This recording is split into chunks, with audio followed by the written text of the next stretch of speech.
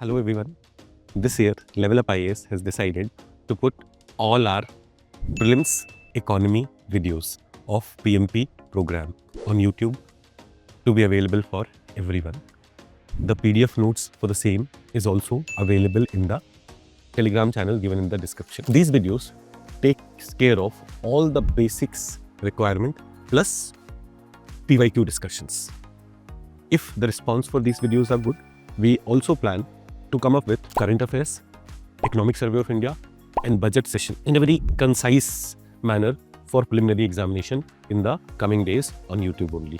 I hope you enjoy this video and level up your chances of getting selected in this year's preliminary examination. Thank you very much. Good morning everyone. 2-4 minute बचे doubts रखने के लिए, जल्दी से पूछ लो. If you have any doubts, you have some doubt? आप हाथ उठा के नीचे कर लें. क्या हुआ? Any doubts, guys? No doubts? Okay. So, should we start?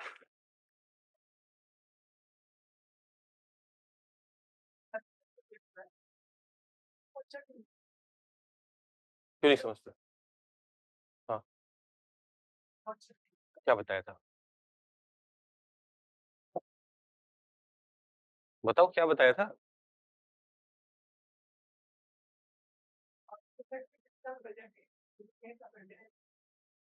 पर सरप्लस बजट अच्छा क्यों नहीं है? क्या बताया था? अरे समझ में नहीं आया ना, पर ये तो सुना होगा क्या बताया, या तो नोट्स में तो रीड किया होगा क्या बताया था. वो समझ में नहीं आया. आपका डाउट ये है. रिसिप्ट आ रहा है, उससे कम खर्चा कर.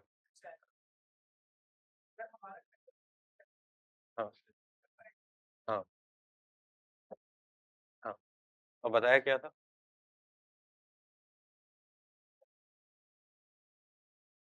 हाँ पर क्यों? अरे यार क्या बोला था? देखो, if we his doubt is कि अगर surplus है तो what is wrong? Wrong is if we do not make road in India this year, we have shortage of capital. If we do not make road in India in this year, अगले साल जो growth होगी it would be much lesser. तो चाहे loan लेके road बना लो, but बनाओ. Loan लेके बच्चों को पढ़ाओ, पर पढ़ाओ, वरना फिर आपके जैसे हो जाएंगे सारे. सर नुकसान समझे, है ना? तो for important expenses, or it's crucial that even if you take loan, that's okay, because loan में the interest rate may be 5-6%, but the output that you will get will be much higher. आज समझेंगे कैसे, कब even this thing is okay. Now,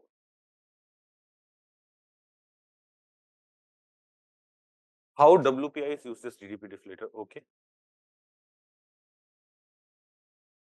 हाँ, how WPI is used as GDP deflator? देखो, in some sectors like manufacturing sector, WPI can give us an idea of what is the price increase in that sector. तो जब हम when we are considering GDP of that sector, and we know nominal GDP and we have to go to real GDP of that sector. So what can we do? Or we know the real GDP, we want to go to nominal GDP. What we can do? We can be like using WPI कि इतना price और बढ़ गया है. तो for some sector, not for the entire GDP, the WPI does not consider service sector, है ना? तो हम पूरे GDP के लिए WPI को GDP deflator नहीं ले सकते हैं. But for some sector which is being considered in WPI, उसके केस में we can do that. Okay. I'm a late joiner, so could not understand about when to attend target prelims. बेटा you don't have to. देखो, PMP students के पास ना तो समय है और ना ही जरूरत है of attending target prelims classes जब तक आपकी PMP की classes complete नहीं हो जाती. ठीक है? तो PMP plus target prelims जो program है, उसमें I'll be giving you only updates which you need, not the entire current affairs. इसमें current affairs करा रहा हूँ ना मैं? सारी करंट अफेयर्स में करा रहा हूँ, तो why do you have to do it again there? वहां पे भी मैं ये सारा करंट अफेयर्स करा दूंगा. फिर I will come to updates and I will give you access to only updates, so that you do not have to rely on any other magazine. क्योंकि आप कोई भी दूसरा मैगजीन लोगे, प्रॉब्लम क्या होगा?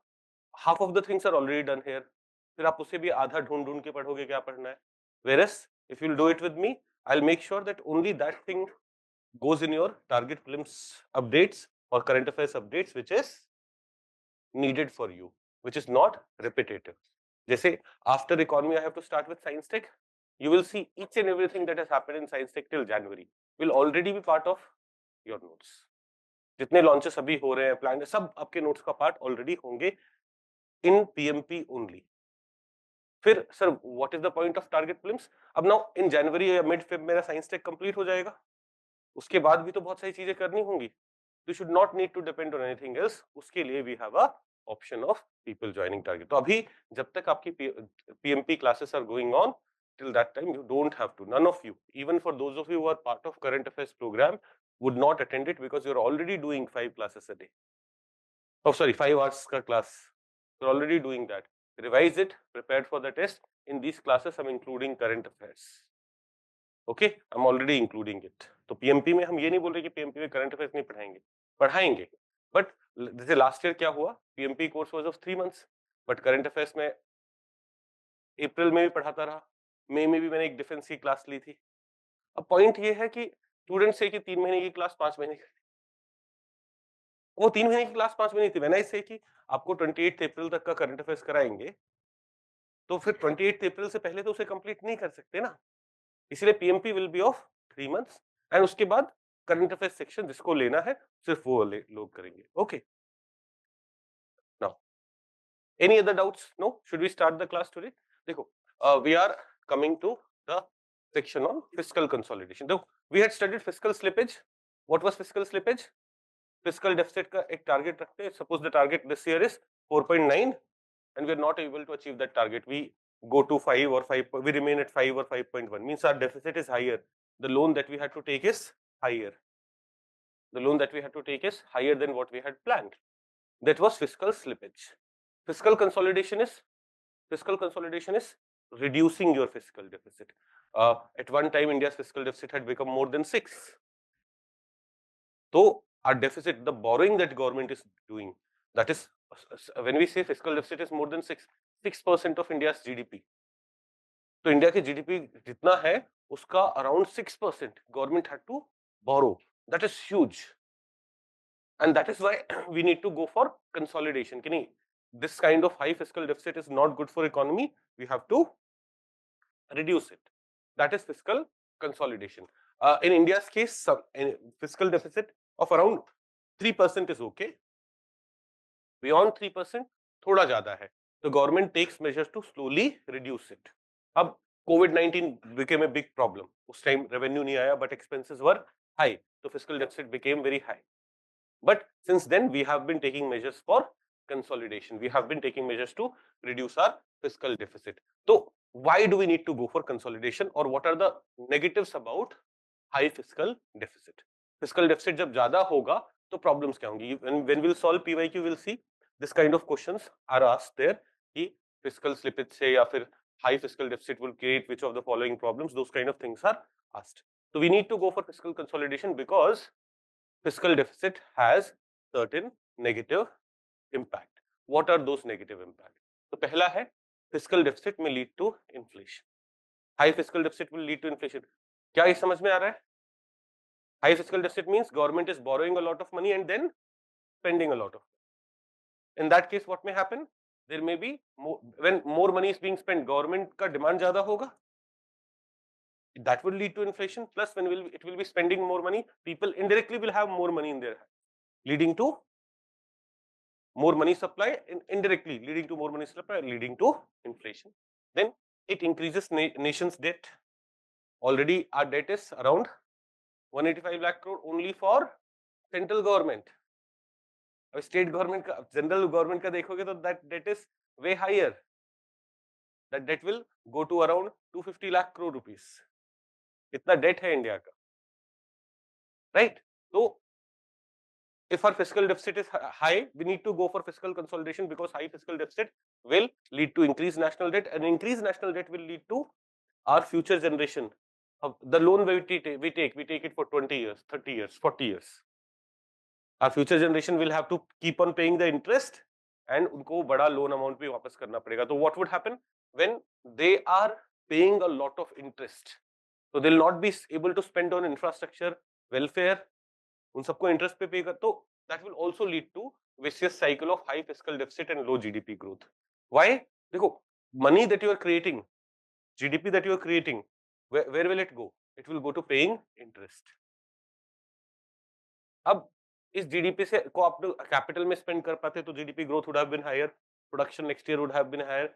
If you had spent on health, if you had spent on education, welfare would have been ensured.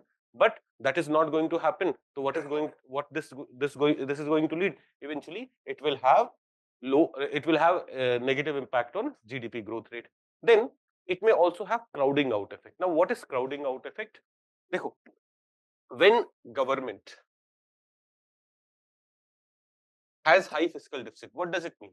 It means it is borrowing a lot of money.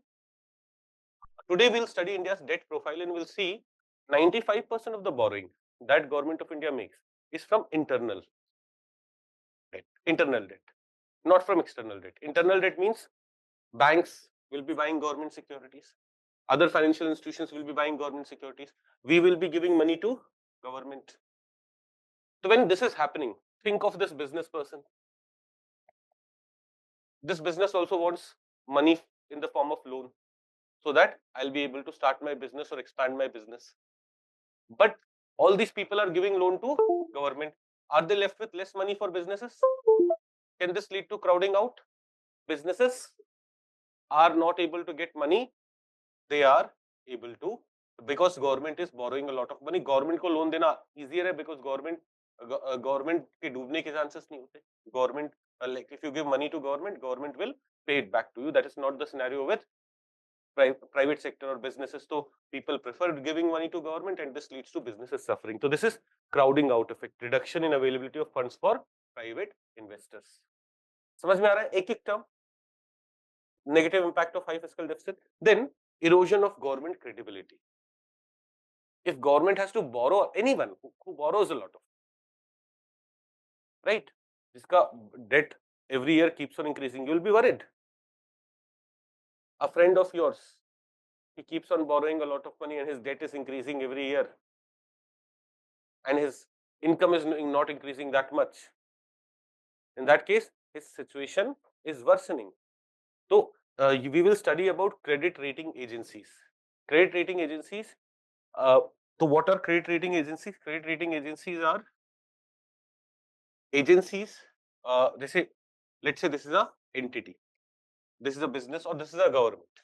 Government is taking loan. Now, credit rating agencies, अगर आपको high rating देगी, it means you are in a good situation, you will be able to pay loan back in timely manner. But if you get low rating, then you are not in good situation, there are chances of default. So when credit rating agencies gives you low rating, then lender will charge you high interest rate. Why? Because loans which are being given to you are riskier. So when any entity which is taking a lot of loans, अगर उसका deficit keeps on increasing, would credit rating agency give it lower rating? You should take measures to reduce your deficit. But if it keeps on increasing or if it remains very high for a long period, credit rating agencies will give you low rating. And when credit rating agencies will give you low rating, so high fiscal deficit pe credit rating agencies may give you low rating, which will lead to further increase in your interest rate and other challenges. And this hampers government credibility. And therefore, fiscal deficit should not be allowed to go beyond manageable. About 3% of GDP is considered manageable in India, but that's also थोड़ा सा debatable. Some people argue कि where does this number 3% come from? But अभी हम वहाँ नहीं जाएंगे, है ना? We are not going to debate subjective things here. We are going to talk about fiscal consolidation क्या है, why it is needed, and generally around 3% of fiscal deficit is considered good. What is the fiscal deficit target for this year? 4.9%. For next year, it is 4.5%. So अभी भी we are far away from the 3%, which is considered manageable in India. Now, high deficit is also bad because it signifies fiscal indiscipline. It signifies fiscal indiscipline in the sense government is very indisciplined. It is overspending on certain things. That is, it indicates. So, but some amount of fiscal deficit may be crucial. We are not saying कि make fiscal deficit go to zero or surplus पे चले जाओ. We are not saying that. We said fiscal deficit of around 3% is good. So why would some amount of fiscal deficit is necessary? Why 3% of fiscal deficit is like hona chahiye? Because it can promote capital expenditure. यही पूछ रहे थे. Because when you borrow money and if money you're spending on capital expenditure, the interest that you will pay on this borrowing will be way lesser than the output that you will get out of the capital expenditure. Okay, so it can promote capital expenditure. It can also lead to revitalizing of business cycle. How will it lead to revitalizing of business cycle? Suppose COVID-19 है, lockdown or recession आ गया है, businesses are closing down. In that case, government comes and borrows a lot of money, and government says, I'm spending a lot of money on making of roads, on making of railways. मैं PSUs को ज़्यादा पैसे दे रहा हूँ. What would that happen? Roads, infrastructure improvement, job creation. Railways, infrastructure improvement, job creation. Government subsidy में पैसे spend कर रही है. Eventually, people will have more money. When they have more money in their hand, they will demand more. When they will demand more, factories will produce more. Economy revives. Economy revives, right? So in some circumstances, जैसे Covid में lockdown, उस time पे going to high fiscal deficit was not a challenge. It can help in revitalizing the business cycle. Now it can also lead to crowding in of investment. अभी हमने crowding out पढ़ा था. High fiscal deficit may lead to crowding out of investment. We understood how. Now think of a recession वाला situation. Every business is worried. यार पता नहीं क्या होने वाला है. Where is economy going to go? Government of India decides, नहीं, let's spend money. Let's create more roads. Let's create more railways. Let's improve infrastructure. When government will be spending so much money on these things, even private players will like, okay, roads अच्छे बन रहे. Government is optimistic, positive. It means economy is on the right track. So private player will also be like, let's invest. This leads to crowding in of investment. अभी हमने investment को crowd out कर दिया था because of high fiscal deficit, because government was borrowing a lot of money. But in situation where private sector is not investing because there is a lot of stress in the economy, in those situations, if government is spending a lot of money, private sector will also be like positive कि नहीं, we are moving in the right direction. So this may lead to crowding in of investment, and spendings have higher fiscal multiplier during slowdown. इस point को भी समझते हैं. Now देखो, when economy is booming, economy is doing very well, GDP growth is 8%, 10%. At that time when government spends let's say 1 crore rupees, its overall implication on economy, its overall contribution in the economy will be lesser, because already economy में बहुत पैसा है, growth है, सब कुछ है. But when economy is not doing well, slow down, and at that time when government spends 1 crore rupees on something, its fiscal multiplier is higher. That is, its positive impact on economy is way higher, and that is why at the time of slowdown, because spending of money by government will have higher fiscal multiplier, it is good to borrow money and spend. That is, it is good to have fiscal deficit and lead to economic revival. Are we getting it? So while high fiscal deficit may have some problems, but some fiscal deficit may be needed, in some scenarios it may be needed. We have talked about those scenarios here. हम अभी PYQs करेंगे. You will see that on these things questions are asked. So carefully understand, and rather than cramming it, understand the reasons behind it. Understand the reasons behind it. Once you understand reason, you will not need to cram each and everything, and when it comes in examination, you will be like, so how higher fiscal multiplier? ऐसे समझो कि when there is no business going on, and at that time when you spend something and start a business, its contribution in the economy will be higher. But when already businesses are going on, अब बगल में एक और business शुरू कर दोगे, its contribution as such will not be very high. Why? People were already getting services, people were already generating income. Do we get it? Yes. You are saying something? Crowding in कैसे होगा? देखो, रुको, हाँ, समझो ना, it is a slow down time. Slow down time में क्या होता है ना, businesses have money but they do not want to invest because economy is not doing well. Slow down जब होता है तो economy is not doing well. I may have some money but I'm not starting a business because I know economy is going to a in the downward direction. But then government comes with Atmanirbhar Bharat Abhiyan. We'll be giving you this much money for if you increase your manufacturing, PLI schemes, production linked incentive scheme. If you increase your production, हम इतना आपको incentive और दे रहे हैं। उसमें government खर्चा ज्यादा कर रहा है, government comes with Atmanirbhar Bharat and national infrastructure pipeline, roads बना रहे हैं, रेलवेज बना रहे हैं। Will businesses be like seeing the positive side? India's government has growth mindset. India is going to grow. Let me be part of this growth. 1 crore रुपए जो bank में रखे हुए हैं निकालो, कहां डालो? बिजनेस में डालो। Crowding in of investment. Got it? In that case, when economy is doing very well, at that time if government starts borrowing a lot of money, then bank will not have money to give to businesses. But when economy is not doing well, slow down ke time, at that time when government spends a lot of money, even if high fiscal deficit is there, what would that lead to?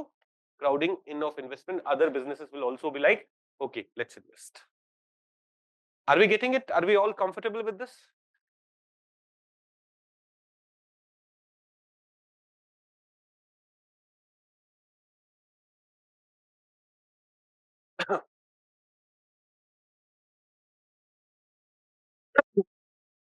In an ideal world where in an economy everyone is living comfortably, everyone is having good infrastructure, सब कुछ सही है, उस time government का surplus budget है, no problem, है ना? But do we have that kind of economy? Even US जो वर्ल्ड का लार्जेस्ट इकोनॉमी है,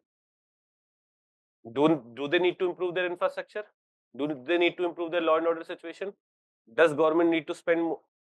समझ रहे हो? तो वहां पे गवर्नमेंट के पास बैंक में पैसे रखे हुए हैं, हर साल सरप्लस हो रहा है, बट कहीं पे रोड्स टूटी है, कहीं पे उन्हें इंफ्रास्ट्रक्चर इंप्रूव करना है, they are not doing that. So this surplus is not good. ऐसे समझो, like consider a family, consider my family. Suppose my father was earning income, my mother was earning income, and they were saving 10,000 rupees every month. But हमारे घर में पानी टपक रहा है, रात में अच्छे से सो नहीं पा रहे, पढ़ाई नहीं हो रही है, स्कूल में बच्चों को अच्छे स्कूल में डाल सकते थे, वो नहीं डाल रहे। तो 10,000 सेव कर लोगे, but the overall this households long term income, long term growth will suffer. The country is a family. अरे सरप्लस कैन बी, देखो, if you spend it then it's not surplus ना। अगर आपने एक्सपेंडिचर कर ही दिया तो सरप्लस नहीं हो ना। सरप्लस मतलब है वो आपने बचा लिया, इफ यू स्पेंड इट तो सरप्लस हुआ ही नहीं ना। अच्छा, इसमें ही कंफ्यूज हो रहे। चलो लेट्स कम। तो therefore the fiscal deficit may be okay if following things are kept in mind. कि थोड़ा fiscal deficit is okay, या sometimes high fiscal deficit is also okay. Loan interest should not become very high. Interest should not be very high, and second, loan should not be used to fund revenue deficit. Loans should be primarily going for capital expenditures. If देखो, अब इसको ऐसे समझो कि my family is earning income and but that income is not good enough for our day-to-day expenditure. So we are borrowing for our day-to-day expenditure. This isn't good. Why? Because we are not increasing our income generation capacity. और loan भी ले रहे हैं, तो how will we pay back that loan? But we are taking loan for education of child. We are taking loan for creating a better house. We are taking loan for starting a new business. This loan is good because जब हम business शुरू करेंगे तो our income next year will be higher, we'll be able to pay back loan and our standard of living would also be better. Right? That is why we're saying that fiscal deficit is okay. One, if the interests do not become very high. Two, if the loans that you're taking, deficit is basically loans. It is primarily going for capital creation. It's not in revenue expenditure. Clear है सबको? Okay. Now, like yesterday someone asked me, sir, please explain monetization of deficit in more detail. I said I'll be covering it in it as a separate topic. So UPSC in last 10 years have asked question twice at least on the topic of monetization of deficit. So let's understand monetization of deficit. Let's understand monetization of deficit. देखो, government borrows some money, है ना? There is debt capital receipt. एक तो non debt capital receipt था, revenue receipt, debt capital receipt, and there is non-debt capital. Non-debt capital receipt was recovery of loan and disinvestment. Non-debt capital receipt was that. This is debt capital receipt. Now, if a part of this debt capital receipt is directly borrowed from RBI,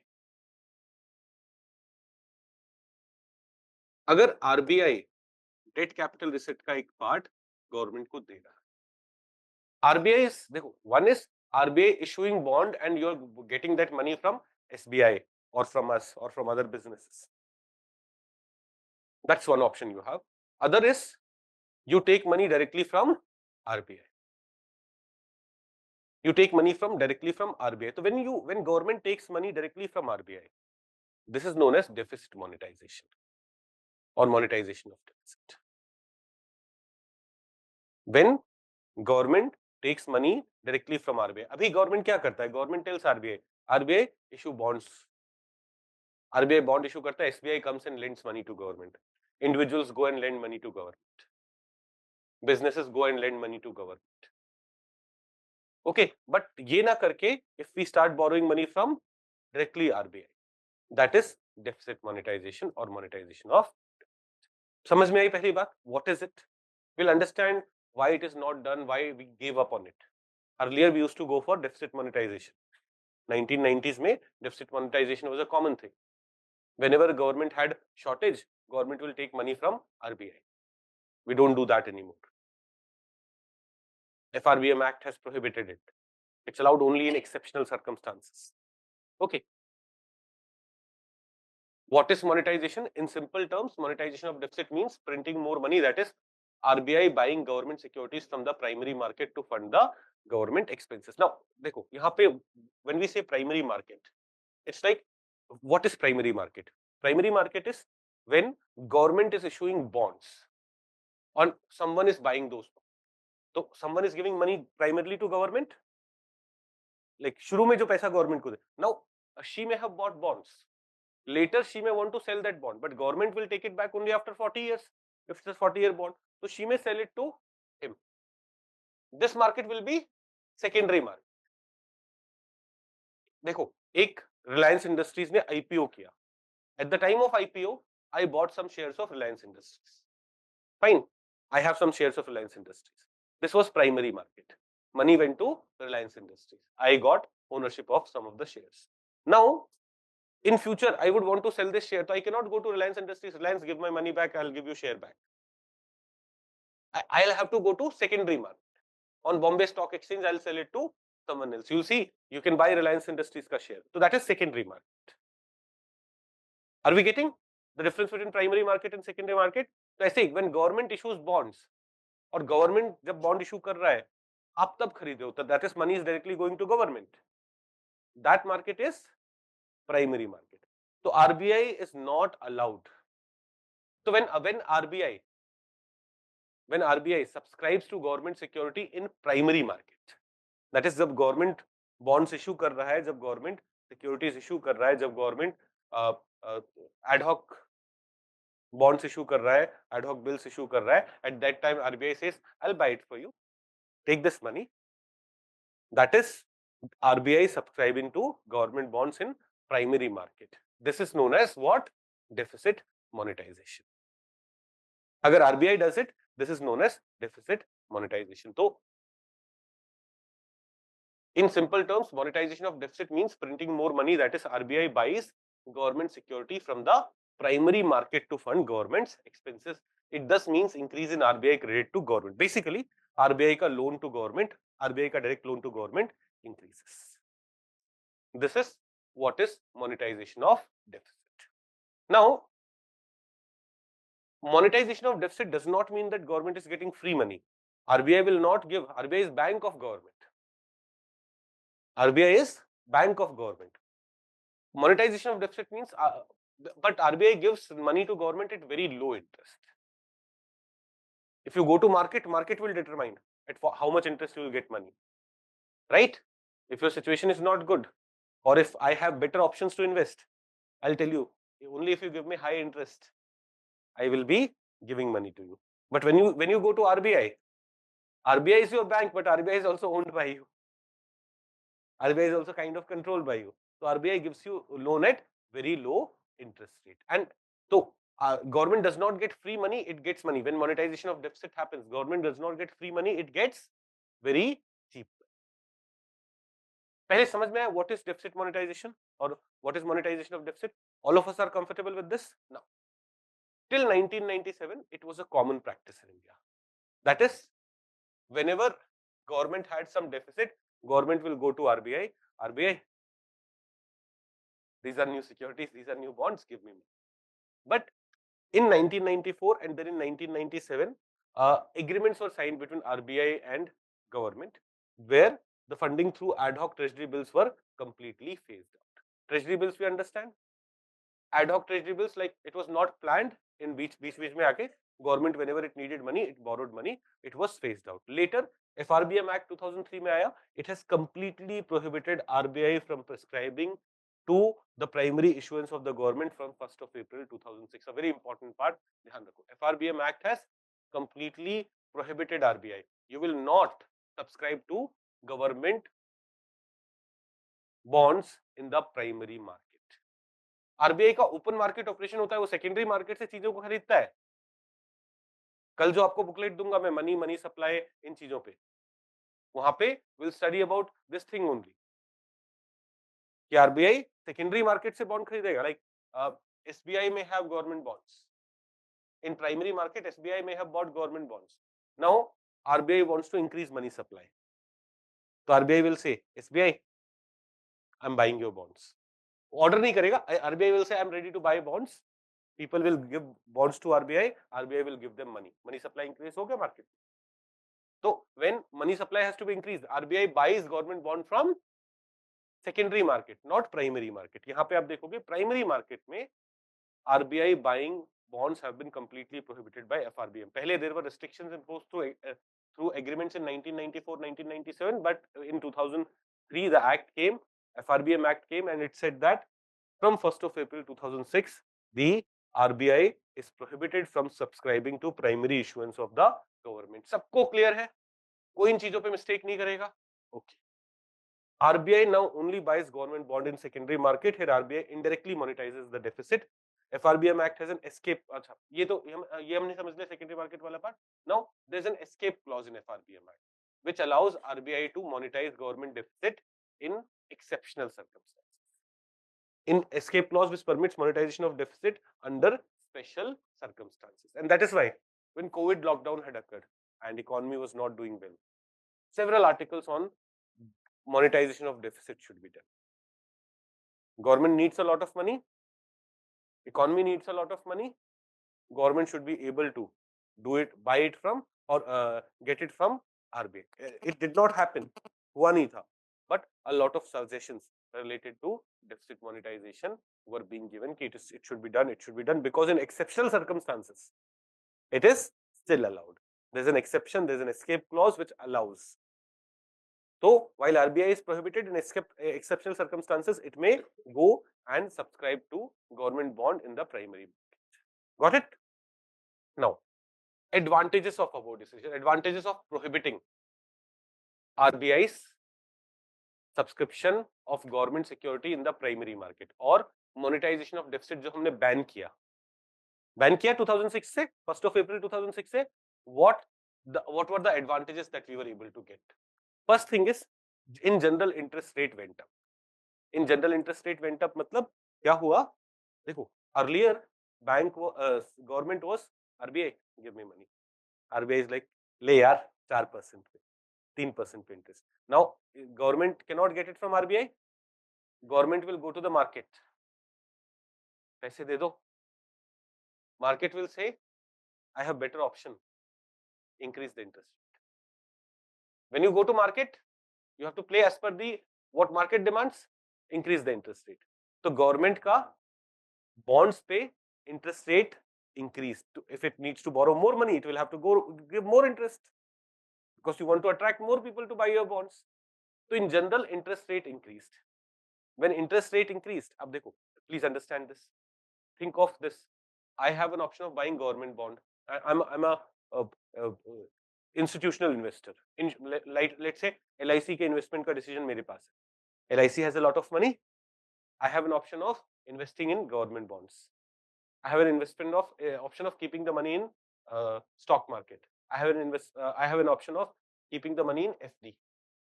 Now, when government is giving me high interest rate, now government will have to give me high interest rate. If banks want to keep my money, banks will also have to keep their interest rate on the higher side. So basically, interest rate बढ़ रहा है. This led to increase in saving rate. When interest rates are higher, it would lead to increase in saving rates. Increasing saving rate would have positive impact on the economy.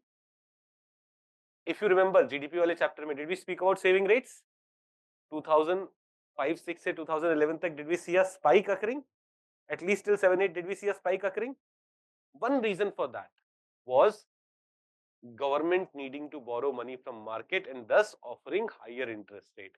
Earlier, when government needed to borrow money, it could get money at very low interest rate from RBI. But now government had to go to market, keep the interest rate high, give high interest rate. उनसे compete करने के लिए बाकी लोग भी interest rates high देंगे. Savings increased, investment increased, economic growth. Since the government started borrowing in the open market, interest rate went up, which incentivized saving and thereby spurred investment and growth. Are we getting it? So what were the advantages of banning monetization of deficit? Then also the interest rate that the government commanded in the open market acted as critical market signal of fiscal sustainability. Now we have if government has to borrow money at very high interest rate, it indicates that fiscally sustainable नहीं होगा. But if government is able to get money at lower interest rate from market government को low interest rate पे पैसा देने को ready है, means market is realizing that government is in a good position. It will be able to return our money, pay our interest in a timely manner. Are we understanding? So this also became an indicator. The interest rate that government was commanding also became an indicator of fiscal sustainability. If government is able to command low interest rate, fiscal sustainability hai. If government is able to command very high interest rate, means people are worried, businesses are worried, banks are worried in giving money to government. They are charging them higher interest rate. Then the one more thing that happened was control over money supply and hence over inflation shifted from government to RBI. कैसे? पहले क्या होता था? पहले whenever government needed money, RBI give me money. RBI is like, I do not want to give you money. I do not want to increase money supply. But क्या RBI मना कर पाता था? So in a way, though RBI money supply, how much money supply should have been there? It is work of RBI. It is responsibility of RBI. But RBI had slightly lesser control because government was able to get as much money as they wanted. Government was able to borrow money whenever they wanted at very low interest rate from RBI.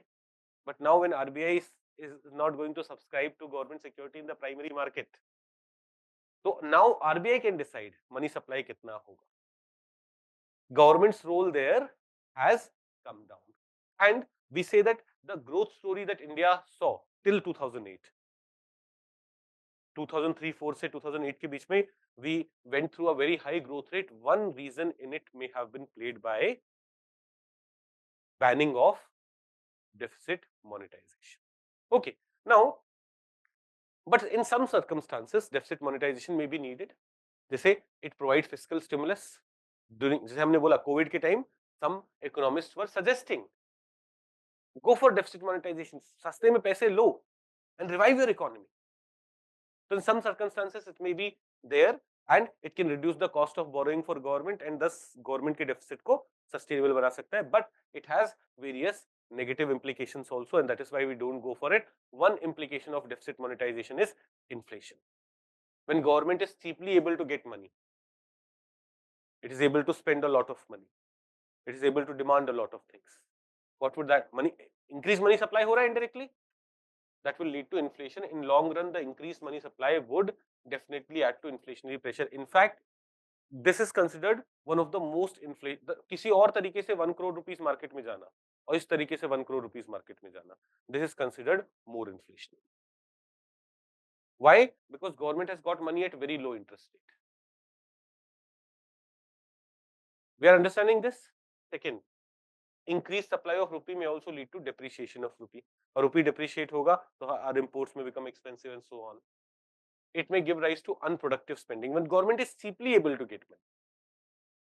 When you get money very cheaply, sometimes you are less careful in how to spend it. But when your interest rates are high, you are careful. It impacts credibility of the government. Why? Government is not able to get money from the market, it has to rely on RBI. And finally, it also erodes RBI's control over money supply, monetary. We have understood this. So the deficit monetization may have certain advantages during emergency times, but overall it has negative implication only, and that is why FRBM Act has done away with monetization of deficit. Now, someone was asking me to explain monetization of deficit again. I hope that person, whoever, जो कौन पूछ रहा था, कल कोई पूछ रहा था, मैंने बोला दोबारा समझाऊंगा. You have understood every aspect related to deficit monetization. Okay. पहले हाथ उठाओ और फिर बुलंद आवाज में बोलो. बुलंद है आवाज? है? आ जाओ, आगे आ जाओ, यहाँ आ जाओ, यहाँ बैठ जाओ. ये भानु ठाकुर, भानु प्रताप देखो पीछे बैठ गई है. एक दिन मैंने इनसे सवाल पूछ लिया यहाँ पे कि दुखी क्यों हो, तब से वो वहीं बैठ रही हैं. हाँ बताइए. यहाँ भी सुनाई नहीं दे रहा यार. क्या पूछ रहे हो?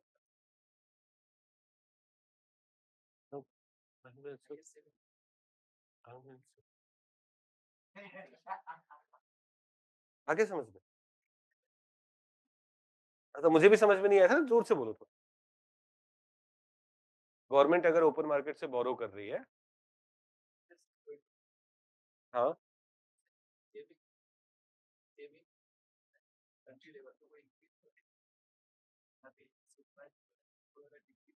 डिक्रीज होगा. He's saying कि when government is giving higher interest rate in the market, why will it lead to increase in saving rate? है ना?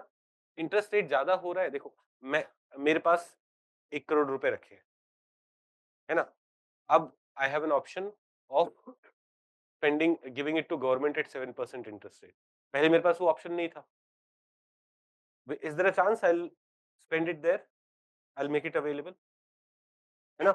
I have an option of putting this money in FD, है ना? Banks would also, if bank want my money in FD, they'll be like, they'll try to compete with what government is doing. They'll also keep their interest rate high. तो क्या मेरा पैसा अब फाइनेंशियलाइज हुआ? As the money goes to bank, it goes for investment and all. We had understood it. नहीं, अभी भी समझ में नहीं आया. ठीक है, ठीक है सर. हाउस होल्ड डेट के बारे में क्या कहेंगे? हाँ, तो इंटरेस्ट रेट बढ़ेगा तो मैं लोन लूंगा ही नहीं ना. लिया हुआ तो ठीक है. Okay, come back. अब we want to understand counter cyclical fiscal policy. What is counter? देखो, fiscal policy is about government spending. Fiscal policy is about how much you're spending, how much you're saving, government के perspective से. Now, when we use the term counter cyclical, or we follow what is known as counter cyclical fiscal policy, what is meant by that? Let us understand it. देखो, let's say this is the cycle of economy. Normal cycle of economy. Normal cycle of economy means, let me make it of this blue color.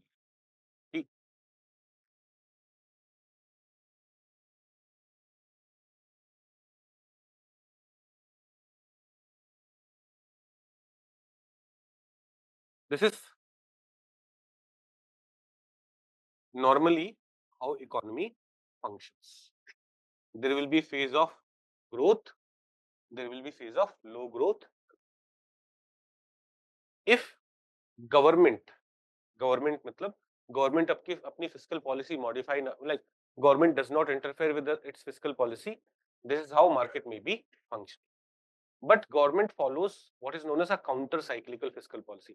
ये economy का cycle है, economy का cycle where economy is doing well, economy is not doing well, economy will do well, economy will not do well, economy will do well, economy will not. This is the economy cycle.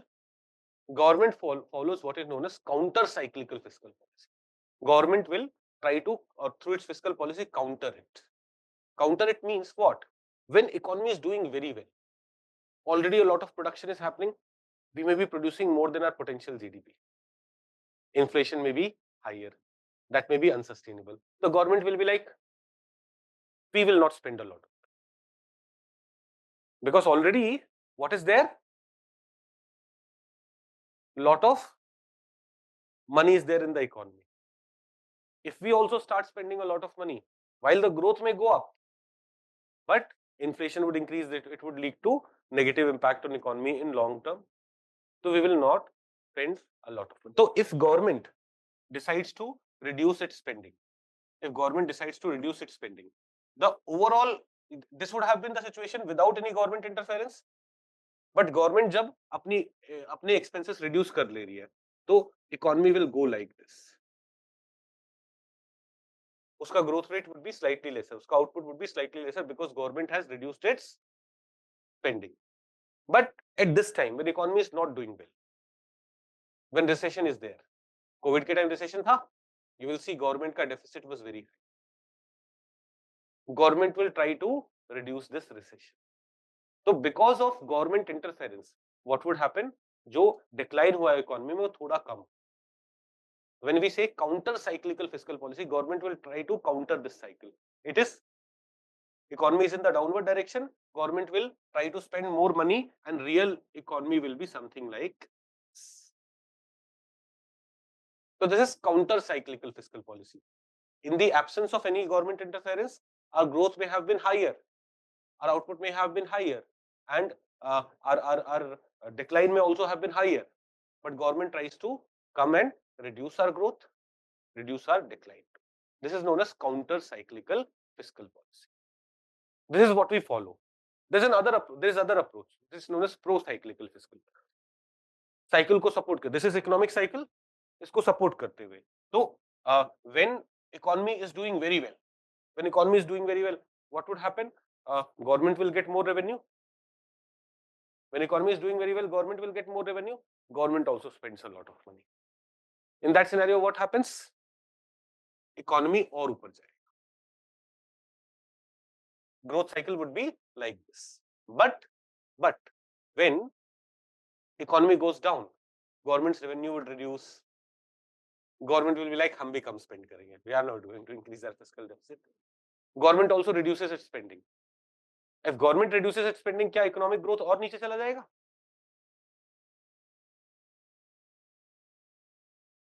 This is pro-cyclical. This is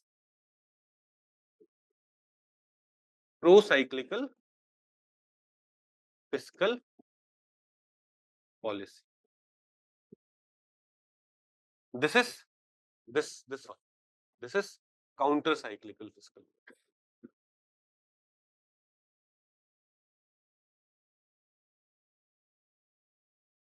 What do we follow? Counter-cyclical. You will see. When economy is doing well, government keeps on reducing its fiscal deficit. But recession आया, government would be like, होने दो fiscal slippage. In 2008, you will see when globally there was crisis. Government of India decided, fine, let there be fiscal slippage. Let us borrow more money. We need to spend more money. We need to give more stimulus to the economy. Economy is not doing well. COVID-19 lockdown, and then need of economic revival. Government was like, fiscal deficit target जाए भाड़ में. Let there be fiscal slippage. We need to spend more money in the economy. But as the situation is improving, government is going for consolidation. Countercyclical and pro-cyclical. So we follow countercyclical. Countercyclical has advantages which various economists in their studies, in their research studies have also shown, and that is what we did. We understand? ये आपके notes में भी है, but in your notes black and white में वो color visible नहीं होगा. You will see ये blue वाला no policy action. When counter-cyclical fiscal policy is, so in that scenario, government will economic growth will be slightly lower, and economic growth will be slightly higher than normal economic at the time of recession, at the time of, and this is pro-cyclical fiscal policy. Okay, I hope we understand this counter-cyclical fiscal policy wala argument. So during slowdown or recession, government should allow slippage of fiscal target. हमने कल fiscal slippage पढ़ा था, है ना? तो fiscal deficit etc. को या debt target को slip होने. Slippage of fiscal target, it reduce tax and increase expenditure. Pre में ये सारी चीजें पूछी जाए. At the time of recession, government क्या कर रही होगी? Taxes को reduce कर रही होगी, taxes को बढ़ा रही होगी, क्या कर रही होगी? Reduce कर.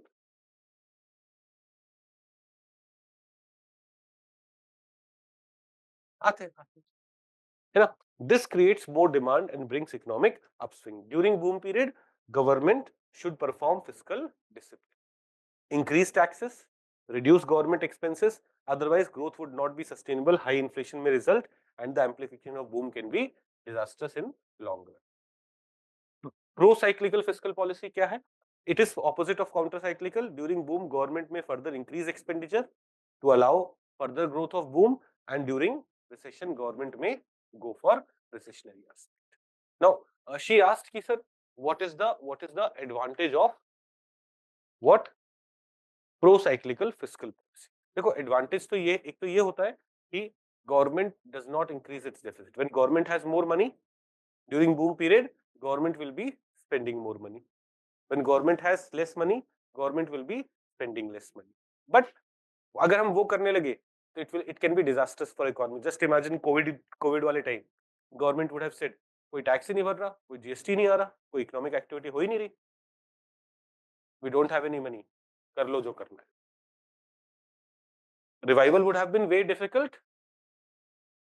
It would have had we would have taken many more years for revival, whereas all over the world everyone was following counter-cyclical fiscal policy. They would have revived, and that is why it was important to go this way. Now, why counter-cyclical fiscal policy is crucial? Let us understand this. देखो आपने GDP समझा था, GDP का definition हमने जब expenditure method से लिखा था, it was this: GDP is equal to C plus G plus I plus export minus import. This was GDP by expenditure method. Now, this is private consumption. This is investment. Investment में there can be private investment, there can be investment by government. But during recession, what happens? This is low. Investment का private investment वाला section is also low, and export etc. are also low. Recession के time. So if you have to revive economy, you'll have to focus on this component and investment by government का consumption expenditure, government का investment, because other things are on the lower side. So if you want economy to remain, economy to keep doing well, you will have to go by in this manner. किस component को बढ़ाना पड़ेगा? Government consumption expenditure, government's investment expenditure. That is what we are trying to explain here. Okay? At the time of recession, private consumption reduces, private investment also goes down. In such scenario, increasing government expenditure, both consumption and investment, will support GDP and minimize the output gap. जो GDP में decline हो रहा है उसको minimize करेंगे. This happens primarily through following mechanism: increase government expenditure cushions contraction in output by contributing to GDP growth. During recession, spending multiplier is higher. Now, ये मैंने पहले ही बोला, fiscal multiplier is higher during recession.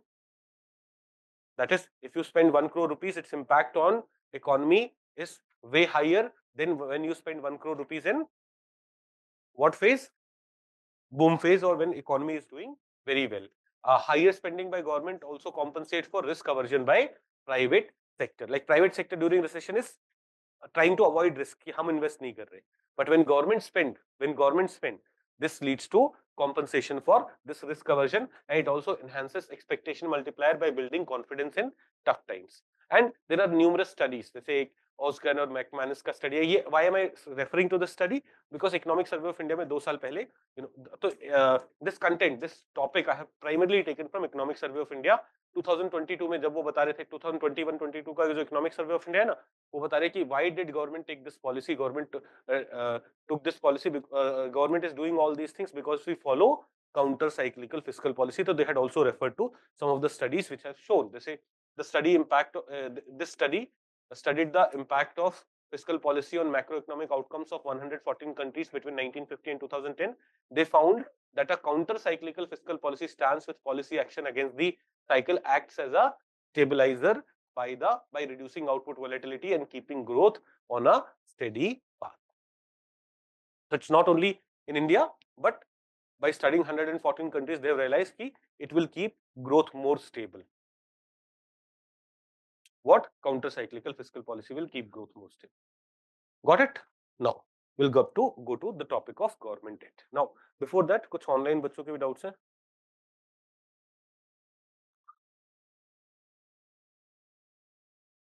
So then WMA debt, देखो, ways and means advances are still direct loan to government. But please understand, ways and means advances are for 90-day वाला period, है ना? Open market operations are primary issuance of. बेटा open market secondary है ना? Open अभी ना primary secondary will study in a lot of detail. Capital market में हम आएंगे, there will study this.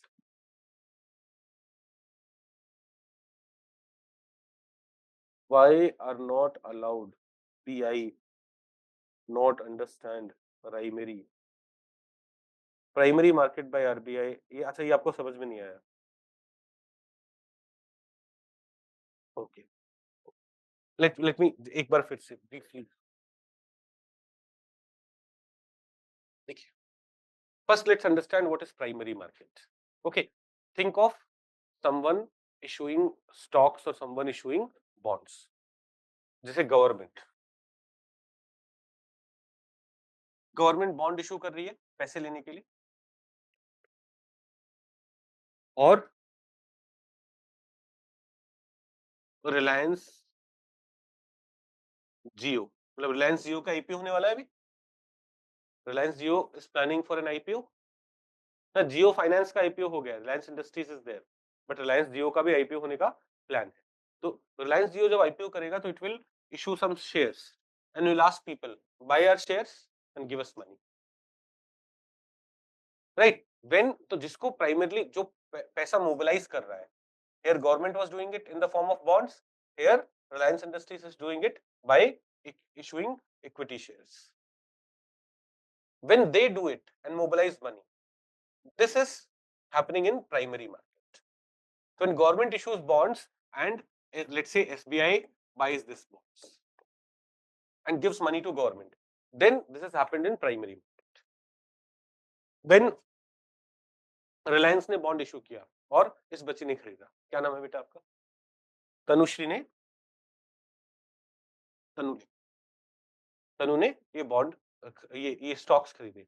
तो Tanu subscribe for IPO, initial public offering. This happened in primary market. Now what is secondary market?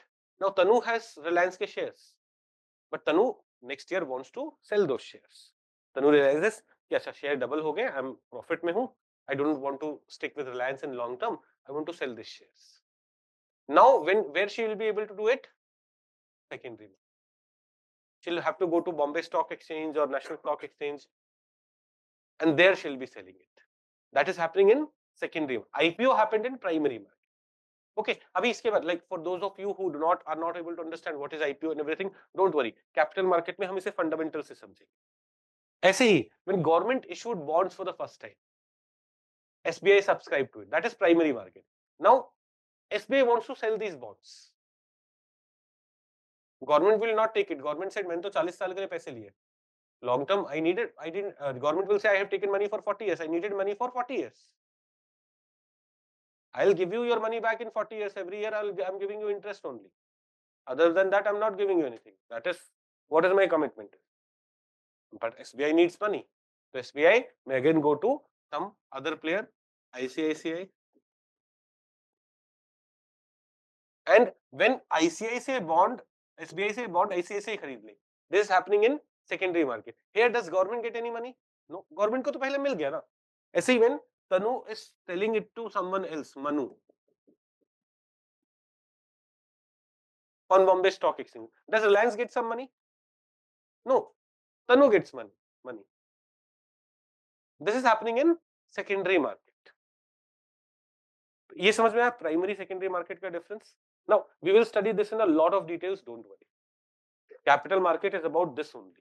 I do not want to go into the technical terms of Bombay Stock Exchange and those kind of things. Here just so we are saying that when government is issuing bond, RBI cannot subscribe to it in the primary market. Okay. Now Chanda is asking, sir, what is the rationale behind the counter-cyclical fiscal policy? Repeat this. Counter-cyclical fiscal policy leads to stable growth. In the absence of counter-cyclical fiscal policy, kabhi growth rate would have been very high, kabhi growth rate would have been very low. Whereas counter-cyclical fiscal policy leads to what? It, at the time of very high growth rate, it kind of have a dampening effect, and at the time of very low growth rate, it has kind of increasing effect. So throughout the period, growth is stable, बहुत volatile नहीं है. Okay. Now let's go to government debt. Yes, बेटा. नहीं, tables के through नहीं लेता ना. Treasury bills, कोई भी बिल.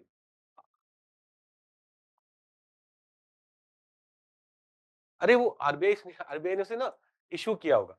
देखो क्या होता है ना, आरबीआई मेरा बैंकर है, तो government will go to RBI and will say RBI मेरे लिए बॉन्ड्स इशू कर दो. तो RBI will issue treasury bill. Will buy it, market will buy it, है ना. तो बैंकर वो है, but RBI will not give its own money to government. Got it. Government debt. अब देखो कोविड-19 क्राइसिस, कोविड-9 क्राइसिस कहां से आ गया? हैंगओवर में ना एक नंबर रह जाता है. नहीं, मजाक कर रहा हूं मैं. I don't drink. इसमें मत हंसो. सच में I don't drink. I don't like drinking. हाँ, नहीं, कभी कभी किया है, तभी तो पता है कि इट्स नॉट गुड. हाँ, वो मतलब you may call me whatever you want, but मुझे वो कड़वा टेस्ट बिल्कुल पसंद. मीठी भी आती है. नहीं, that taste and smell, like I realise कि दैट्स नॉट फॉर मी. मुझे जैसे there are situations. I remember my first drink was not in my college. My first drink was after first year of my job. हमारी annual party हो रही थी and मेरा manager, संतोष तेरे को पीना पड़ेगा.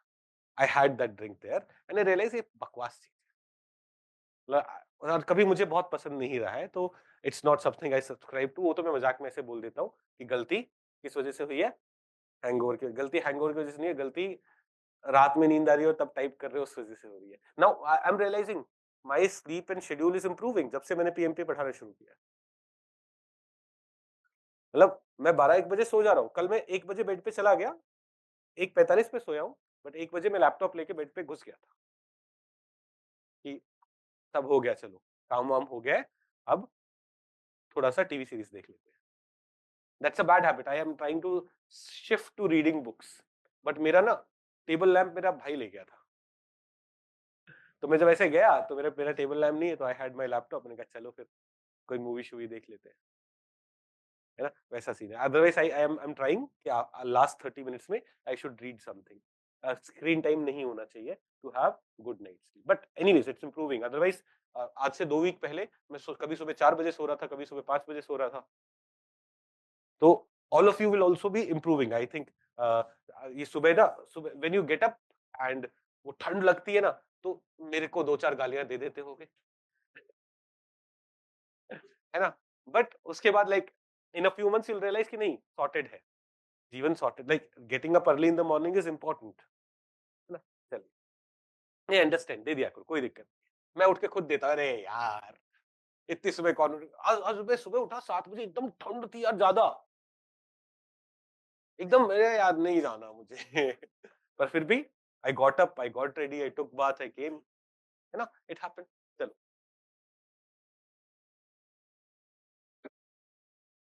गवर्नमेंट डेट, तो देखो कोविड-19 के time all over the world governments face problem, and you would see the global government debt reached around 91% of the GDP in 2020. Global government debt means on an average governments in the world had what, 91% of their GDP as debt. India के case में भी it has reached 89%. अब when we talk about government debt, we talk about general government debt. General government मतलब states ने भी borrow किए पैसे, center ने भी borrow किया है, तो that was around 89% of India's GDP. Globally, it was 91% of the GDP. This was 7.5% higher than pre-pandemic level. Pre-pandemic level में the debt was around 84% of the GDP. तो ये global scenario है कि COVID-19 के time debt increased all over the world. This is again from 2022 Economic Survey of India. उस time जो देखो, now a lot of students ask me, जैसे अभी on 11th my current affairs program would be starting, and a lot of students ask me there कि sir आप कितने साल का करंट अफेयर्स कवर करते हैं, एंड आई टेल यू कि वो तेरी सिरदर्दी नहीं है, that is my concern. If something is 3 years old but is relevant for you, I'll do it for you. If something is 5 years old but is relevant for you, I'll do it for you. But if something is 6 months old but is not relevant for you, I'll not do it.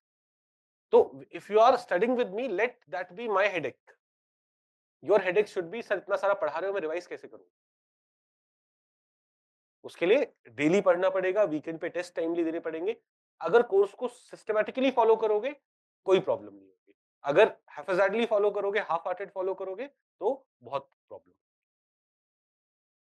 You will feel like sir सिर्फ fiscal policy में इतना इतना बड़ा booklet दे दिया आपने, किताब books में नहीं है इतना, but are you finding any topic which should not be covered?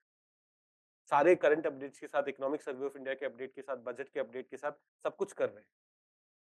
Everything has been, इनमें से ज्यादातर चीजें पीवाईक्यूज में पूछी हुई है, राइट? तो इंपॉर्टेंट क्या है? इंपॉर्टेंट है कीप ऑन रिवाइजिंग, घर जाके रोज रिवाइज करो वीकेंड के टेस्ट के लिए। टेस्ट में तो इस बार सिलेबस में भी यही है, जो टेस्ट के लिए प्रिपरेशन कर रहे हो, work on it. At 2 p.m. on Sunday when I see you here, at 2 p.m. I'll have another class. I have a class and interview batch जहाँ मैं साइंस के अपडेट्स करा रहा हूँ on Sunday 2 p.m. But when I come to that class, I should be able to see most of you here trying to attempt this test. है ना? Let's come back. तो global government debt had increased, but let's come to situation of union government debt. Please note it carefully. यहाँ पे हम किसकी बात कर रहे हैं? Union government. Will come to general government situation, but what is the situation of union government? यहाँ पे ना देयर वर, क्या हो गया,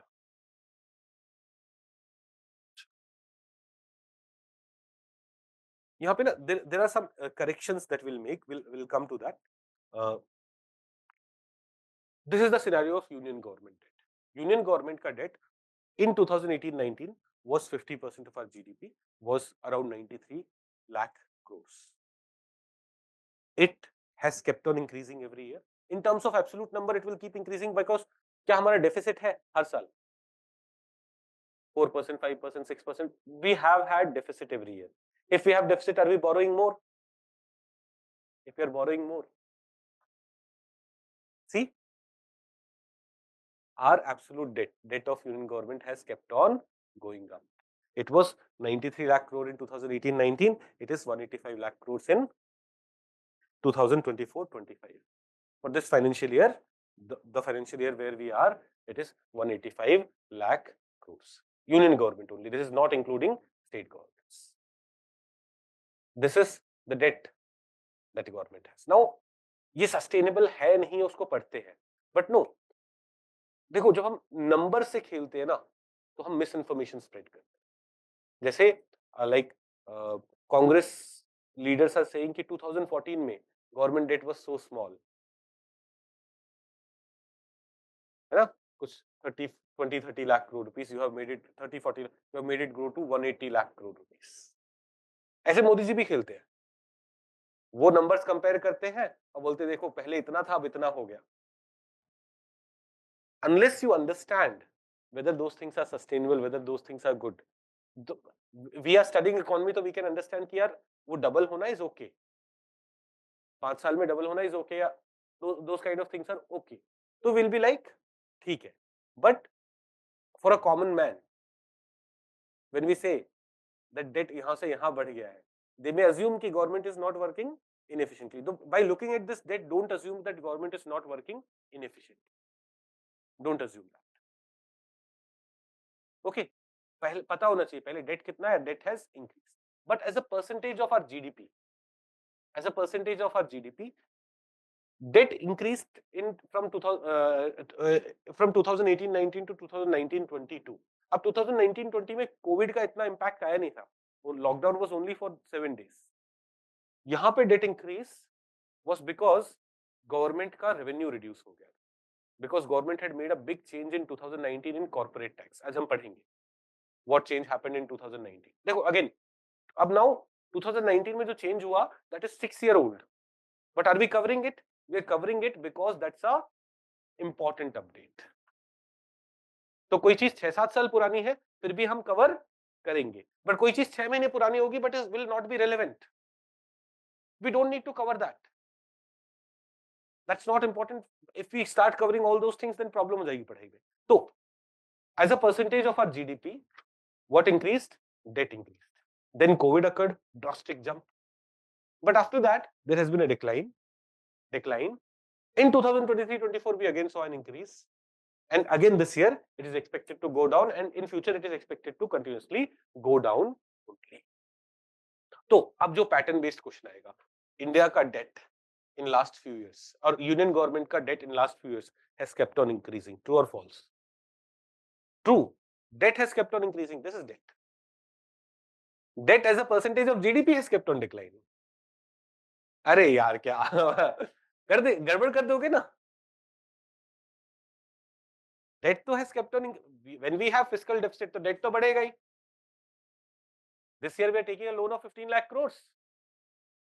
are we taking debt, debt creating receipt कितना है अपना, डेट क्रिएटिंग कैपिटल रिसिप्ट कितना है, डेट कैपिटल 16 लाख करोड़ के आसपास है ना। तो डेट तो इंक्रीज हो ही रहा है।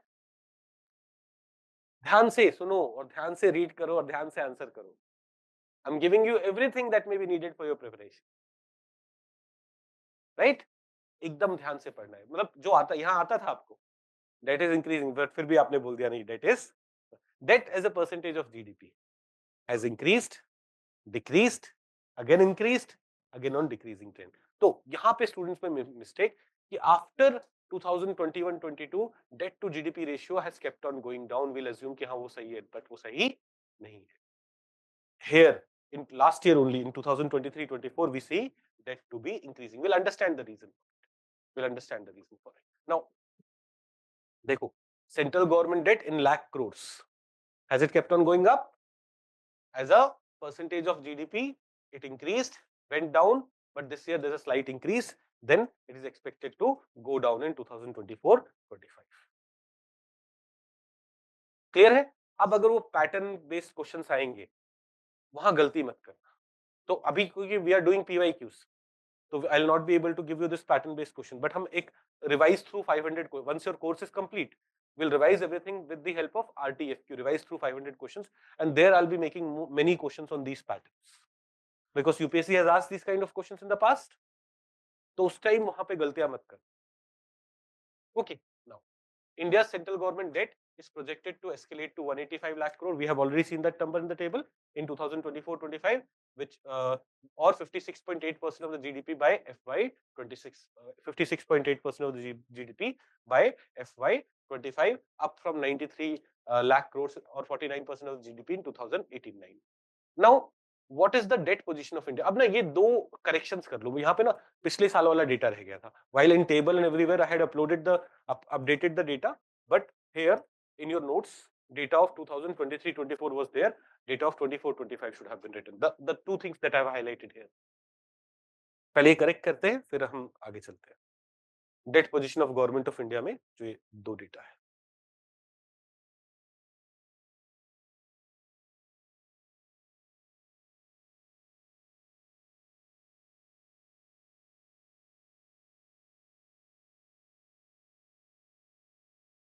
Basically I was going through Economic Survey of India, मैंने वहां से डेटा लिया था, but Economic Survey of India was about 2023-24 data, है ना? तो I realized it कि ऊपर 185 लाख करोड़ है, यहाँ नंबर मैच नहीं हो रहा है कल रीड करते time. Then I went to the budget document again and there I have updated this data. Okay, तो हमारा कितना डेट है? हमारा डेट है 180. यूनियन गवर्नमेंट का डेट कितना है? 185 lakh crore. Now union government date can be categorized into external and internal debt and other liabilities. अब आप यहां देखोगे internal debt and other liabilities together is 175 lakh crore, external debt is only 5 lakh crore, but this may go to only what 180 lakh crore, but हमने बोला debt 185 lakh crore because there is one more component. अगर आप यहाँ पे आते, I'll make you note down this thing, but first come here. Government debt can be classified into public debt. Public debt में we have internal debt and external debt. Then we have public account liability, and उसके बाद we also have extra budgetary liability. Why it's going to 185 lakh crores? Because there is some extra budgetary liability. Now, what are extra budgetary liability? To implement government schemes, PSUs may borrow some money. Now, the PSUs are borrowing some money. That money is not reflected in the budget because government is not directly borrowing it, but it is government which has to pay back that. So it is part of government's debt, but as such in budget, जो हम 16-17 लाख करोड़ रुपए borrow कर रहे हैं, there it is not reflected. So these are those financial liabilities that are raised by PSUs for which repayment of entire principal and interest is done by government budget. Such borrowing are made by state-owned firms. State-owned मतलब government-owned firms to fund government schemes, but are not part of official budget calculations. They are excluded from fiscal deficit calculation, but at the same time are added to the total debt of the government. So when we talk about total debt is 185 lakh crores. उसमें we have public debt में internal debt and external debt. Then other liabilities or public account liabilities, public debt, public account liabilities, and then extra budgetary liabilities. So these two things together, like internal debt, external debt, and public account liability, is 180 lakh crores. Internal debt, external debt, public account liability is how much? 180 lakh crores. And then there are some extra budgetary liabilities also. तो total liability कितनी है हमारी? Around 185 lakh crores. तो total debt कितना है? Around 185 lakh crores. ये भी एक लाइन आप ऐड कर लेंगे, आपके नोट्स में नहीं था. इसी के नीचे जो आपने जहां डेटा करेक्शन किए ना, उसके नीचे so the outstanding internal and external debt and other liability of government of India at 24-25 is estimated to be 181.68 lakh crores. उन दोनों का ही सम है.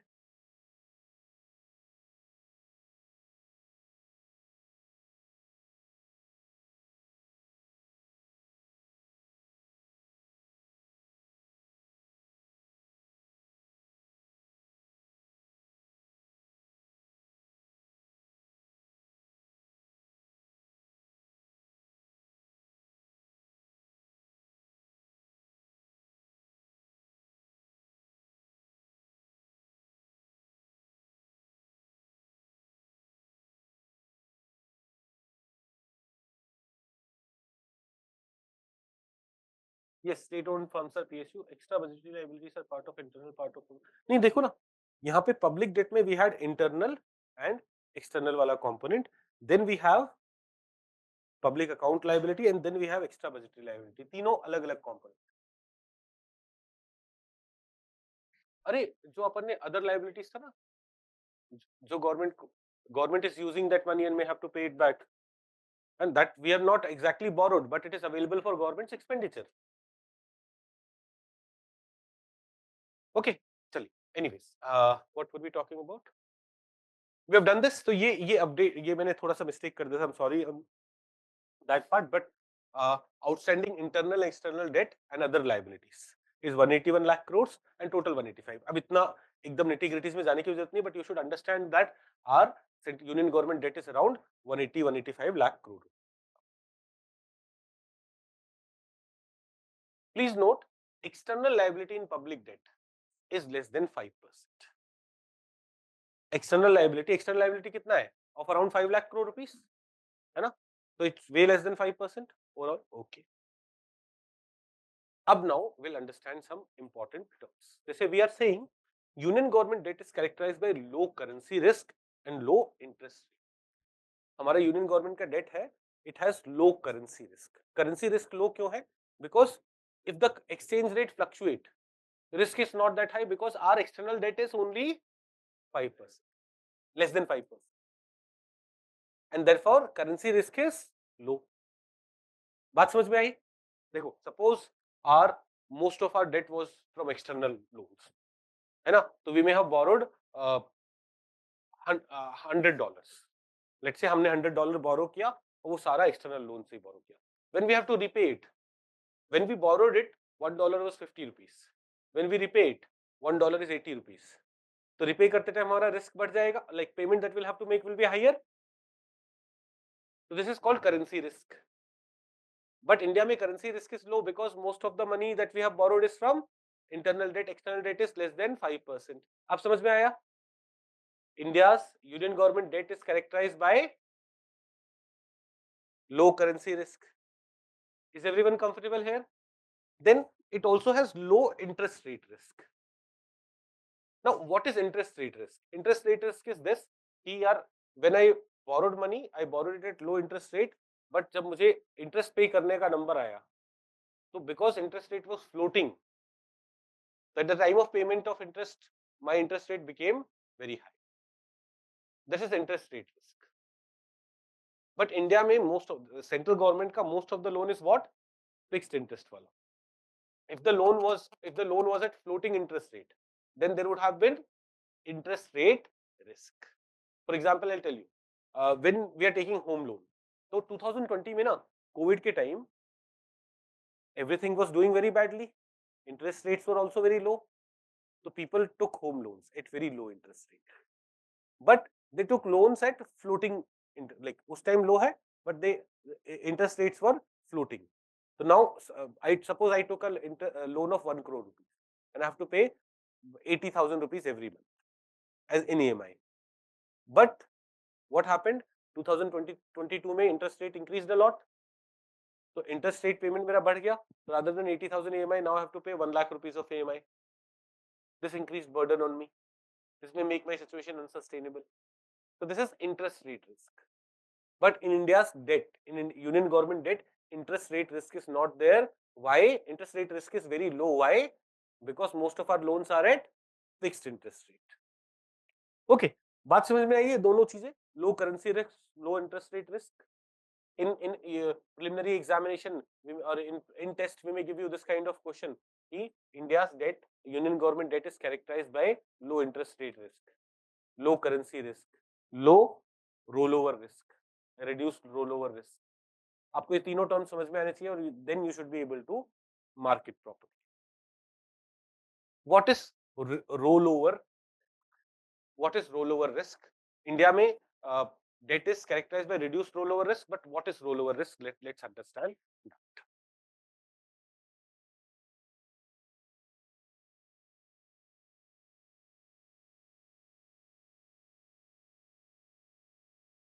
Sir, if fiscal deficit denotes borrowing, then why isn't government debt close to fiscal deficit? Beta, fiscal deficit is this year's borrowing. Debt is सारा borrowing.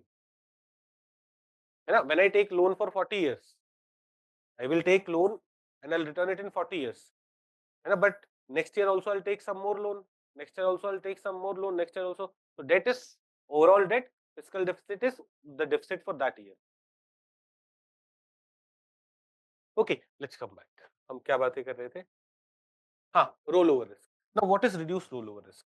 देखो, suppose government of India, it has borrowed money, but it has, let's say, 100 crore rupees of borrowing. In reality, borrowing is 185 lakh crores. In reality, borrowing is 185 lakh crores. I'm writing 100 crores just for simplification, so for simple understanding. Suppose government of India ka borrowing is 100 crore rupees. So some year it may have borrowed 10 crore rupees, some year it may have borrowed 15 crore rupees and so on. Okay, but of this 100 crore rupees, some it may have borrowed 40 years back, some it may have borrowed 30 years back, some it may have borrowed 39 years back, 38 years back, the borrowing, and this every some of these loans may be getting matured. So suppose अगर ऐसा होता, my total borrowing is 100 crore rupees, but 20 crore rupees of that is getting matured in 2 years only. So 2 years later, I'll have to give 20 crore rupees. Now, where would I get this kind of money? It will be a burden for me. It will be a huge burden for me. Right? So, what is rollover risk?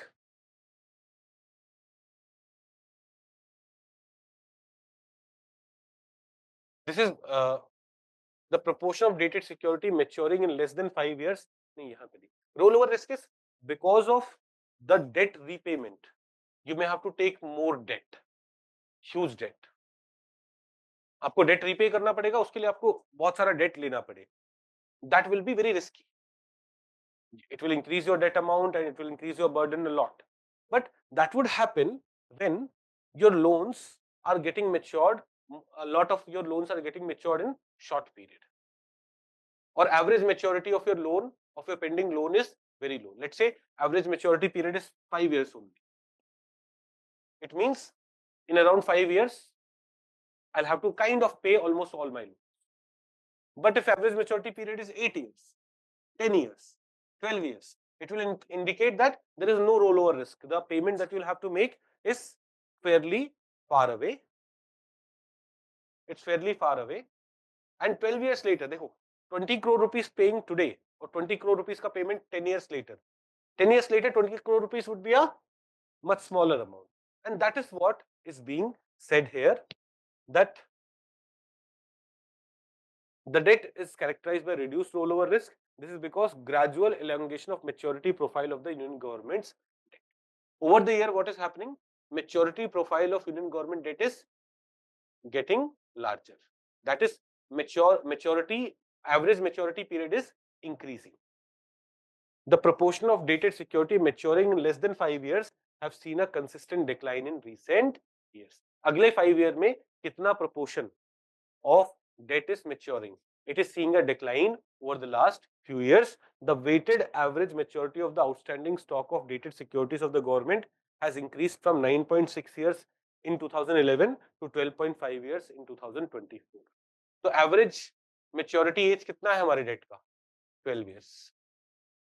12.5 years, and it has kept on increasing over the last 12-13 years. And thus there is a what?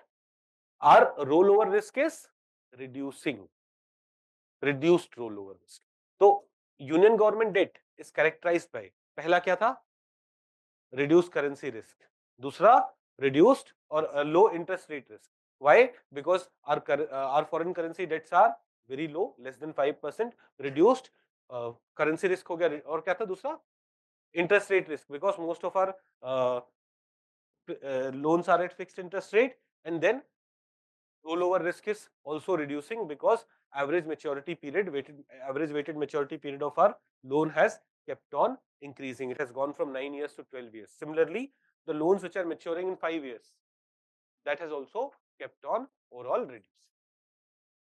बात समझ में आई है? तो government of India का date and it's की characteristics. Now let's look at general government debt also. General government debt is general government, both, all the government, उनका debt. तो central government का debt कितना है अभी? Around 56%. In FY25, we want 56% of our GDP to be, the target is 56.8%, I guess. Yeah? From 58%, we want to reduce it to 56.8%. That is the target for central government's debt. State government का debt भी आप मिला दोगे ना, तो देखो, in general government debt of India had reached 89% in FY21. FY21 में what was union government debt? 61%. Look at it. Union government का debt was 61%. All state governments combined together had a debt of 28. Union government का debt was 61%, or general government debt is what? 89% of the GDP. It means the remaining states combined together would have had debt of 28%. So note one thing carefully, union government debt is way higher than all the states combined together. We'll see, अभी 2018-19 में questions आए हैं इस पे. Date कितना है, क्या है. You may be wondering कि सर हम इतना डिटेल में क्यों पढ़ रहे हैं, because PYQs में these things are there and we should not only be able to solve a PYQ, we should be able to, तुम डेट पे पूछो तो क्या पूछो, we are prepared. तुम फिस्कल डेफिसिट पे पूछो क्या पूछोगे, we are prepared. We'll be the best prepared people in the examination hall. अगर हमसे कुछ नहीं हो रहा है, किसी से नहीं हो रहा है, that exam is not going to determine my selection. अगर हमसे कुछ नहीं हो रहा है, किसी से नहीं होगा, पर अगर हमसे हो रहा है इसका मतलब ये नहीं कि सबसे होगा, because not everyone would be studying it so systematically, so thoroughly. Are we getting it? तो पहली चीज, in 2000 FY21 is 2020-21, general government debt had reached 89%, very high, but global average was 92%. है ना, ग्लोबल एवरेज से अपन कम ही थे, तो इतना problematic भी नहीं है. Central government debt was 61%, state government debt was around 28%, general government debt was 89%. In FY24, you will see that, sorry, it came down every year. It came down till FY23. Union government के case में भी यही हुआ था. After FY21, if you look at the table above, debt kept on coming down, but in FY24 there has again been a jump, 84%. Now, union government का debt कितना है FY24 में? Around 58%.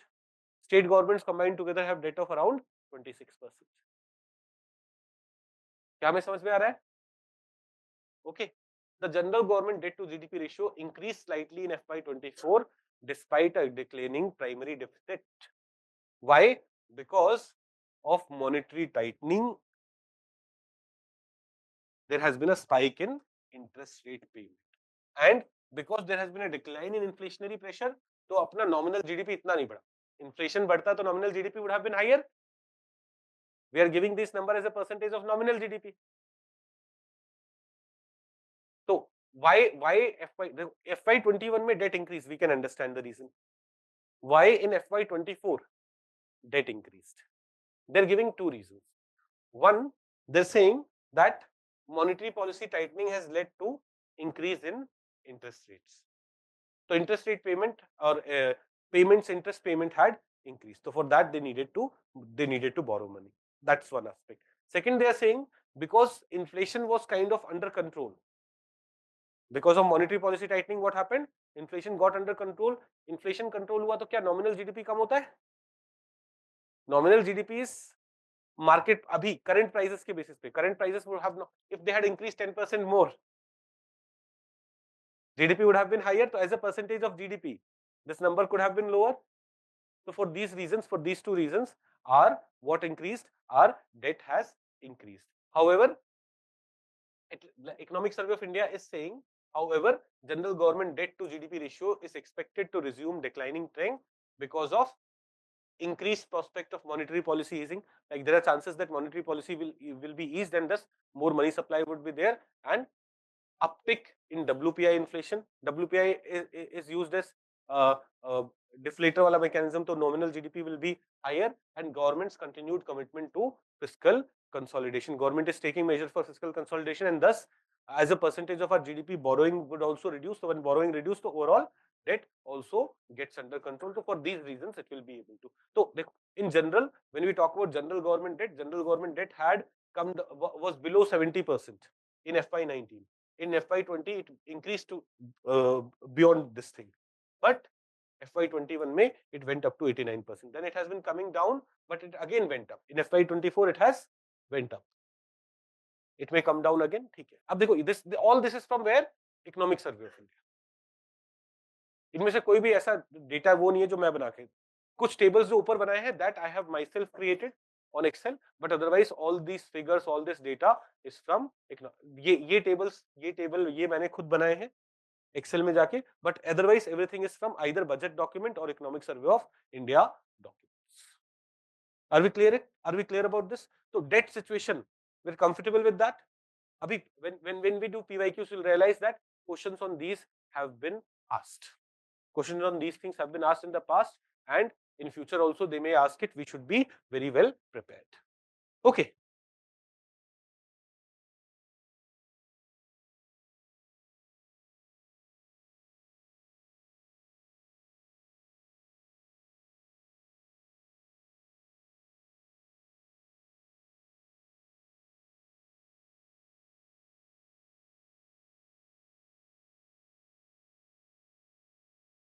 let's come back to sustainability of government debt. When we look at 185 lakh crore rupees of debt, we are like, क्या कर रहे हैं मोदी जी और निर्मला ताई क्या कर रही है ना? ये तो सवाल पूछने वाली बात है. 185 lakh crore, but that is not how we measure things. आप यूएस का डेट देखोगे, उससे उससे बहुत ज्यादा है ना? तो that is not how we measure sustainability of debt. Are those debts sustainable? Are those debts okay? There are two ways by which, there are two things that should be kept in mind to understand whether debts are sustainable or not. One is, if our growth interest differential is positive, our growth interest differential is positive, then what is it? Our debt is sustainable. What is meant by this? Growth rate, interest rate. Growth interest differential positive, growth rate ज्यादा है तो हमारा क्या है? Date sustainable है. और sometimes no, it is also written as, in books it is written as this was mentioned in Economic Survey of India, and that's why I'm using the term growth interest differential, but in several books it is written as interest growth differential. Interest growth differential should be negative, growth interest differential should be positive, interest growth differential should be negative for sustainability of debt. बात समझ में आई है? I'm using the term growth interest differential because it has been used in the Economic Survey of India. But in books they mention interest growth differential.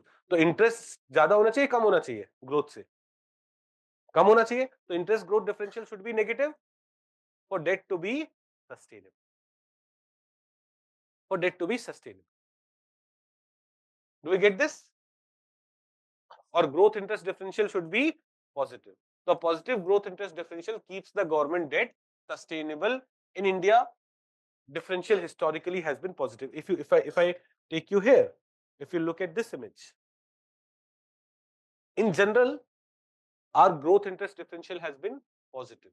You will see ये growth interest differential है, growth interest rate differential for India, growth rate interest rate का differential for India. In 2020 our growth rate was less, interest was high, तो ये तो negative रहेगा. तो that was not sustainable situation. But in general there has been a sustainability there.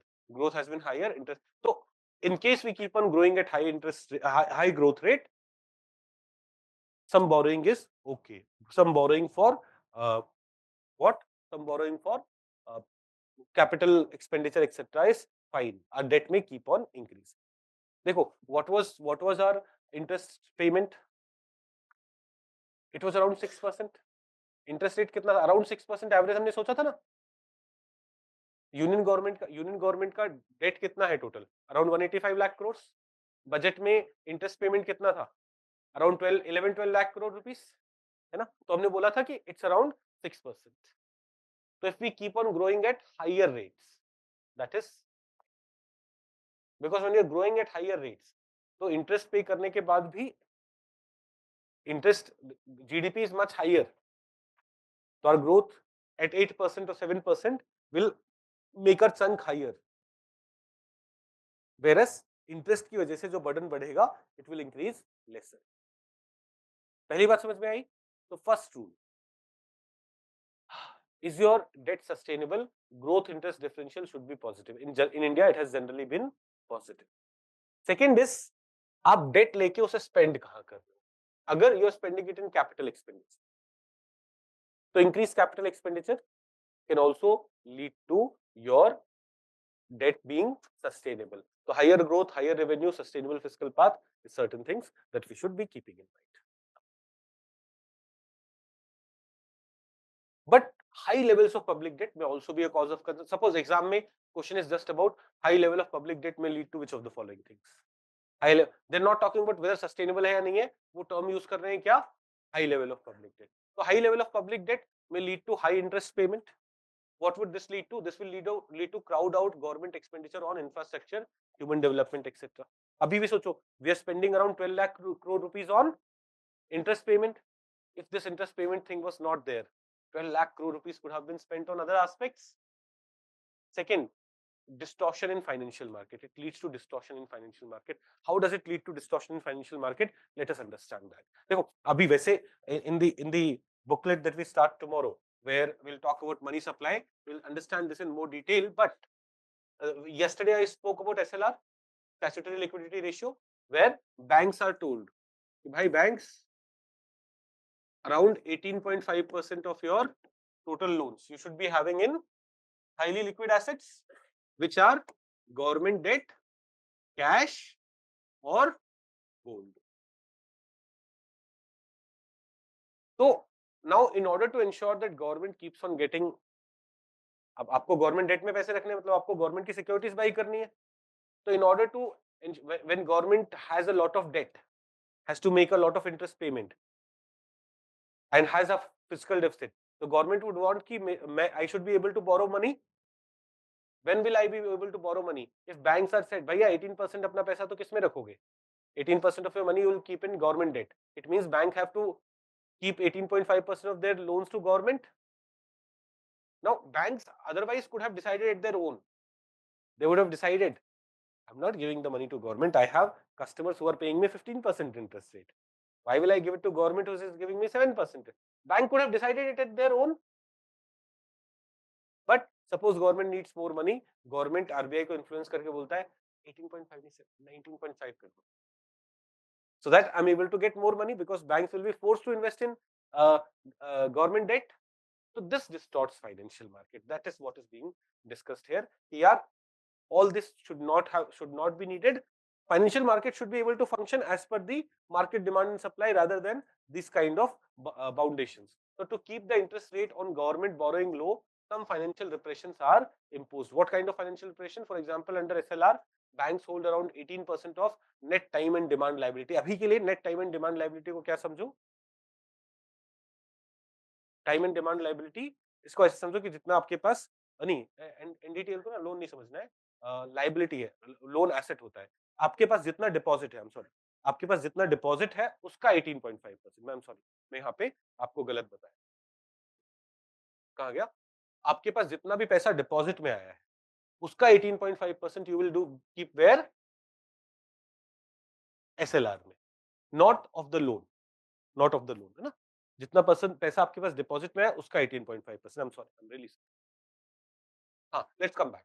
तो 18% of your net time and demand liability should be kept in government security. आपने जितना पैसा deposit में मोबिलाइज किया है उसका 18.5%, 18% should go there. तो ये इस तरह की चीजें रिप्रेशन मानी जाती है कि यार why are you forcing a bank to decide where it wants to keep its money? Okay, then high level of debt also make it difficult to calibrate counter-cyclical fiscal policy. Counter-cyclical fiscal policy is what? When recession would come, I should be able to spend more. But when you have already very high debt, at the time of recession, your revenue will be low, but your interest payment would be high. How will you be able to spend more? And rating agencies also keep sovereign rating low. Credit rating agencies will keep government's rating low, which may, if your debts are very high. And this also hampers intergenerational equality, or intergenerational inequality, because we will be taking a lot of loan. We will not be creating infrastructure. When we take a lot of debt and we are paying interest on it, next generation would be like, हमारे ऊपर date छोड़ गए और infrastructure भी ऐसा छोड़ गए. Right? So these are some challenges which may be created by what? These are some challenges which may be created by high debt. अब देखो यहाँ पे टर्म हाई डेट यूज किया था सिर्फ. We did not say कि sustainable है या नहीं. उस हाई डेट होने से problems. Okay, and to solve this, government in 2003 came up with FRBM Act, Fiscal Responsibility and Budget Management Act. Let us quickly understand what Fiscal Responsibility and Budget Management Act is, and what are the things that is being done under it.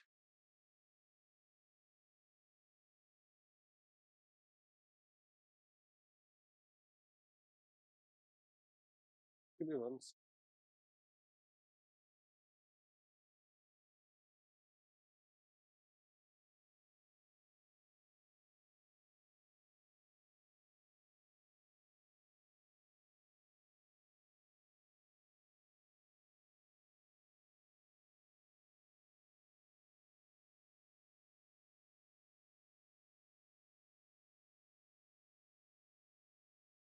What were you talking about?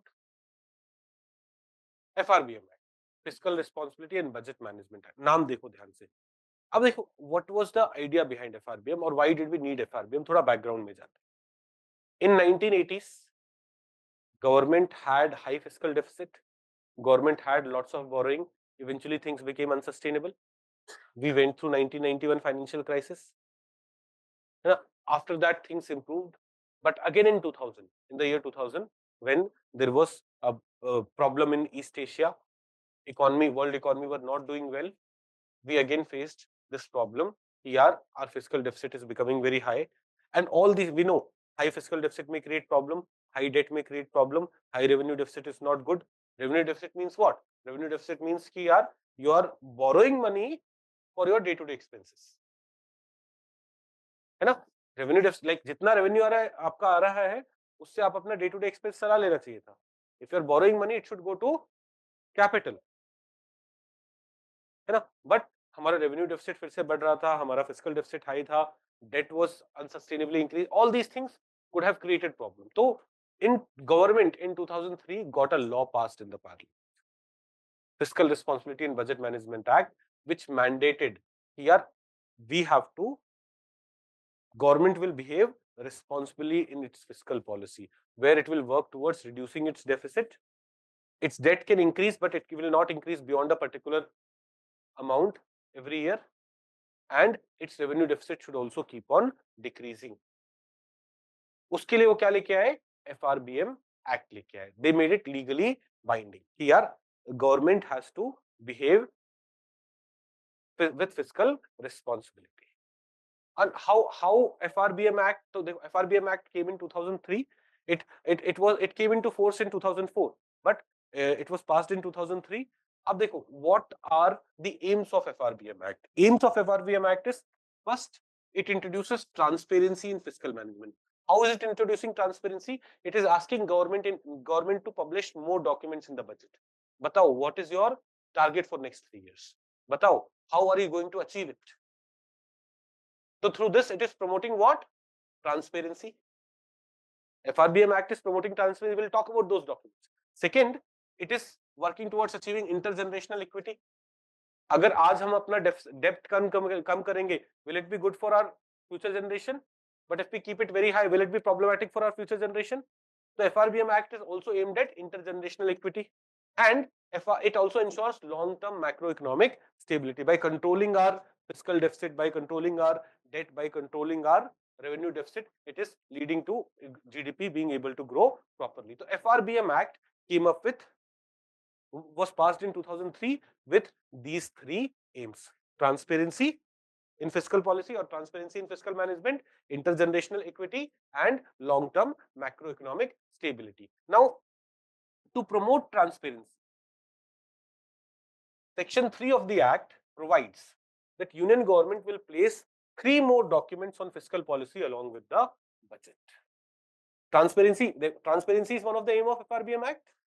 How is it ensuring transparency? It is ensuring it by saying that Union government will be coming up with 3 more documents. पहला, macroeconomic framework statement. दूसरा, medium term fiscal policy statement. This medium term fiscal policy statement will give you next 3 years के लिए fiscal deficit का target, revenue deficit का target, and debt का those kind. Medium term fiscal policy statement. Similarly, fiscal policy strategy statement, it will talk about what are you going to do to achieve this. What are you going to do to achieve this? So when government has to explain all this in parliament, is it promoting transparency? When government has to come up and say कि these are the things that we are doing, these are the targets that we have, is it promoting transparency? Are we able to understand this? So, देखो, first macroeconomic framework statement will be talking about general situation of economy.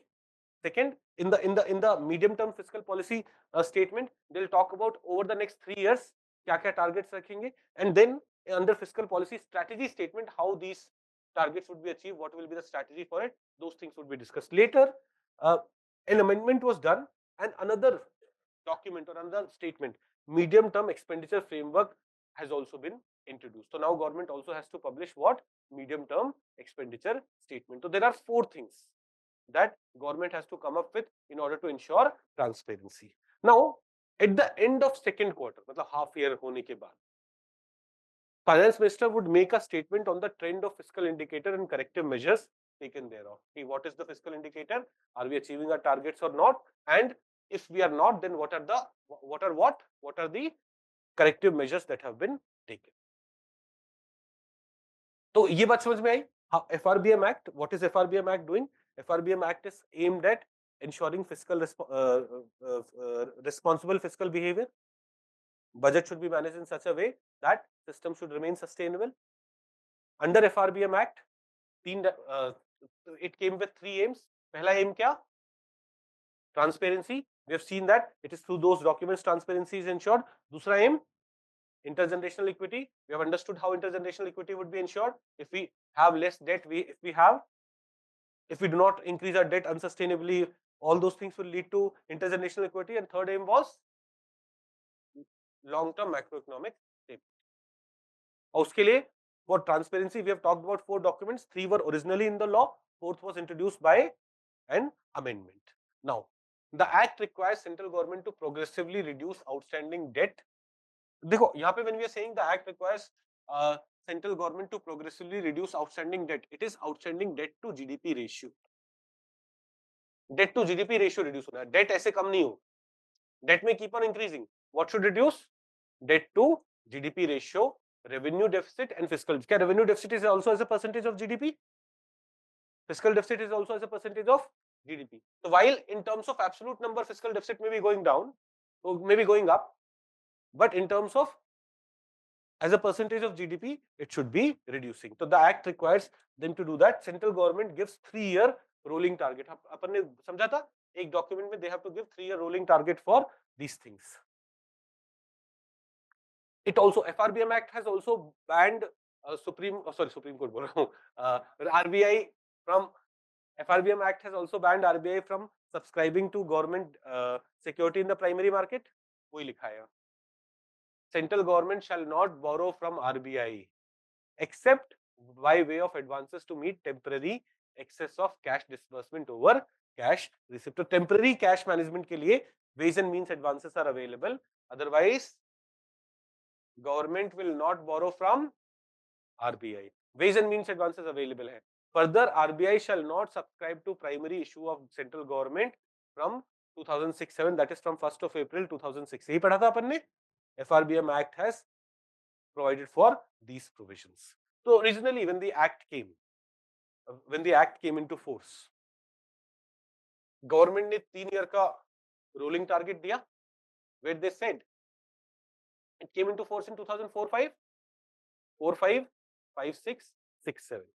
So by 7-8, you will go to revenue deficit of 0, fiscal deficit of 3%. These were the targets that were set. By 2007-8, what will government do? Government will reach revenue deficit of 0 and fiscal deficit of 3%. Got it? आपका pen गिर गया? So what will government do? Government will reduce revenue deficit to 0 and fiscal deficit to 3%. 3% was ideal. And it also talked about debt. देखो तीनों चीजों पे काम करते हैं. Fiscal deficit, revenue deficit, debt. What did it talk about debt? It said that total liability of central government should not rise by more than 9% a year. So liability means debt. Debt can increase, but it should not increase by more than 9%. So देखो fiscal deficit, so debt as a percentage of GDP may actually be going down because our growth rate could be better. You may say, sir, growth rate तो 7-8% था ना? अरे वो real GDP का है. Nominal GDP was growing at a much higher rate. Nominal GDP was growing at a much higher rate. And when we say that India's GDP is 300 lakh crore, that is nominal GDP. Real GDP तो वो 170 lakh, 180 lakh crore था ना? आपको याद है? Right? So nominal GDP was growing at a higher rate. तो उससे कम rate पे क्या grow होगा? Debt grow होगा. बात समझ में आई? These were the targets. Now these targets were kind of being achieved. हमारा revenue deficit भी कम होता जा सब हो रहा था, but then what came? 2008 financial crisis came. 2008 financial crisis, government needed to do what? Stimulus provide करना था, government needed to provide fiscal stimulus to economy. Government said, let's keep all these targets aside. Fiscal deficit 3% का target था ना, government said, keep it aside. Let's increase fiscal deficit. कोई बात नहीं. Borrow more money because we need to invest more money in the economy. Deadlines for the implementation of targets in the Act was initially postponed and subsequently suspended in 2009. In the next few years, the Act was largely neglected. क्या बात समझ में आ रही है हमें? अच्छा, एक और चीज समझो, पता है what is the target is not given within the law. Law के अंदर नहीं है, टारगेट गवर्नमेंट सेट करती है. Law does not say that government should be reducing fiscal deficit to 3%, else it's a violation of the law. नहीं, target is set by government. It says that आप 3-year target लेके आओ. Please note it. So law is mandating government to reduce this and all, but it is not setting a target specifically. So when government is not achieving that target, it's not in violation of the law as such. क्या हमें बात समझ में आ रही है? Okay. Now, तो 2008 में financial crisis आ गया, तो उसके बाद क्या हुआ? The law was ignored for a few years. Then बाद में in 2017 NK Singh committee was formed to review FRBM Act, Fiscal Responsibility and Budget Management Act को रिव्यू करने के लिए. And this committee said that this committee has given various recommendations. One thing that it said was, rather than fiscal deficit, debt should become primary. What should become primary target? Debt. पहले like debt को भी target रखा गया था, but fiscal deficit was the main indicator. NK Singh committee said that नहीं, debt को करे. अब now this has not been implemented yet. अभी भी fiscal deficit is something that we prioritize, but this was a recommendation given by NK Singh committee. Plus it said कि by 2022-23 these are the targets that we should achieve. Now we do not need to worry about those targets because all those targets were anyways missed, but it said कि fiscal deficit, revenue deficit और debt के it had given certain targets that should be achieved by 2022-23. तो I remember जब ये report आई थी ना, मैंने पढ़ाना शुरू कर दिया, and I remember teaching it in a lot of details. उस टाइम एनके सिंह कमेटी के एक रिकमेंडेशन के बारे में हमने डिटेल में पढ़ा था, एंड यूपीएससी ने एग्जाम में पूछा भी एनके सिंह कमेटी के बारे में. And that question was solvable very easily because when NK Singh committee had come, उस टाइम इंडिया का जनरल गवर्नमेंट डेट कितना था पता है? अराउंड 70%. अभी इट इज अराउंड 89 नहीं बेटा, 89 तो 2021 में था, 84-85%. उस time general government debt was, व्हेन NK Singh committee's report had come, उस time general government debt was around 70%, जिसमें अराउंड 50% किसका था? सेंटर का था, and 20% किसका था? स्टेट का था. And its recommendation was this debt to GDP ratio should come down to 60%, where center's debt should be 40% and state debt should be 20% of the GDP. Now, but we do not have to worry about these numbers now. Abhi we know what is center's debt, around 56. Like target for this year is 56%, है ना? And state का 27% के आसपास का target, right? But note, even at that time, किसका date ज्यादा है? हमेशा से डेट सेंटर का ज्यादा रहा है. इवन यहाँ पे like when it is talking about current scenario is 70%, 50% of center, 20% of state. Reality में स्टेट का 21% था, सेंटर का थोड़ा वो था, बट इवेंचुअली रिडक्शन किसे करना था? सेंटर को करना था. अब एग्जाम में when you will do PYQ, we will see exam में दिया हुआ था कि स्टेट का डेट 50% है, सेंटर का डेट 20% है. So that statement was wrong. Something like that was given in the examination. Something like that was given, and that was absolutely wrong. That was very easily solvable. But some students were like, अरे इतना fact कौन याद रखेगा? अबे ये fact है ही नहीं. मतलब ये तो जनरल अवेयरनेस, हम इतना सारा डेट के बारे में पढ़ा है. We should be clear कि it is whose debt is higher? Center's debt is higher. मतलब this we cannot consider a fact कि यार ये फैक्ट रटवा रहे हैं, वो नहीं है. You should have broader understanding. If you do not know central government debt is way higher than state government debt, then you have not studied the fiscal situation of the government. You know, it's not about fact. Okay, अगर वो बोलते 51% है या 52% है या 53% है या 54% है, then it would have been factual question. If they're saying 50%, 20% में confusion, तब तो you do not study things properly. Okay, now, so what did Encasing Committee said? Encasing Committee first said here debt should be considered the primary target. Second, it gave 2022-23 tak these are the things that we should achieve. I'm not giving you those numbers because those are no more relevant. It also gave this recommendation: create a fiscal council.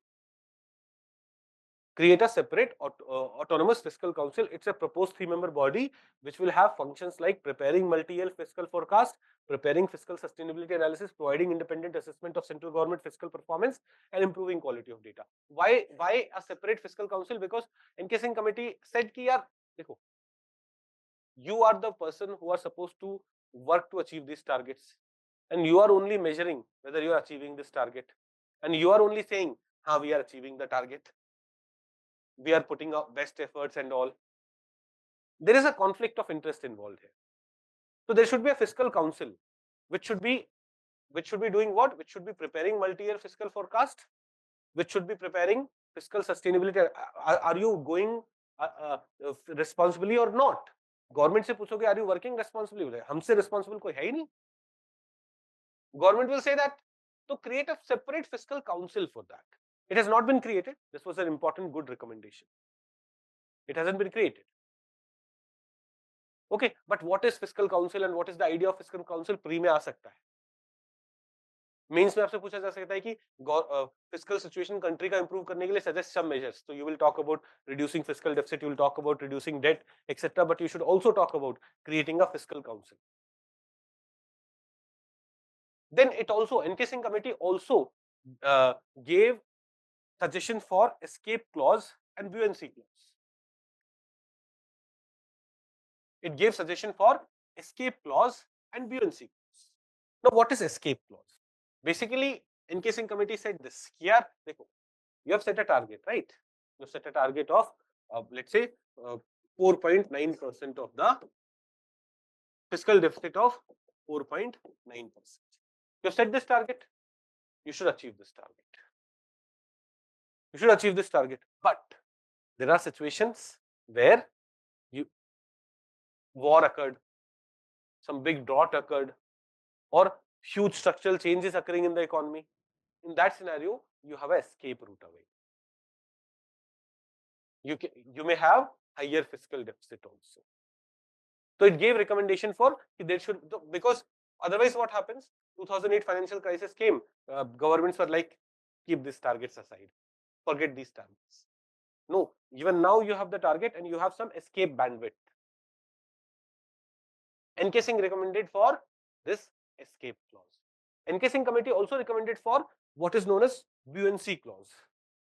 What is this buoyancy clause? It said, देखो, escape situation, but suppose this was your target and economy has actually done way better than what you were expected. In that case, you should achieve better target. Escape में, you are given an opportunity to escape from the target because there's a war or there are structural changes in the economy and all. So escape clause भी introduce करना चाहिए हमें FRBM Act में, and buoyancy clause भी introduce करना चाहिए where in FRBM Act. Now we do not have to go into Encasing Committee's recommendation in more details. 3-4 points है, पता होने चाहिए. What are the things Encasing Committee said? Encasing Committee said debt को बनाओ primary target. It gave targets till 2022-23. It called for formation of fiscal council and it's provided for escape clause and buoyancy clause. We understand both escape clause and buoyancy clause. दोनों समझ में आ रही है? Now, government ने सारे recommendation ली. ये हमारे काम की नहीं है, ये हमारे काम की नहीं है, ये हमारे काम की नहीं है. Fiscal council हमारे ऊपर council ना. Escape clause is good. Buoyancy clause, no, not buoyancy clause. Escape clause. We need a route to escape. The government amended the FRBM Act. In 2018, FRBM Act was amended to specify 3 conditions upon which the escape clause could be invoked. They did not use the term escape clause. Escape clause is the term given by Encasing Committee, but कब वो target miss कर सकते हैं? Government introduced scenarios when the targets could be missed. And they provided these scenarios. Overriding consideration of national security, act of war, calamities of national proportion, collapse of agriculture, structural reforms in the economy, big change, big reform like GST introduced kar diya, so it led to some problem, or big changes in the tax system, it can create scenarios. Sharp decline in real output growth of at least 3 percentage point below the average for previous 4 quarters. If this year, of the average of previous 4 quarters, if sharp decline of around 3% has taken place in GDP, in these scenarios, the targets may be missed. So 2018 May, this was escape clause was the term escape clause has not been used, but the concept of escape clause has been introduced in the FRBM Act. We're able to understand this? No. The FRBM amendment also mentioned that deviation from stipulated fiscal deficit target must not exceed 0.5%. If you have kept a target of 4.9%, आपको escape available है, but even in that scenario, it should not go beyond 5.4%. Deviation of 0.5 more than 0.5% will not be allowed. So please note, I'm again referring here, the term escape clause hasn't been used in the act. It was used by FRBM review committee chaired by NKC. अब देखो क्यों बार बार पढ़ना है, क्यों? अब ना you may be given name of 3-4 committees, अर्जित Patel committee, NK Singh committee, सब important committees हैं और किससे related थी? तो NK Singh committee was about FRBM Act का review, है ना? ये हमें पता होना चाहिए. हाँ, और पढ़ेंगे नचकेत मोर कमेटी, अर्जित पटेल कमेटी. अब ना अलग से कमेटी के नाम नहीं रखने हैं. क्या करना है? अगर वो इंपॉर्टेंट है तो उनकी इंपॉर्टेंस पढ़ेंगे ना. What is the point of just cramming the name of some committees? वो यूजफुल नहीं होता. जैसे a lot of people do this कि they will release schemes के magazines. There are 200 schemes and students will keep going through those schemes. It's a very stupid thing to do. We should never do it. Schemes पढ़ना है, जहां women issues पढ़ेंगे, women से related सारी scheme वहां पढ़ेंगे. Children वाले में चिल्ड्रन से रिलेटेड प्रीलिम्स के टाइम हम स्कीम ही पढ़ते हैं, उनके अंदर पॉलिसी स्कीम्स एक्ट यही पढ़ते हैं, वहां पे पढ़ना है, ना कि कहां कंपाइलेशन, ये कमेटी के नाम और उनका क्या. अब देखो एनके सिंह कमेटी के बारे में आपने इतने अच्छे से पढ़ लिया है, you will not need to cram it at some other place जहां पे आपको कॉन्टेक्स्ट तक नहीं पता है कि what is this, what is being done here. Okay, let's now come to. Wait, हाथ उठाना होता है, परमिशन लेनी होती है, फिर बोलना होता है ना. उठाओ हाथ, मैं परमिशन दे ही नहीं रहा. ऐसे बोलेगा तो फिर परमिशन मिलेगा. रुको 2 minute. FRBM amendment also mentioned that, हाँ ये वाला चीज हमने पढ़ लिया, escape clause पे गया. Now what happened in 2019? 2019 में सितंबर में गवर्नमेंट ने कॉर्पोरेट टैक्स रेट बहुत कम कर दिया. कॉर्पोरेट टैक्स रेट इंडिया में used to be 35%. It was reduced to 25%. तो बिजनेसेस जो टैक्स देते थे that was 35%, it was reduced to 25%. तो गवर्नमेंट का इनकम कम हो गया, fiscal deficit would have gone up. In 2019 government did this. तो 2020-21 का जब बजट लेके आ रही थी गवर्नमेंट, 1st of Feb, अभी कोविड का लॉकडाउन नहीं लगा है, निर्मला ताई केम, said structural change in the economy, we missed our fiscal deficit target. Structural change in the economy, big change, that's why we missed our fiscal deficit target. In budget 2020-21, it's coming on 1st of Feb 2020. The finance minister Nirmala Sitharaman has used escape clause the escape clause provided under the act to relax fiscal deficit target. It was done on the ground of reduction in corporate tax. The fiscal deficit of FY 19-20 was 3.8%. Budget ने क्या estimate किया था? 3.3%. But it increased to 3.8%. She said FRBM Act allows me to miss this target because of structural change in the economy, 0.5% relaxation. FRBM Act. Are we comfortable with FRBM Act? But then COVID came and everything was again sidelined. Due to COVID-19 scenarios, the targets were again missed. Therefore, FRBM Act should have been amended to set new target, or government should have set new targets this time. But the revisions of FRBM medium-term fiscal policy statement for 2020-21 omitted the rolling target for budget deficit. It omitted the rolling target कि अगले 3 साल का target क्या होगा. It omitted those targets. Government wanted fiscal flexibility. Government said we need, अभी economy is reviving, we don't want to set rigid targets, we want fiscal flexibility. However, government has said that it would pursue a broad path of fiscal consolidation, reaching 4.5% of the fiscal deficit of 4.5% by 2005-06. Do we understand this? हम यही पढ़ते आए हैं. The government had said this. Then in August 2023, Finance Ministry conveyed its inability to release medium-term expenditure framework. Medium-term expenditure framework is something that government has to release after 2 quarters. Government did not even release that, mandated by FRBM Act. It said that since the presentation of Union Budget in FY24, the Union Budget for FY24 was released in on 1st of Feb 2023. तो उससे अब तक कुछ change नहीं हुआ है, तो we are not releasing that document. तो FRBM Act ना मोर और less has been sidelined. But prelims के लिए इंपॉर्टेंट रहेगा, हमें पता होना चाहिए what is FRBM Act, when it came, what is its purpose, what are its aim, वो सारी चीजें हमें पता होनी चाहिए. Let's now go to taxes. Where fiscal policy वाला एस्पेक्ट खत्म हो गया है. Now will go to taxes, direct tax, indirect tax, GST, वो सारी चीजें पढ़ेंगे and then constitutional provisions related to this. तो मैंने आपको आज टैक्सेस पढ़ाऊंगा. Constitutional provisions I want you to study it your own. एक बार रीड करिएगा. अगर आप कल मॉर्निंग में मुझे आके बोलेंगे सर समझ में नहीं आ रहा, because it's a bit complex, क्योंकि आई एम होपिंग कि पॉलिटी में भी आपने पढ़ा होगा टैक्स, कौन किसको टैक्स कर सकता है, कौन लेवी कर सकता है. तो वो वाला सेक्शन आप खुद पढ़ेंगे. कौन सा? कॉन्स्टिट्यूशनल प्रोविजन वाला. अगर आपको समझ में नहीं आया कोई बात नहीं, कल सुबह आके सबसे पहले वो कराएंगे. नहीं तो कल सुबह आके सबसे पहले हम क्या करेंगे? पीवाईक्यूज करेंगे and then will jump on to the section on money supply, monetary policy etcetera. आपके टेस्ट में यही बुकलेट तक है सिलेबस में, है ना. But money supply, monetary policy, all those things are also something जो हमें अगले टेस्ट के लिए पढ़ना होगा, जो 2 वीक बाद है. इसके बाद विल हैव मॉडर्न इंडिया का test, then will have again economy का टेस्ट. तो उसके लिए पढ़ना होगा, तो we should be ready for that. Okay, let's take a break. नींद आ रही है आपको? नहीं, कल दूसरी क्लास भी करी थी, आज भी करोगी? क्यों? साइंस टेक है तो साइंस टेक नहीं करती. साइंस टेक कैसे मुझसे पढ़ोगी? मतलब इकोनॉमी मेरे से सेटिस्फाइड नहीं हो, है? ये बोलना चाह रही हो? नहीं, बेचारे फंस गई है. चलो, let's take a half an hour break. We'll meet at 11. Welcome back, everyone.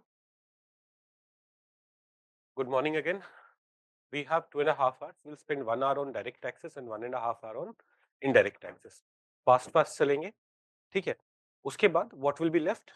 Constitutional provisions. I want you to go through it once. In case you feel like, sir करा दो आप ही, तो we'll do it in the class tomorrow. In case you're not able to do PYQs कल, और तब भी if I feel like you are not able to understand constitutional provision, I will be covering those in classes. Otherwise, you don't need. Otherwise, you will be able to do it. If you are able to do it yourself, it will be all sorted for me. So we have 1 hour. 11 हो रहा है. By 12 o'clock, we will finish direct taxes वाला section. थोड़ा सा ऐसे चलना पड़ेगा in order to quickly finish things. No unnecessary doubts. जो पढ़ा दिया तुम्हें मुर्गा बना देना वहीं पे, ठीक है. Know unnecessary doubts, know unnecessary comments. किसी का मजाक नहीं उड़ाओगे कोई क्लास में, ऐसा मैं नहीं उड़ाऊंगा किसी का. पूरा फोकस पढ़ाई पे रखेंगे, ठीक है. चलिए, तो लेट्स कम विद टैक्सेस. तो व्हाट आर टैक्सेस? देखो, वैसे तो we do not have to worry about definition, but please understand, when you give tax, government does not promise you कि in return of the tax it will exactly give you this thing. Okay, so tax is a compulsory levy payable by an economic unit to the government without any corresponding entitlement. You're paying tax, in return of that government is not saying I'll ensure that you have a home, I'll ensure that you have a ration, I'll ensure that you have good quality road. It's not saying that corresponding entitlement you have, so to receive definite or direct quid pro quo. While government does a lot of things using the tax money, but there is no definite quid pro quo involved here. Okay, now what is tax base? Tax base is the object with reference to which tax is given. Now it may be different for different kinds of taxes. For example, in case of income tax, what is the tax base? The income that you earn in a particular year. So with tax base, a period may also be associated. Say income earned in a year, उस पे tax लगेगा, या फिर tax base can be number of items being manufactured और the value of items being manufactured, उस पे GST लगेगा। Okay, तो what is tax base? The legal description of the object with reference to which the tax is payable. It may have what associated, a time dimension associated. For example, income in a year पे tax लग रहा है, not your lifetime income. In that year, whatever is your income, उस पे तो year वाला aspect भी हो सकता है. But when it comes to like this phone is manufactured, on this phone GST is applicable. If it has happened in 2 years, after 2 years it will be applicable. So it will be on this unit. So this is, so when we say what is the tax base can be the total value of phones being manufactured, or tax base can be the income in that particular year. So tax base is the legal description of the object with reference to which tax is being paid. Now tax buoyancy ये होता है, देखो buoyancy क्या है? How much is something rising, right? So tax buoyancy basically measures this, कि what is the percentage change in tax with respect to percentage change in GDP, और इसको मैं ऐसे लिख देता हूं, delta tax over delta GDP. GDP has increased by 10%. How much has tax increased? Has it increased by 10%? If buoyancy is more than 1, tax is increasing at faster rate than the GDP growth. If buoyancy is less than 1, tax is increasing at lower rate than GDP. If buoyancy is negative, tax is decreasing. Are we getting it? buoyancy समझ में आया? Now देखो, this increase in tax may happen because government has increased the tax rates. It may also happen because GDP has gone up. When GDP has gone up, production has gone up, people's income may increase. So income tax वैसे भी बढ़ना चाहिए. But tax rate may have also gone up because government increased income tax from 20% to 30%. So this change in tax has happened because of two factors. One, by government's direct interference. Other by normal growth. Normal, like when GDP is growing, tax increases. So when we are measuring buoyancy, we are measuring overall increase. It may have happened because of government interference. It may have happened because of GDP changes. But there is something known as tax elasticity. This was buoyancy. When we are measuring elasticity, tax elasticity, we will not consider tax increase which has taken place because of government's interference. Will not be considering that. What will we be considering? We'll only be considering the tax change which has occurred, collection in tax which has changed because of, in general, increase in GDP, because this gives us a long-term trend. See, let's say 2024-25 may we have X amount of tax. Now, without any interference by government, next year tax would increase to some amount. That is giving you, in general, what is the trend of increase. But suppose government increased the tax rate, it increased it from 20% to 25% to 30%. This will lead to increase in tax collection. But this is because of interference by government, and this doesn't give you long-term picture. This year the tax increase may be higher, but it has been because of government's interference. So when we are measuring buoyancy, we measure all the increase. But when we are measuring elasticity, we are only measuring the increase that has happened without any interference. Do we get this? So tax buoyancy is change in tax over change in GDP. Fine. It will consider both the changes. Elasticity is change in tax that would have automatically occurred without any government interference, without any change in tax rates, etc. That is tax elasticity. So if you come here, buoyancy, percentage change in tax revenue over change in GDP. It may occur because of automatic increase that would have occurred, or it may be due to discretionary changes in tax rates or coverage or other things. Tomorrow government may decide we'll also charge taxes on agriculture. तो उससे tax increase हो सकता है, but that will not lead to elasticity, change in tax that will lead to change in buoyancy. But that's not a long-term change. Long-term change in the sense, next year increase will not occur again. This year increase occurred, but next year it won't occur. So when we consider elasticity, it measures proportionate change in tax revenue without any discretionary change. तो let's say ऐसे समझते हैं tax rate has changed by 20%. Tax rate has increased by 20%. 10% of increase has occurred because of government discretionary move, and 10% has occurred because of GDP change in general. So when we'll measure buoyancy, it will be overall change in tax 20% divided by 10% change in GDP, which will be 1, but which will be 2. But when we'll measure elasticity, it will be change in tax due to without government interference. Government interference की वजह से तो बिना तो only 10% increase would have occurred divided by the change in GDP. तो 10% by 10% is 1. So do you understand buoyancy and elasticity के बीच का difference? Okay. Now we can classify taxes on the basis of how does it change with increase in income.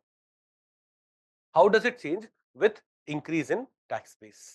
Now, so there is we can classify taxes as proportional tax, progressive tax, and regressive tax. Proportional tax क्या है? Proportional tax का proportion remains same no matter what the size of the tax base is.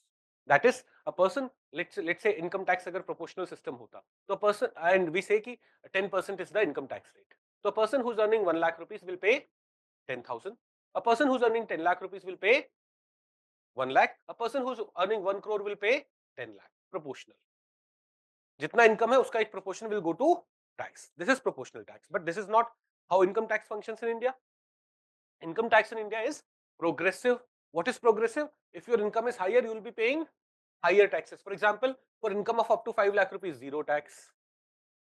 है ना? If you come here under the new tax regime, if your income is above 5 lakh rupees, if your income is above 5 lakh rupees, then for up to 3 lakh rupees, you won't pay any tax.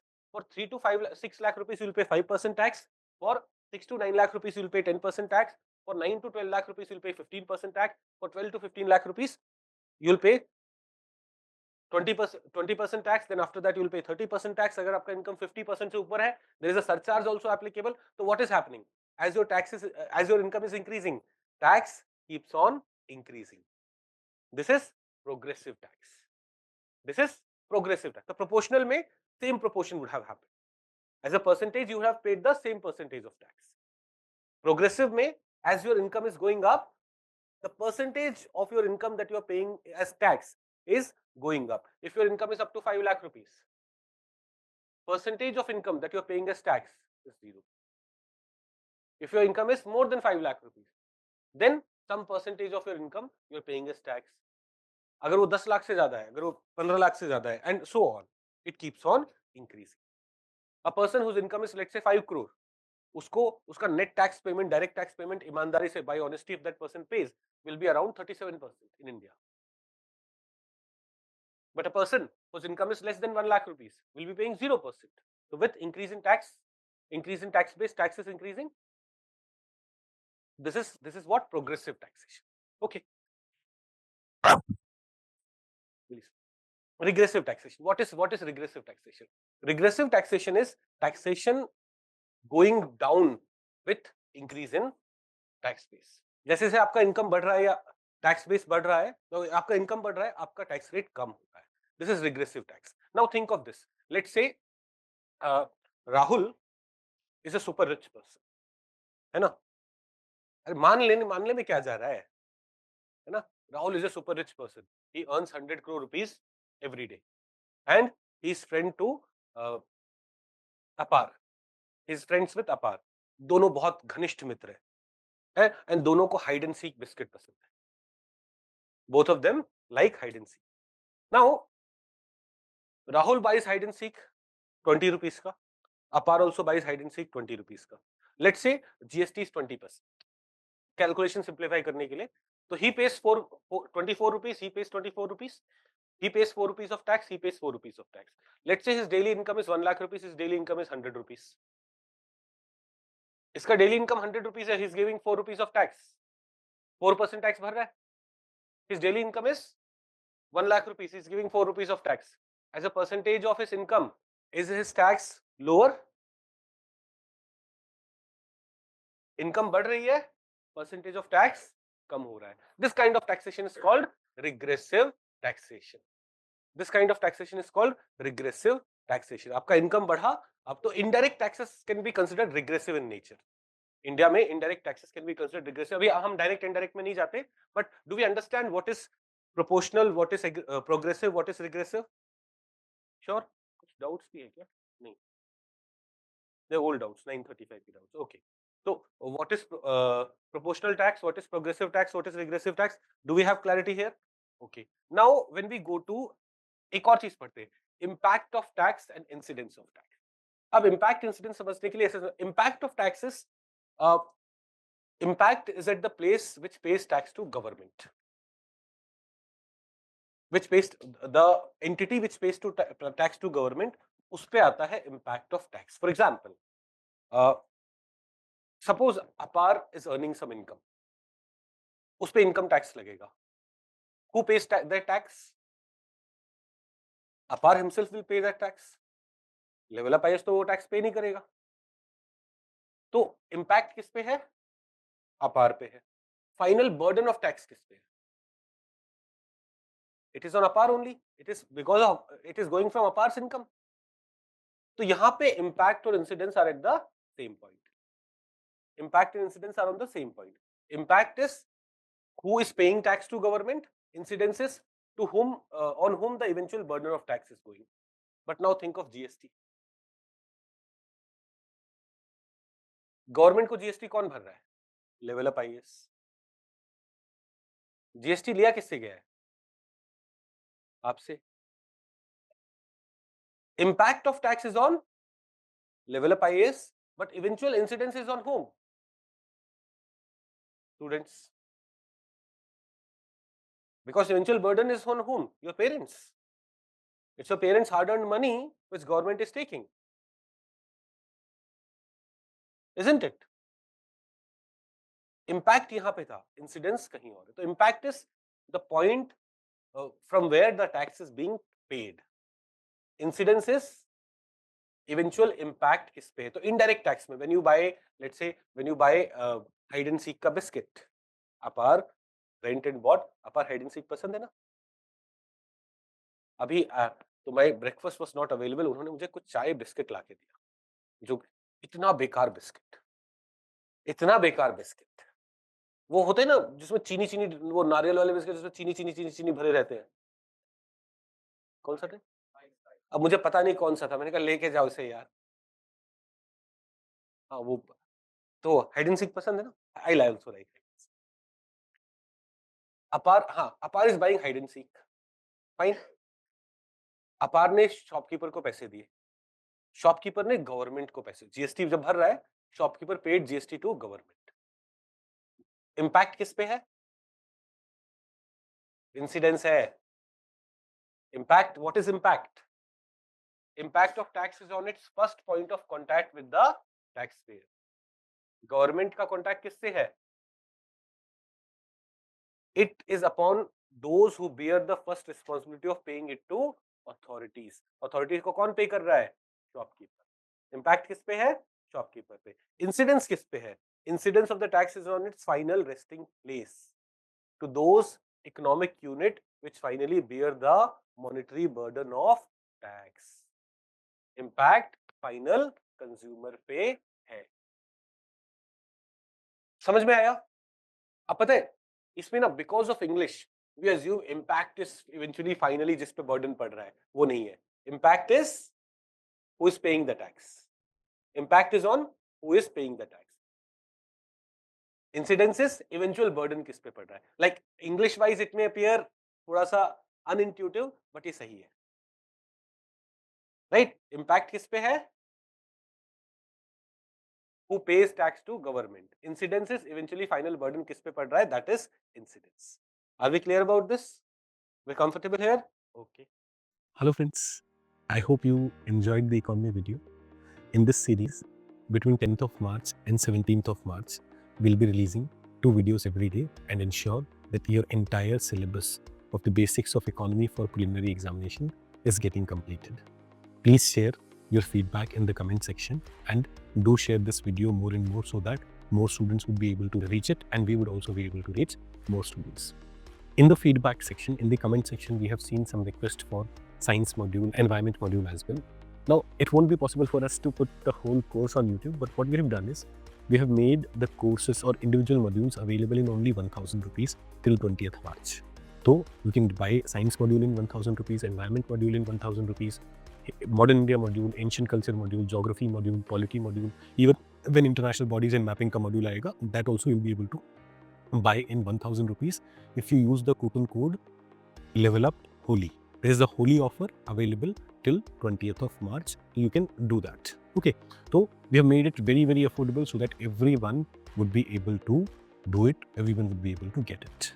So I hope you enjoy these videos a lot, learn a lot from it, and clear your preliminary examination. In the end, I also have one more announcement. Our GS Foundation course for 2026 have also started. So not for you people, the people who are watching this video are already preparing for 2025 exam, but your junior, your other friend who may be preparing for 2026. If you have good experience at LevelUp IAS, do recommend us. Do tell your friends about us, because for us, word of mouth is very important. I promise you here that at LevelUp IAS, we will provide the best GS Foundation program, the most comprehensive GS Foundation program in one of the most affordable cost for everyone. We will make sure that your juniors, your younger brothers and sisters who are studying with us at GS Foundation for the exam 2026 will be the best prepared people for 2026 preliminary and mains examination. So this is another request. Please do share, do subscribe to our channel, and please do recommend our GS Foundation program also to your juniors or your younger brothers and sisters. Thank you very much. Now, एक और method है by which you can classify tax. Tax can be ad valorem or tax can be specific duty method. What is ad valorem tax method? यहाँ पे ना value पे tax करते हैं. Like if this pen is, like let's say tax is, GST is 18%. If this pen is of 10 rupees, GST will be 1.8 rupees. If this pen का value 100 rupees है, GST will be 18 rupees. If this pen का value 1000 rupees है, GST will be 180 rupees.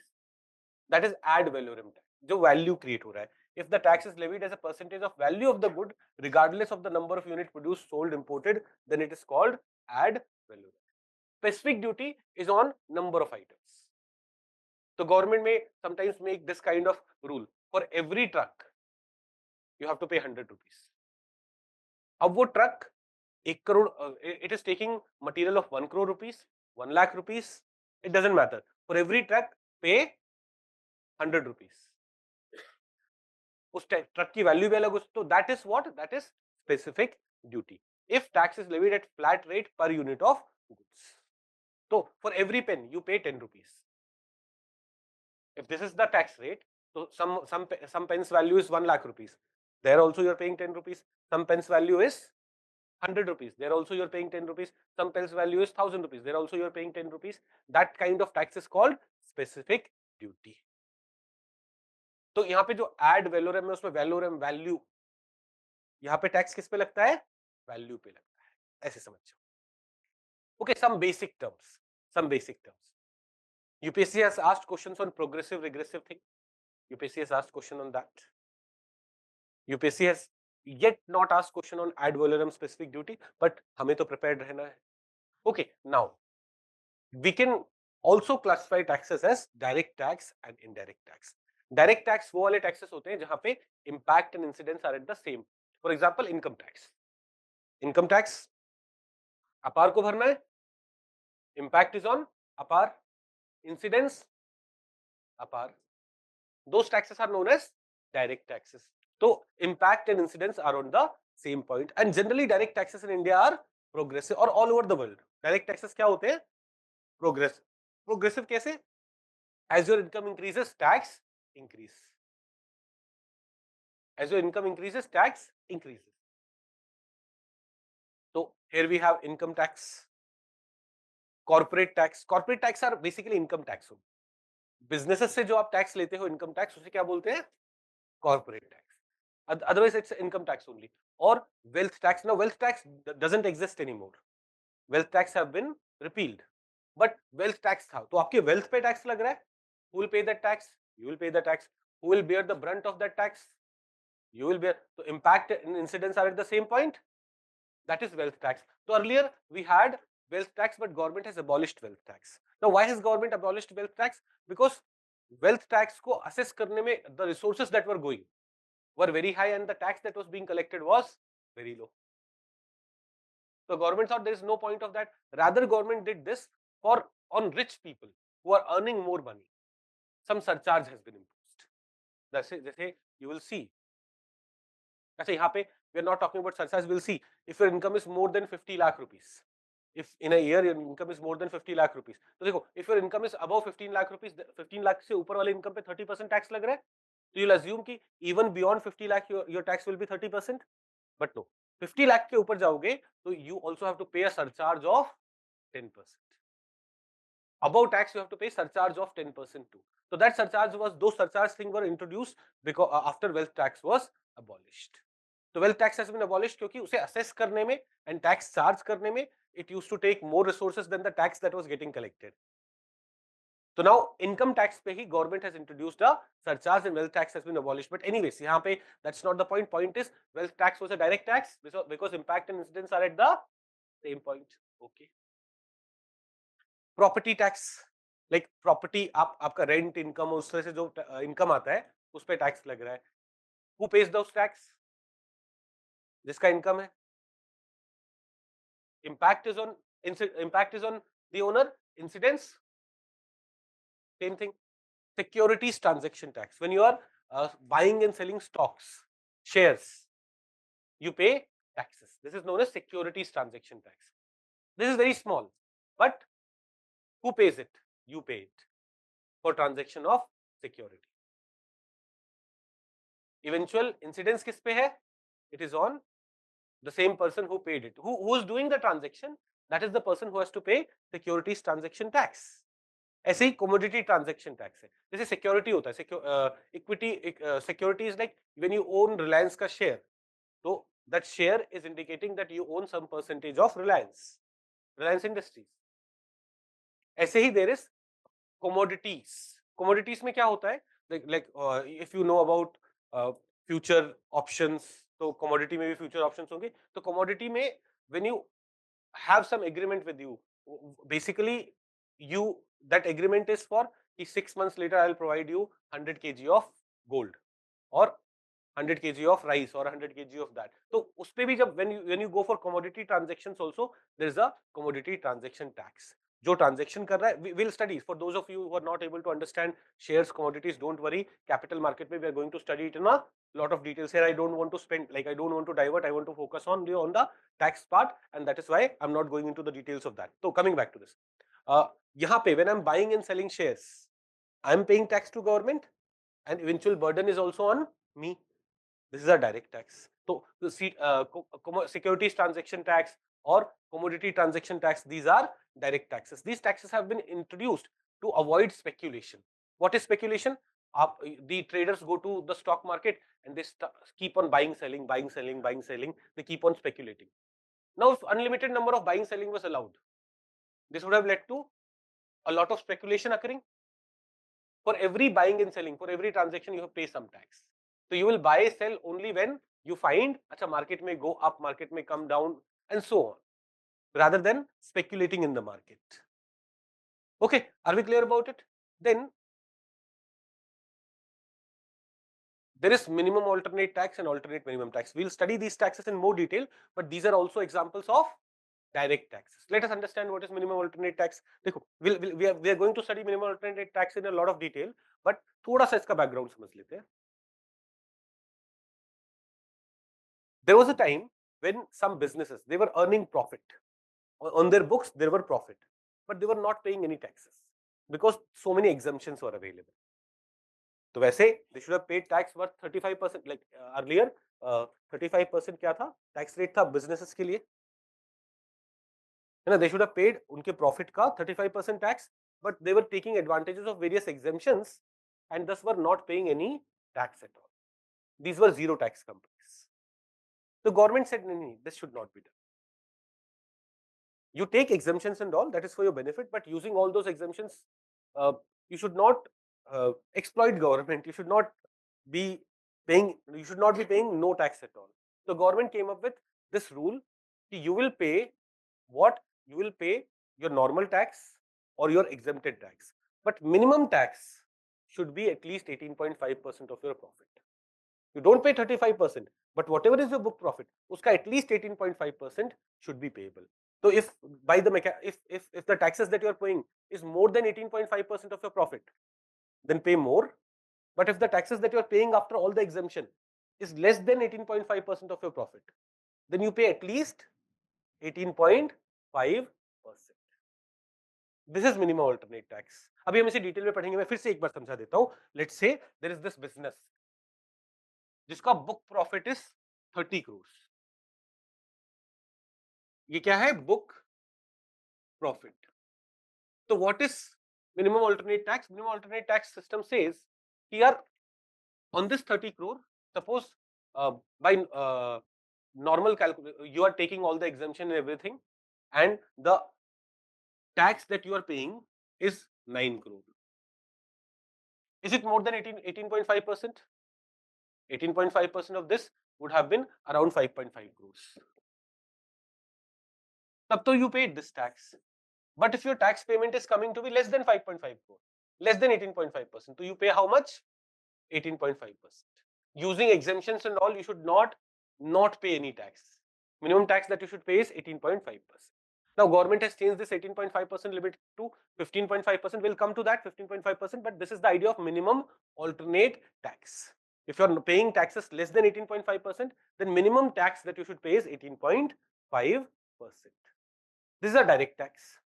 ऐसे ही on individuals and on non-corporate entities, there is alternate minimum tax concept. That's also direct tax, which is similar to it. So we'll study MAT and AMT in a lot of details, talking about the provisions in the Income Tax Act. Also, we'll be studying those things there. Now let's come to indirect taxes. What happens in indirect taxes? The incidence and final impact are at two different points. Government को GST पे किया level up IAS ने. Incidence किसके पे है? किस पे है? आई एम सॉरी, हाँ, इम्पैक्ट किस पे है? इम्पैक्ट लेवल अप आईएएस पे है, राइट? इंसिडेंस किस पे है? स्टूडेंट्स पे है. Impact incidence are at two different points. Suppose tomorrow government increases the GST to 30%. Who will be paying more tax to government? Impact level up IAS ज्यादा पे कर रहा होगा, बट इंसिडेंस किस पे है? These taxes are indirect taxes. These taxes are indirect taxes. Clearly समझ में आई बात? Now, does level up IAS pay any direct tax? करते. Corporate tax. Suppose at the end of year we have 10 lakh rupees of profit. Now level up IAS has 10 lakh rupees of profit. Government will say, nahi, give 25% of this as tax. Give 25% of this as tax. तो ये profit level up IAS का था. Tax उनसे ही ले रहे हैं और impact भी किस पे है? लेवल अप आईएएस पे. That is direct tax. So corporate also pay direct tax, but businesses pay a lot of indirect tax also, because eventually businesses जो भी produce कर रहे हैं, it has to go to customers. Eventually all the payment would be made by customer. So eventual impact is on, eventual incidence is on customers. But there are some direct taxes. क्या हमें बात समझ में आ रही है? Okay. Indirect taxes are considered regressive. Did we see that example? GST on hide and seek. A person who's rich, uska percentage of income which was paid in GST was much smaller. A person who was poor, uska percentage of income that was paid on GST was higher. Now, suppose Rahul is also friend with Akash Ambani. Anant Ambani, Akash Ambani, dono hai na? Rahul is also friend with. He is also liking hide and seek. ये तीनों दोस्त जाते हैं, ओए, तीन hide and seek देखिए. He is paying 24 rupees, he is paying 24 rupees, and Ambani bhai is also paying 24 rupees. नहीं, मैं भाई नहीं, आप लोग बोल पाऊँ. 24 rupees. 4 rupees of tax, 4 rupees of tax, 4 rupees of tax.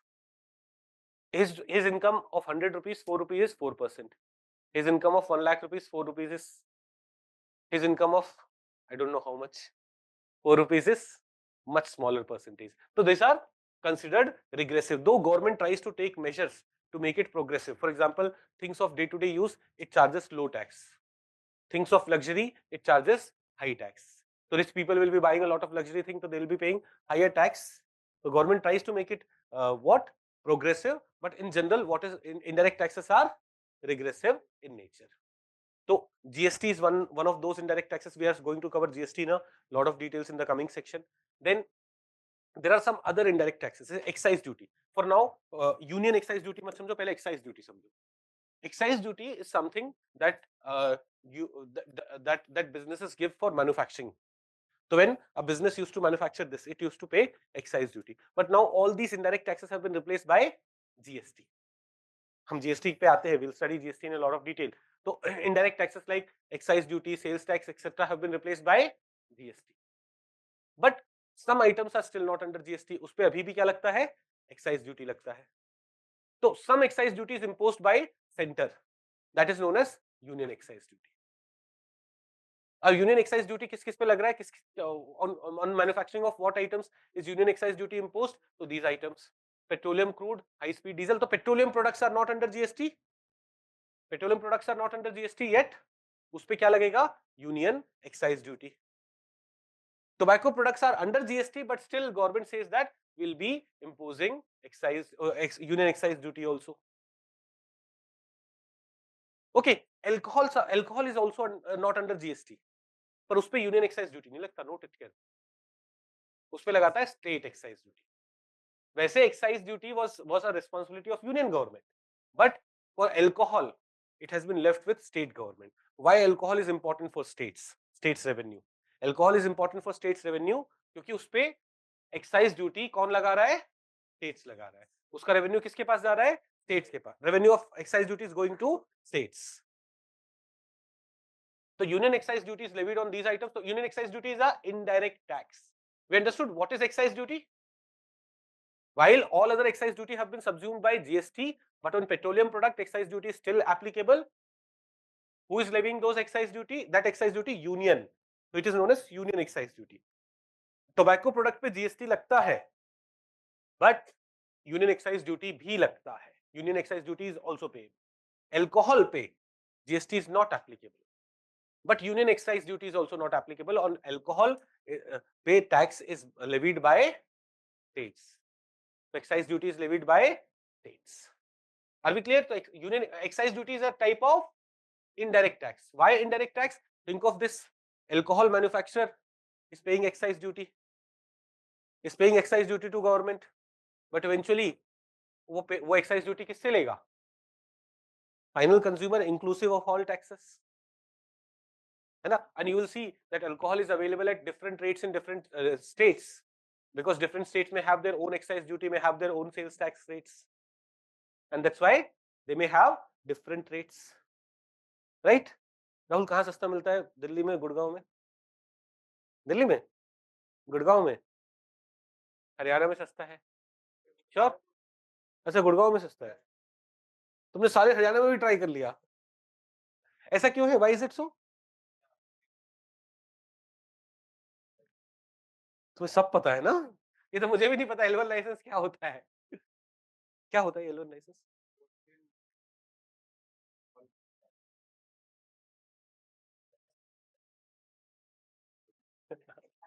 Okay, leave it. But eventually, when they are paying excise duty, when they are paying sales tax, eventually उन सबका burden किस पे है?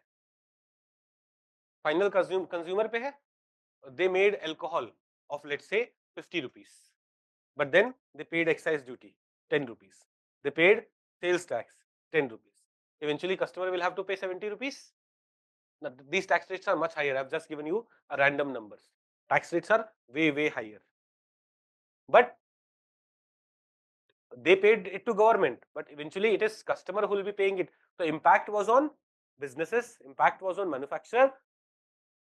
Sorry, impact was there, incidence is on final customer. These are indirect taxes, right? ऐसे ही if you remember, we had talked about National Disaster Relief Fund, but gross tax revenue से state share and transfer to National Disaster Relief Fund. Where does money from National Disaster Relief Fund come? So in addition to excise duty and custom duty levied, national calamity contingent duty is also levied on some of the specific tobacco products and on crude petroleum. It is credited to National Calamity Contingent Fund and National Disaster Relief Fund. So this duty, eventually it will be part of gross tax revenue of central government, but it will be not going to net tax revenue, it will be going to this section here. Okay, custom duty. Import कर रहे हो, तो when let's say again Apar is buying a bike, a luxury bike which is only available in US. Importer will import it, and importer will be paying tax, but finally उस tax का burden कहाँ जाएगा? Final consumer पे. So while the tax may have been paid by the importer to government, impact is on the importer, incidence is on final customer. So this is a indirect tax. Sales tax. Now sales tax has been replaced by GST. They say excise duty has been replaced by GST. Sales tax has also been replaced by GST. But on some items still GST is not applicable. Petroleum products, alcohol, उसपे GST is not applicable. तो petroleum product पे sales tax कौन लगाता है? State लगाती है. GST alcohol पे sales tax कौन लगाता है? State. नहीं, sales tax was a responsibility of वैसे भी states even earlier. But now GST has replaced it. Sales tax was a responsibility of state. Sales tax was levied by states. Sales tax was an important source of revenue for states, but it has now been replaced by GST. But some items are still not under GST. वहां पे अभी भी sales tax लगेगा. वहां पे अभी भी sales tax लगेगा. तो petroleum products पे तो petroleum product पे union excise duty is levied by center. Union excise petroleum products पे excise duty is levied by center. ये हमने नोट किया था. But sales tax is levied by states because sales tax was a responsibility of state government. And that is why petroleum products are prices of petroleum products are also different in different states. Why? Union excise duty can be same, but different states may charge different sales tax. Different states may charge different sales tax. You say my hometown is यहाँ पे Bhiwadi. Bhiwadi is a town around 70 kilometers from Delhi. Rajasthan Haryana border पे है. But all my friends, तो मेरा जो voter ID है that's of Haryana, because मेरा जो घर था वो जस्ट अक्रॉस द बॉर्डर था. तो मेरा वोटर आईडी हरियाणा का था, whereas my schooling, my father's business, everything was in Rajasthan. So now I'm living in Rajasthan, just across the border. So many a times when I go to my home in Diwali, मेरे friends बोले कि चल घूम के आते हैं. पहले वो क्या करते हैं, गाड़ी को लेके मेरे पुराने घर की तरफ जाते हैं. क्यों? वहां पे पेट्रोल पंप है, उससे पेट्रोल भरवाएंगे. हरियाणा में है. हरियाणा में petrol is cheaper. At least like till last Diwali it was. I don't know about what is the scenario right now. Till last Diwali it was. So they'll grow across the border and they'll are they? Because petrol is cheaper there. Why petrol is cheaper there? Because sales tax charged by Haryana government is different from sales tax charged by Rajasthan government. Eventually pay कौन कर रहा है उन सब के लिए? Final consumer. So it's an indirect tax, but sales tax is imposed by state government. So GST is imposed. GST को हम differently समझेंगे. It's a dual tax. Both center and state are imposing GST, but sales tax was imposed by state government, and because some items have not been brought under GST, उस पे sales tax कौन लगा रहा है? State. Alcohol पे sales tax लगाएगा state. Petroleum has not been brought under GST yet. Petroleum पे sales tax लगाएंगे states. Sorry? जोर से बोलिए. हाथ उठाइए पहले फिर बोलिए. नहीं. हाँ, sales tax की बात कर रहे हैं बेटा. Excise duty was responsibility of union. So excise duty has now been replaced by GST. But on some item excise duty is still applicable. For petroleum product excise duty is levied by petroleum पे excise duty is levied by center. But alcohol पूरा का पूरा state का है. Alcohol पे excise duty is also of state. Sales tax to anyways is of state only. Sales tax is levied by states. Sales tax is levied by states. Excise duty was levied by बोल रहा हूं मैं क्योंकि now it has been replaced by GST. Excise duty was levied by center. But for alcohol, everything was with states. Please understand why is alcohol so significant for states? Because it's not only sales tax, it's also excise duty which gives them a lot of revenue. Are we clear about it? Okay. तो custom duty, sales tax, VAT, we have understood this.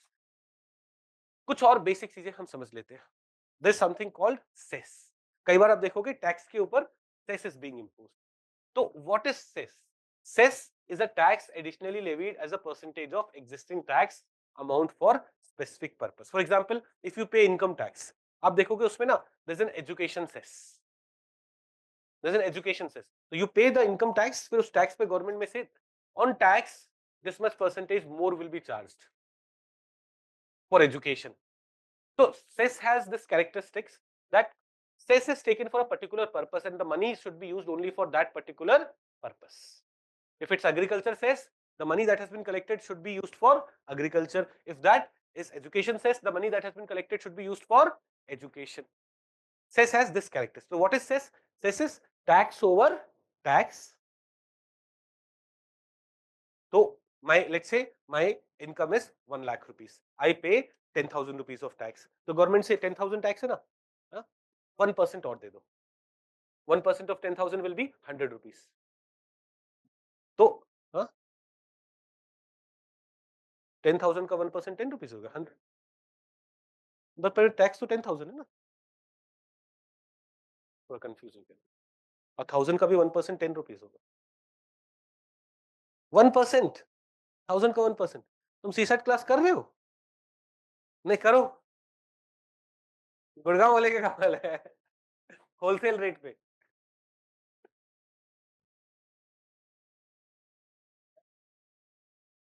हाँ 10,000 का 1% 100 होगा ना. तो मैंने भी तो वही बोला. कैलकुलेशन ही गड़बड़ नहीं है, हैंगओवर भी है.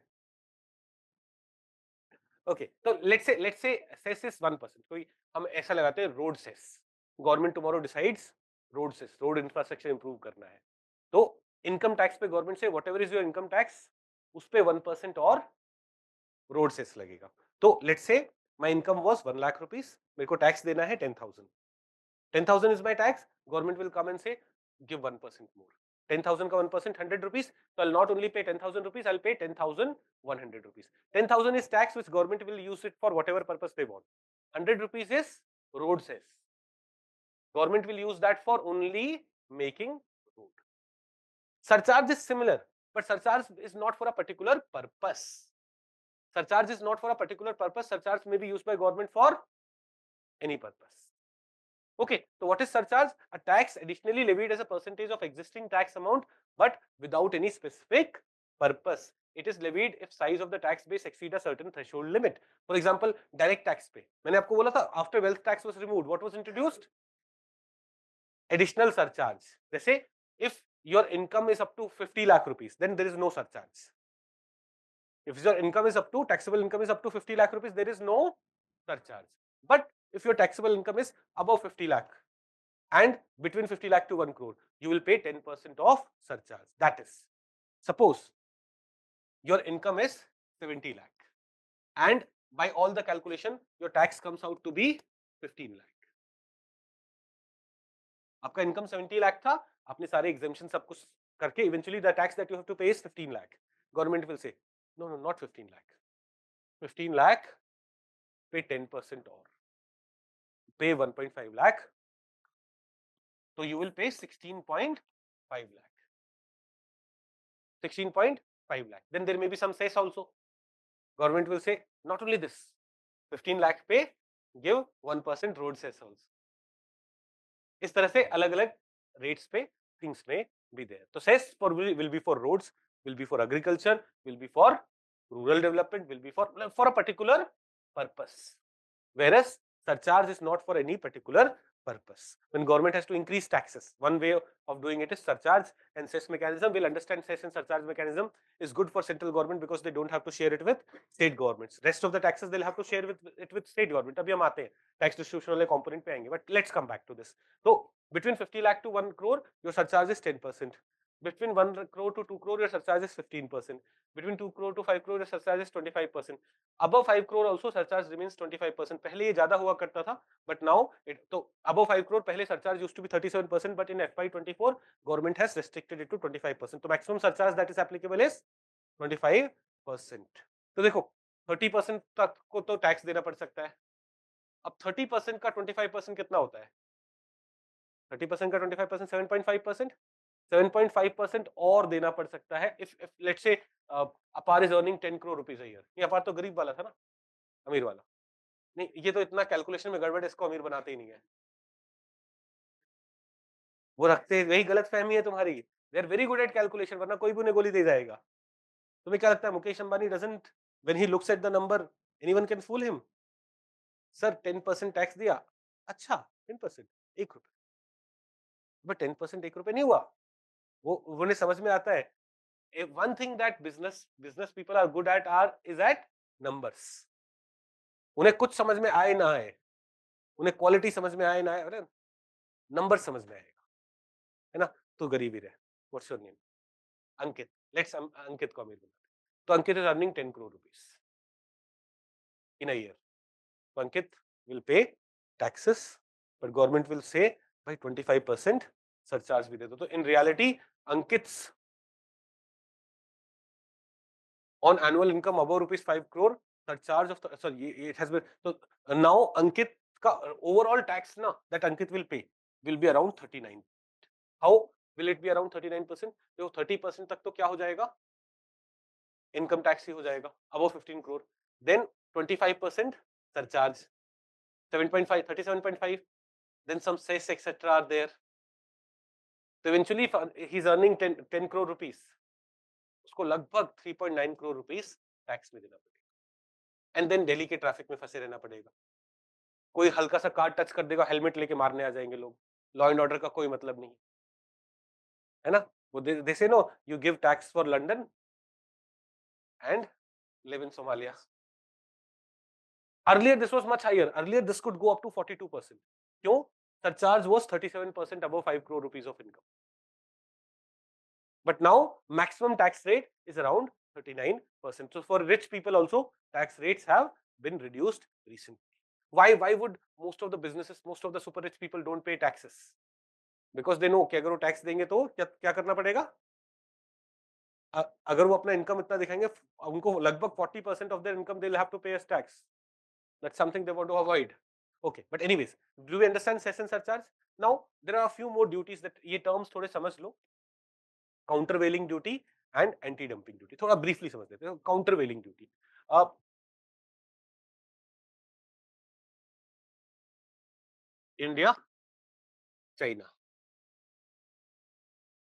चाइना से something is being exported to India, है ना।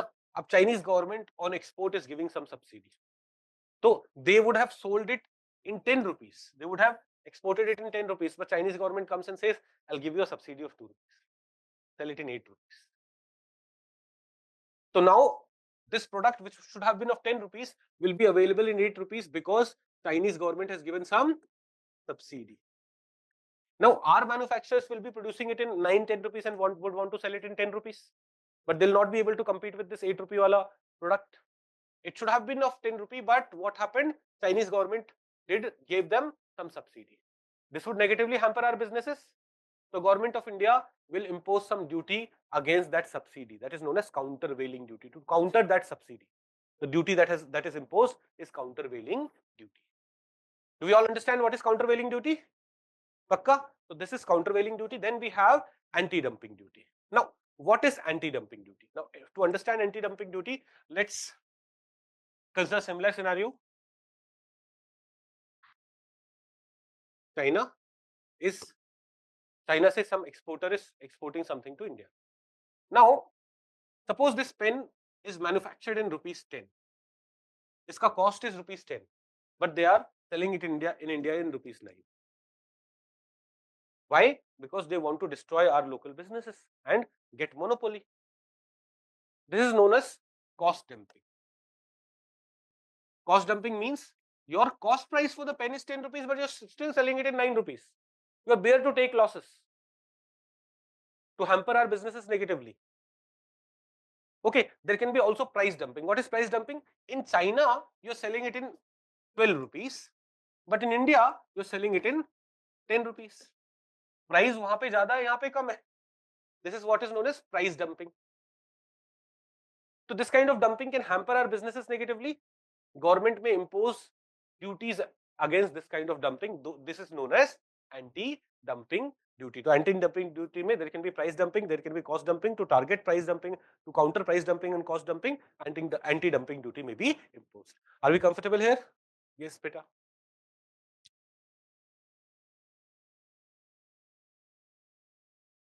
फिर से बोलो, तेज बोलो थोड़ा सा. हाँ, तो कौन से टैक्स डिफरेंशियल को? इनडायरेक्ट टैक्स डिफरेंशियल को नहीं. अब आईजीएसटी आ गया है, it is able to take care of those things. अभी उसमें उसकी जरूरत नहीं है. हाँ हाँ, वही बता रहा हूं मैं. देखो, in other countries indirect taxes में भी लेसर. इंडिया में इनडायरेक्ट टैक्सेस 18% है, तो इंपोर्टेड प्रोडक्ट्स में भी चीपर. तो what government has done is imported things will be considered to be interstate transaction, और उस पे लगेगा IGST, 18% of IGST. That is how we are countering those things. Okay, अभी हम पढ़ेंगे, will study IGST, there I will explain कि how other then custom duty तो लग ही रहा है. Other than that what is imposed?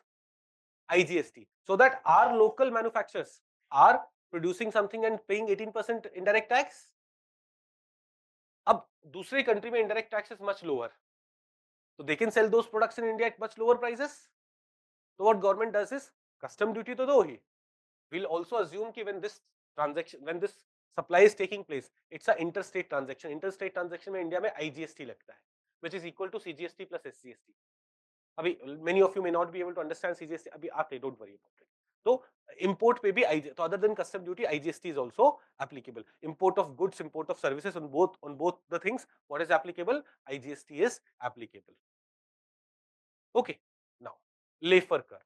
Laffer curve ये है, it says that a government का tax revenue, this is the revenue of government and this is the tax rate. This is the relation between government का tax revenue and tax rate. Initially when you increase tax rate, like देखो, your tax rate is 0, your revenue will be 0. But when you increase your tax rate 1%, 2%, 3%, your tax collection will keep improving. But if you increase tax rate beyond a particular level, people will stop paying taxes.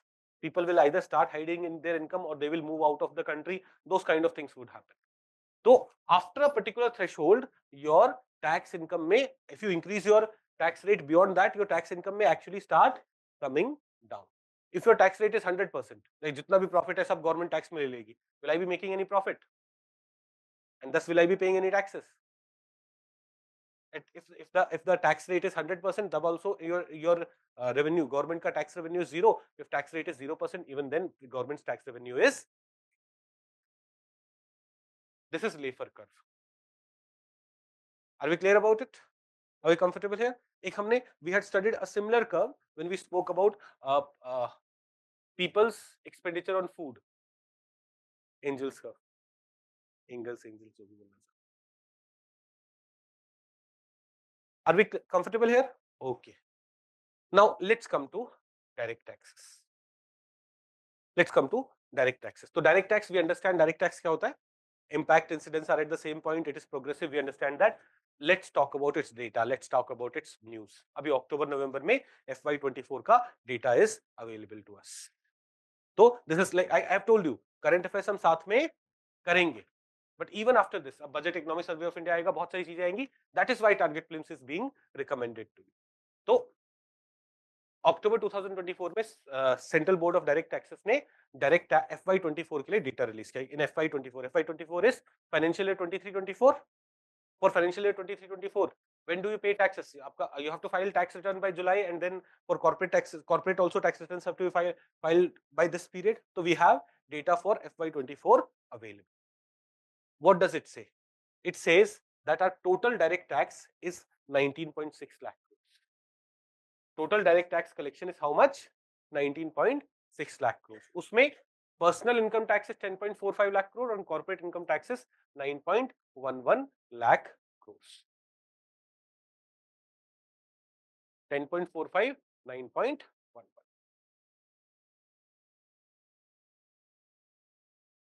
Comfortable? क्या ज्यादा है? Personal income tax या corporate income tax? Personal income tax. ये pattern थोड़ा सा याद रखो. Generally in the past corporate income tax was higher, but if you come here, you see this Red wala thing is corporate income tax, blue wala thing is personal income tax, and this is addition. Sky blue is दोनों को add करके कहां जा रहे हो. तो earlier in the past what was higher? Red wala thing is higher, corporate income tax was higher, but 2019-20 में government did what? Corporate income tax को reduce किया from 35% to 25%. After that we started seeing what became higher? Personal income tax. बीच में corporate income tax was higher for 1 year, but otherwise what has been higher? Personal income tax, and that is also visible here. If you come here, there's another figure in your notes. Personal of the total direct tax. देखो total direct tax में there is personal income tax, there is corporate income tax. Both are taxes only. Both are income taxes only. Only in 2020-21, what has been higher? Sorry, ये तो direct indirect tax का contribution. Sorry, ये कुछ और है. ये पूरे tax का कंट्रीब्यूशन है. यहीं पे है. यहाँ पे हमने कहीं लिखा होगा एक्सेप्ट FY22, 2021-22 को छोड़ दिया जाए. Except FY22, what has been higher? Personal income tax has been higher than corporate income tax. Okay, now यहाँ पे contribution of direct taxes to total tax. Government have direct tax collection, indirect tax collection. Direct tax collection का contribution is 56%. You'll see 56% is direct tax, 43% is indirect tax. तो आपसे ये exam में अगर ये सवाल पूछा जाता है कि in FY24, suppose they'll just give this statement. In FY24, indirect tax collection is way higher than direct tax collection. True or false? False. Indirect tax collection is lower than direct tax. हमने देखा था like 34 lakh crore rupees के आसपास का tax collection है. Of that 34.5 lakh, of that there is more than 50% direct tax. Direct tax में what is higher, personal or corporate? Personal. Direct tax में personal is higher, है ना? And you will see, or even in this there's a pattern. Most of the time direct tax has been higher than indirect tax. Only in FY 2021 indirect tax was higher, because direct tax में a lot of लोगों का direct income, people's income was very low, but जो formal sector है, it had kept on functioning. It had kept on functioning. So it is formal sector which pays most of the taxes. It had kept on functioning. So GST etc. payment continued, but income as such was not very high. So income tax may have come down. ये pattern याद रख सकते हैं. Situation direct tax का situation क्या है? तो before we go here, this is also another important data. In FY24, direct tax collection is around 19 lakh crores. उसमें से ज्यादा क्या है? Personal और corporate? Personal. That's one thing that we should know. Generally, after 2019 changes, personal tax has been higher. There have been a few years, say 2019 specifically and 2022, another year where corporate tax was higher. ये aspect clear है? Then direct tax or indirect tax में what is higher? Direct tax. Direct tax is more than around 54%, 56%. Indirect tax is around 44%. Second thing that we should know. Then state wise direct tax सबसे ज्यादा कौन पे करता है? तो it is Maharashtra. Maharashtra's direct tax contribution is 7.6 lakh crores. Direct tax कितना आ रहा है total? 19 lakh crores. Total direct tax is how much? 19 lakh crores. Total direct tax is 19 lakh crores. उसमें से 7 lakh crores is coming from where? Maharashtra. Why Maharashtra has to be respected, valued financially, मतलब in terms of government's income also. Then Karnataka. Then Delhi. Why Delhi is so important? Delhi gives 2 lakh crore rupees of direct. छोटा सा शहर, 2 lakh crore rupees of taxes. Tamil Nadu 1.27, Gujarat 93,000. वो धंधा करते tax भरते नहीं है. 93,000 crores. नहीं ऐसे नहीं. देखो समझो इस बात को कि बिजनेस करने के सबके अलग अलग तरीके हैं. It is government's fault if it's not able to, है ना. Not everyone would be like हम सारे टैक्स भरेंगे, हम सब कुछ डिजिटली करेंगे. वो culture is determined by a lot of other factors. दूसरा ये भी तो एस्पेक्ट है, people who are not paying taxes, unka argument bhi sahi hai ki yaar anyways government is not doing anything for us, why are we paying taxes? वो उनका argument भी to some extent होता है, सुन सुन के यार हाँ मेरे साथ मेरे को कोई रोड पे पकड़ के पीटने लगता है, पुलिस नहीं हेल्प कर रही है, लॉ एंड ऑर्डर सिचुएशन अच्छा नहीं है, इश्यूज है। अभी a few days back my parents were coming, तो I went to the airport, वहां जाके पता लगा पार्किंग के 500 रुपए लग जाएंगे, जब फ्लाइट डिले है तो इसलिए मैं लेट लेट रुका हूं ना वहां, ऐसे तो मैं टाइम पे गया था, फ्लाइट आने में लेट हुआ और पार्किंग के भाई कैब से जाता मैं 300 रुपए लग गए थे मेरे। और वो तो मैं मम्मी पापा थे तो मम्मी पापा यहीं पे गाड़ी छोड़ के गए थे, मैं ड्राइवर के साथ उन्हें लेके लेने चला गया कि आपको ड्रॉप कर, आप गाड़ी लेके चले जाना, आई will come back by cab. मैं वहां गया, वहां वेट कर रहा हूँ, पता लगा कि after a few minutes, I think 13 minutes या 28 मिनट से ज्यादा वेट कर लोगे वहां तो 500 रुपए चार्ज लगेगा, वेटिंग चार्ज। तो अलग ही, थोड़ा और वेट करोगे तो थोड़ा और चार्ज लगेगा, कुछ भी ड्रामा चल रहा है। What kind, मतलब और वो भी टर्मिनल 3 पे, terminal 3 has proper infrastructure, everything is there, but every level there is issues. तो इफ समवन देखो, I ensure that I'm paying all the taxes. I ensure that in this institution also we never take anything by cash. We pay all the taxes, everything. But I also understand the fact that some people are like, नहीं हो रहा है यार यहाँ पे कुछ, बस हमसे 40% टैक्स लिया जा रहा है। जैसे थिंक ऑफ दिस, आपने किसी बच्चे ने 10,000 रुपीज फीस भरा है, उसका 18% ऑलरेडी जीएसटी में चला गया है, लगभग 2% बैंक ट्रांजेक्शन उस कॉस्ट को लग जाए, रेजर पे, इजी पे, वो 20% गया। उसके बाद मान लो सब कुछ करके थोड़ा पैसा बचता है, उसमें भी गवर्नमेंट विल कम एंड से 25% टैक्स भरो। Last year in the end we save 10 lakh rupees, अगर आप हमारा बैलेंस शीट देखोगे कहीं पे जाके तो हमारा profit in the end was 10 lakh rupees, उसमें भी हमें जाके 22.5 lakh tax, in spite of everything. तो ये amount of taxes in India are high. उसके बाद ऐसा होता है ना कि ease of doing business was good, no one will trouble us. जब बच्चे यहाँ से निकलेंगे तो रोड्स अच्छे हैं, कनेक्टिविटी अच्छी है, अरे रोड के बगल में खड़े होकर लोग मूत रहे होते हैं। नहीं, I notice this, like whenever I go home late, मैं यहाँ से राजेंद्र प्लेस मेट्रो तक वॉक करूंगा, देयर वुड बी 4 प्लेसेस जहाँ पे पूरा यूरिनल बना रखा है, and this is one of the most expensive locality, right? तो वो सारे एस्पेक्ट है। Moreover this also gives you an indication कहाँ पे कितना बिजनेस हो रहा है। While Modi ji can keep claiming कि Gujarat Gujarat Gujarat, but in reality when it comes to tax payment, that's way lesser than even Delhi. Delhi is a very small city, in small city नहीं, small union territory when compared to Gujarat or other places. So this number, तो कई बार ना ऐसे statement आ जाता है कि highest tax Gujarat से आता है या highest tax कर्नाटका से। You should know this clearly, highest tax कहाँ से आ रहा है? महाराष्ट्र से। Know it very very clearly.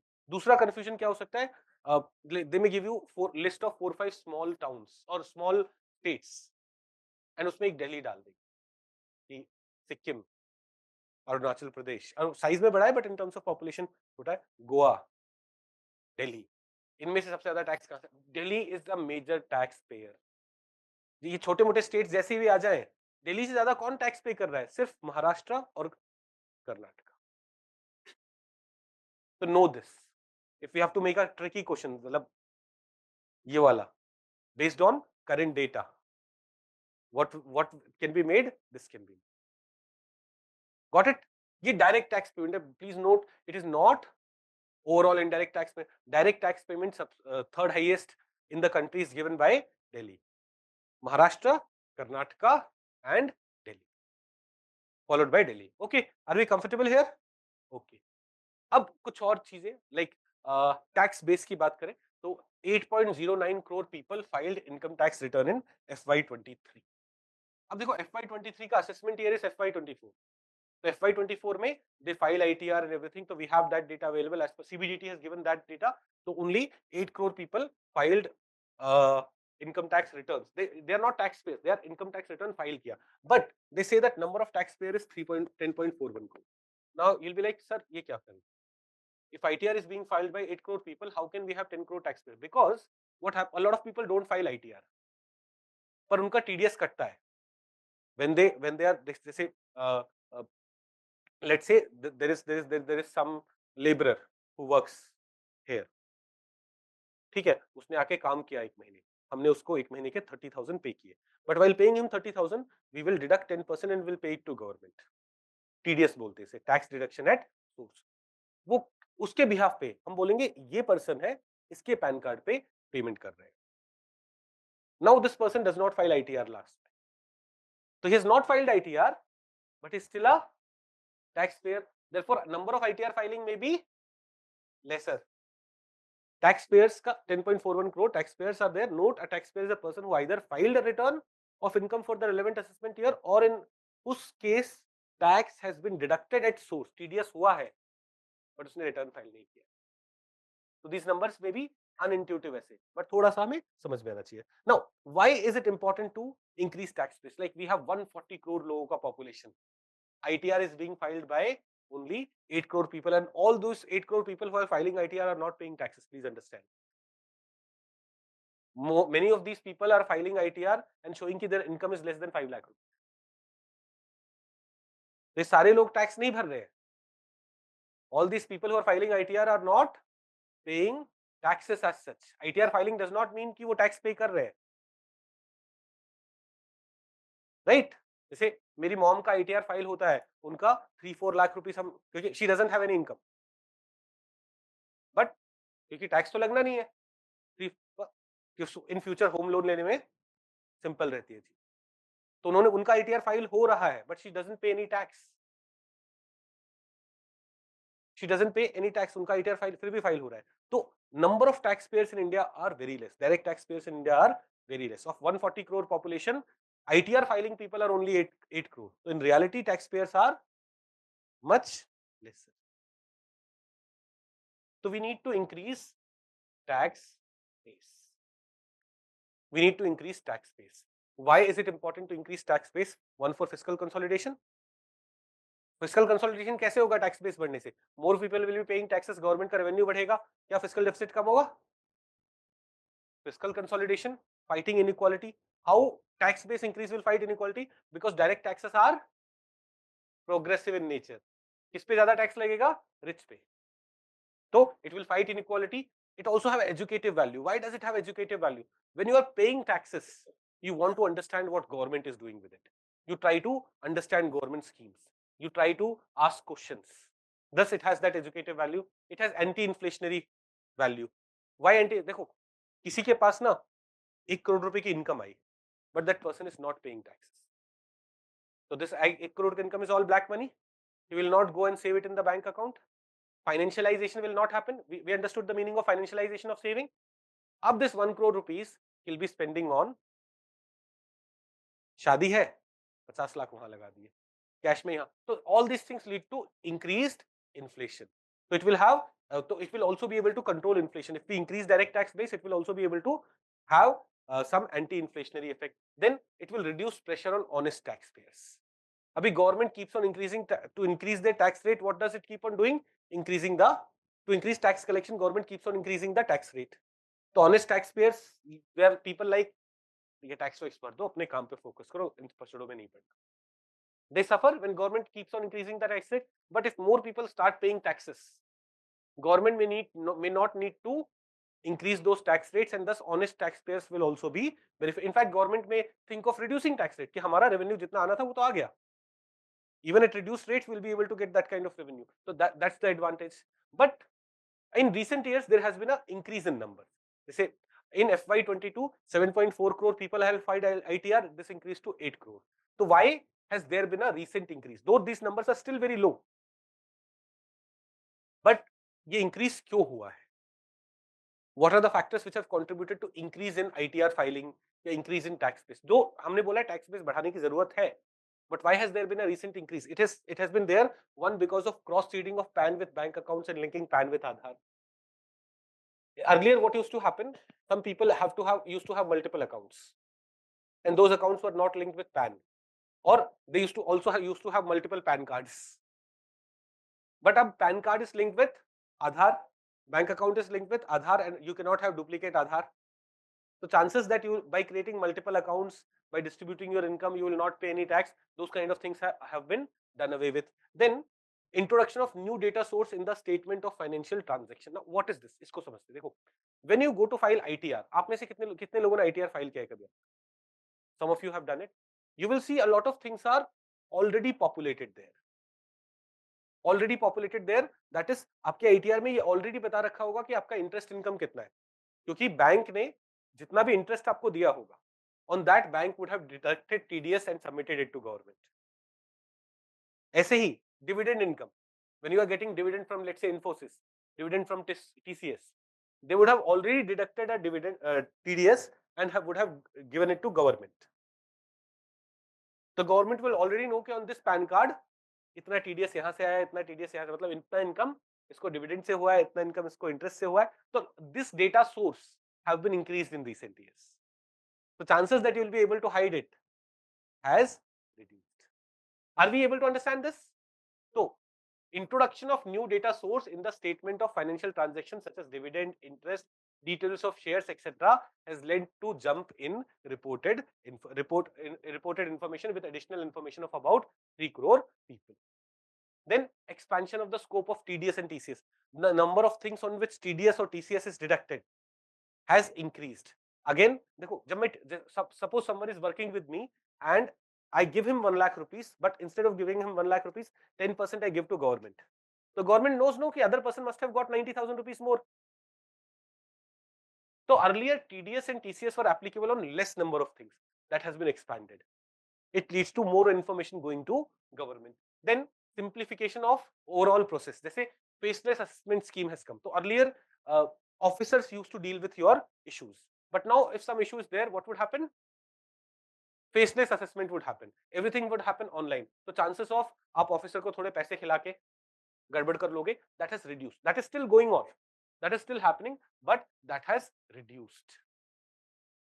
Why that has reduced? Because आपके अगेंस्ट जो कंप्लेन है that will come to you online.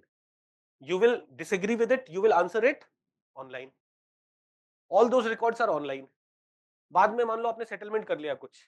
If someone investigates, someone would say, in this scenario settlement तो हो ही नहीं सकता था.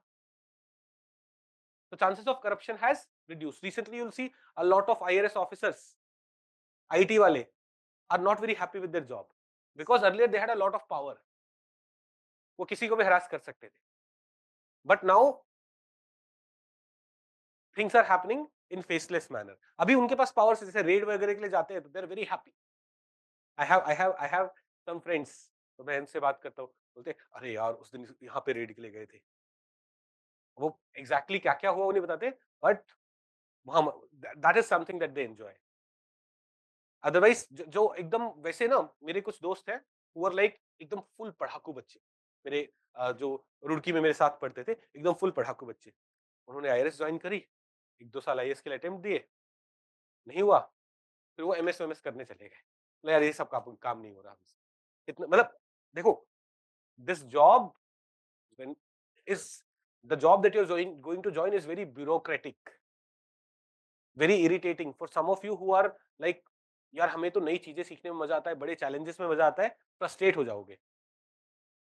Please understand this. ये बहुत क्लियरली आप लोगों को, इफ यू वांट कि समथिंग नो एकदम कुछ एक्साइटिंग करना है जीवन में, सिविल सर्विसेज का job is not for you. There will be nothing exciting. It will be highly red tape centered bureaucratic work. A lot of corruption happening in the system. After जो अच्छे लोग होते हैं ना, वो एकदम frustrate हो जाते हैं. For that reason also people leave jobs. It's not just faceless assessment आ गया है इस वजह से. Some people recognize after going there that this is not what for which I left everything and prepared for civil services, and I'm doing this job. But some people, even if 5% of them are able to work with full honesty, the country is being run properly because of those people.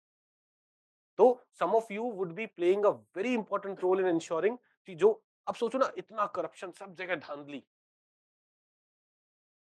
Cast के नाम पे voting, धर्म के नाम पे voting, पैसे बांटे जा रहे हैं, दारू बांटी जा रही है, सब कुछ हो रहा है. तो सबसे एफिशिएंट लोग तो सेलेक्ट नहीं हो रहे, मतलब गवर्नमेंट नहीं चला रहे. सबसे एफिशिएंट लोग तो गवर्नमेंट नहीं चला रहे, फिर भी सिस्टम चल तो रहा है. Things are changing, GDP is increasing, infrastructure is increasing. Why is it happening? Because there are some good people also contributing to some extent. Anyways, so faceless assessment thing, it has also led to increase in tax base, simplifying of ITR filing. जैसे ITR filing used to be complex, but for individuals ITR filing अब one pager रह गया, which is very simple to file, very easy to file. So more people are interested in filing it. ऐसे ही steps towards formalization of economy. Many steps have been taken to formalize economy. Small businesses को भी formal sector से जोड़ो, so that what happens? Tax payment, bank transaction, all those things are visible. Steps to expand digital payment. देखो आपने भी recently news सुना होगा, गोलगप्पे वालों पे भी इनकम टैक्स वाले नोटिस भेज रहे हैं, बिकॉज यूपीआई ट्रांजैक्शन के बेसिस पे तो your revenue was 40 lakh rupees. So if your revenue is more than 20 lakh rupees, you should be paying GST. And then जो खर्चा हो गया उसके बाद उस पे you should be paying income tax. So now many of these people earn a lot of money.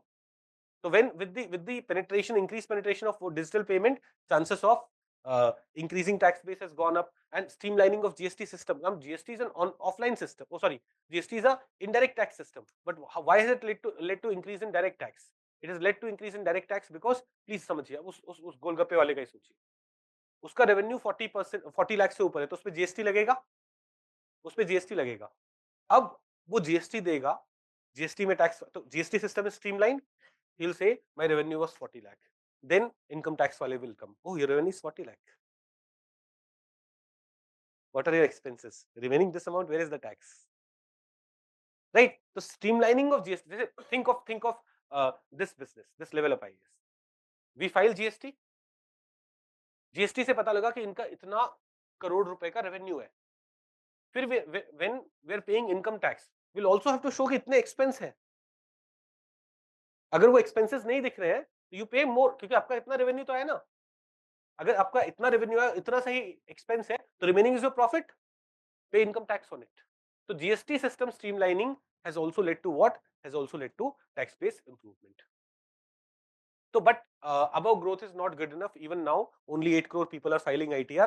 तो उस पे what are the reasons? Laws are very complex. Income Tax Act has too many obsolete provisions which are creating problems.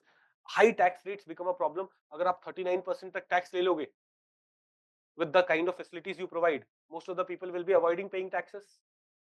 Poor tax administration, corruption, harassment, large informal sector also becomes a factor, and agriculture जो tax net से बाहर है, this is also being used by a lot of people to avoid taxes. So let's understand this. अच्छा, we'll understand agriculture out of tax net वाला issue थोड़ा more detail में, what is agriculture income and why it is out of tax net, उस सब चीजों को समझते हैं. But पहले एक reform government is planning, that is one nation one ITR reform. What is this reform? Right now when you go to file ITR, आप अगर इनकम टैक्स की वेबसाइट पे जाओगे और आईटीआर फाइलिंग करोगे, आईटीआर फाइलिंग का मतलब क्या है? यू आर इन्फॉर्मिंग गवर्नमेंट कि government, this was my revenue, this was my income and this is the tax I am paying. That is ITR filing. और for now there are 7 different kinds of ITR. ITR form 1 2 3 4 5 6 7. Now the system is a bit complex. You have to go to a CAR, मेरे को tax file करना है, tax return file करना है. CA will tell you, अच्छा आप 1 के लिए एप्लीकेबल हो, 3 के लिए एप्लीकेबल हो, and so on. The system is complex. Government is planning कि this will be replaced by a single ITR, a single form, which will be applicable for everyone. So this is one nation, one ITR. थोड़ा सा इसके बारे में और detail में पढ़ना कि of the 7 methods, 6 will be replaced by only one method. जो लास्ट वाला है, 7th वाला, which is for non-profit organization, ITR to be filed for non-profit organization, it will continue. Plus, government will also continue ITR 1 and ITR 4. If you do not want to file ITR under the new system, you can keep on following ITR 1 or ITR 4 wala mechanism, because those were simplified mechanisms. Okay, now let's come to agriculture tax. देखो,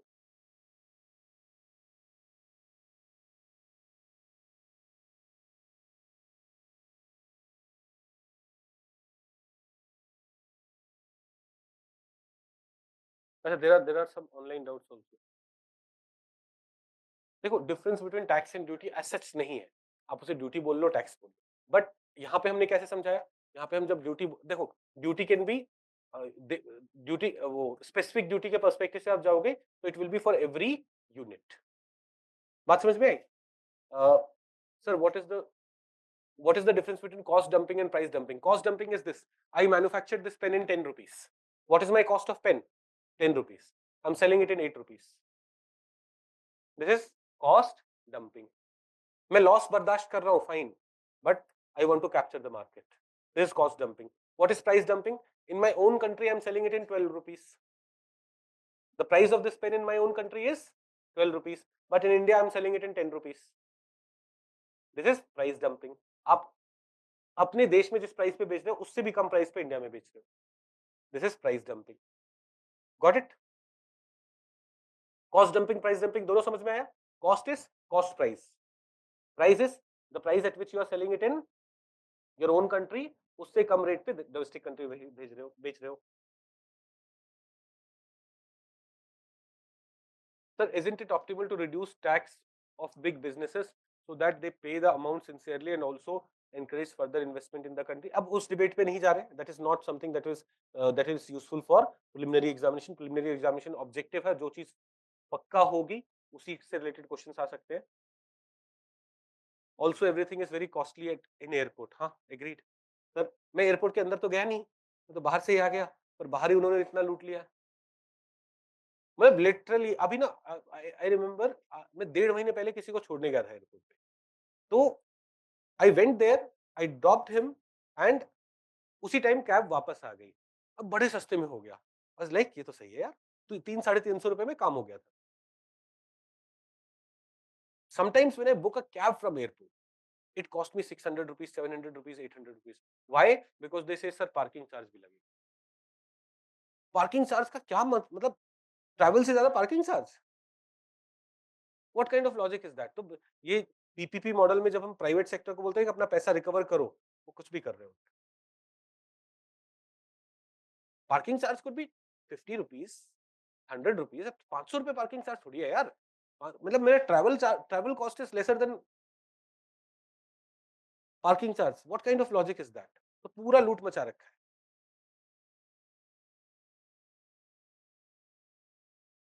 sir, फिर क्या करना चाहिए exciting job के लिए? Startup. जब फटी पड़ी रहेगी, चलेगा नहीं चलेगा, मैं देख लो मेरे को. हाँ हाँ, that is something you should do. That's exciting. Okay, difference between TDS and TCS. देखो, चलो ये भी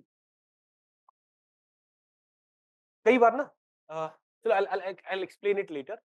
थोड़ा डिफरेंट देखो. TDS is when I am giving someone salary, someone payment, उसका एक सेक्शन लेके कहाँ दे दिया? गवर्नमेंट को दे दिया. टीसीएस में क्या होता है? टैक्स कलेक्शन सोर्स में स्लाइटली डिफरेंट. मैं भी I am not able to recall it right now. मैं आपको एक बार बता दूं. वो तो फुल फॉर्म तो मुझे पता है भाई, है ना. तो एग्जैक्टली डिफरेंस क्या, मैं बता देता हूँ आपको बाद में. Let's come to taxing agriculture. देखो, एग्रीकल्चर इनकम इंडिया में टैक्स नहीं. But what is agriculture income? Agriculture income, as defined under Income Tax Act, is any rent or revenue from land situated in India and is used for agriculture purpose. आप अपना agriculture land rent पे भी दे रहे हो किसी और को, and you are earning income out of that. That income is non-taxable. Any income derived from such land by agriculture operation, including processing of agriculture produce, so as to render it fit for market or sale or purchase. So anything that you produce there, anything that you harvest there, anything that you thresh there, all those kind of things that gets produced, उससे जो भी income आएगा, that is not taxed. Any income attributed to farm house आपने बनाए हैं, income coming from there, subject to satisfaction of certain conditions specified in this regard, is also agriculture income. And agriculture income earned by farmers in India is exempt from income tax. It is provided under section 10(1) of Income Tax Act. तो पहले agriculture income क्या है? And it is exempt. That is something that you should. Now, pre में एक तो ये आ सकता है एग्रीकल्चर इनकम टैक्स्ड है नहीं है, उस पर्सपेक्टिव से. दूसरा एक है, there are many committees which have said कि agriculture income should be taxed. Taxation inquiry committee, doctor B R Ambedkar said this, Wanchoo committee said this, K N Raj committee, Kelkar task force report 2002. तो almost all commissions have said that agriculture income should be taxed. In April 2022, Public Account Committee tabled in the Parliament on so Public Account Committee का एक report था, assessment relating to agriculture income. It also said that what needs to be taxed? Agriculture. So you will say committee examined certain paragraph of CAG report which dealt with verification of documents for exemption, incorrect reflection of income taxes, etc. It said that by using agriculture tax mechanism, a lot of people are evading taxes, and that should be taxed. So why agriculture income needs to be taxed? देखो, some of us may say that yeah, farmers are already facing a lot of problems. They should not be taxed, and you're right in that. But please understand, up to 5 lakh rupees of income और up to 7 lakh rupees of income वैसे भी tax नहीं लगेगा. कितने farmers हैं जो 7 lakh rupees of income, I am not talking about the revenue, revenues जो बेचते हैं उससे क्या पैसे मिले, वो सारा उनका प्रॉफिट नहीं है. इनकम टैक्स किस पे लगेगा? प्रॉफिट पे लगेगा. How many farmers are there जो 7 लाख रुपीज इनकम कर रहे हैं? नहीं है ना. There are very few. तो जब टैक्स लगेगा तो किस पे लगेगा? Very rich farmers. Are we getting it? So right now, a lot of well-off people are avoiding taxes by agriculture tax exemption mechanism. कैसे? जैसे ना मेरा agriculture land है. अब जैसे I'll talk about my hometown Bhiwadi. Bhiwadi में a lot of people have lots of land. Now, agriculture land से जो इनकम आ रहा है उस पे वो टैक्स नहीं देना होता है. अब उन्होंने उस लैंड को कॉलोनीज में कन्वर्ट कर दिया, रेसिडेंशियल एरिया में भी कन्वर्ट कर दिया, पर जो इनकम आ रहा है ना वो बैंक में डिपॉजिट करते हैं. कैसे? Agriculture income. वो वहां पे वाटर सप्लाई कर रहे हैं एग्रीकल्चर वाले सबमर्सिबल से. दैट इज सब्सिडाइज रेट पे मिलता है. क्या कर रहे हैं? टैक्स वगैरह कुछ नहीं भरते. और ये हमारे film stars, businesses, they are starting farm houses. Farm house से कितनी भी इनकम आए फर्क नहीं पड़ता. They will show a lot of other income as income from farm house and they will not pay taxes. आप देखोगे कई बार कुछ बॉलीवुड स्टार्स होंगे, वो अपने आप को एज फार्मर टैक्स फाइल कर रहे हैं कि वी आर फार्मर्स, क्योंकि they have some farm house and then they don't pay a lot of taxes. तो while it's not benefiting the poor farmers को नुकसान भी नहीं करता. क्या नुकसान नहीं करता? एग्रीकल्चर इनकम टैक्सेबल होता तो,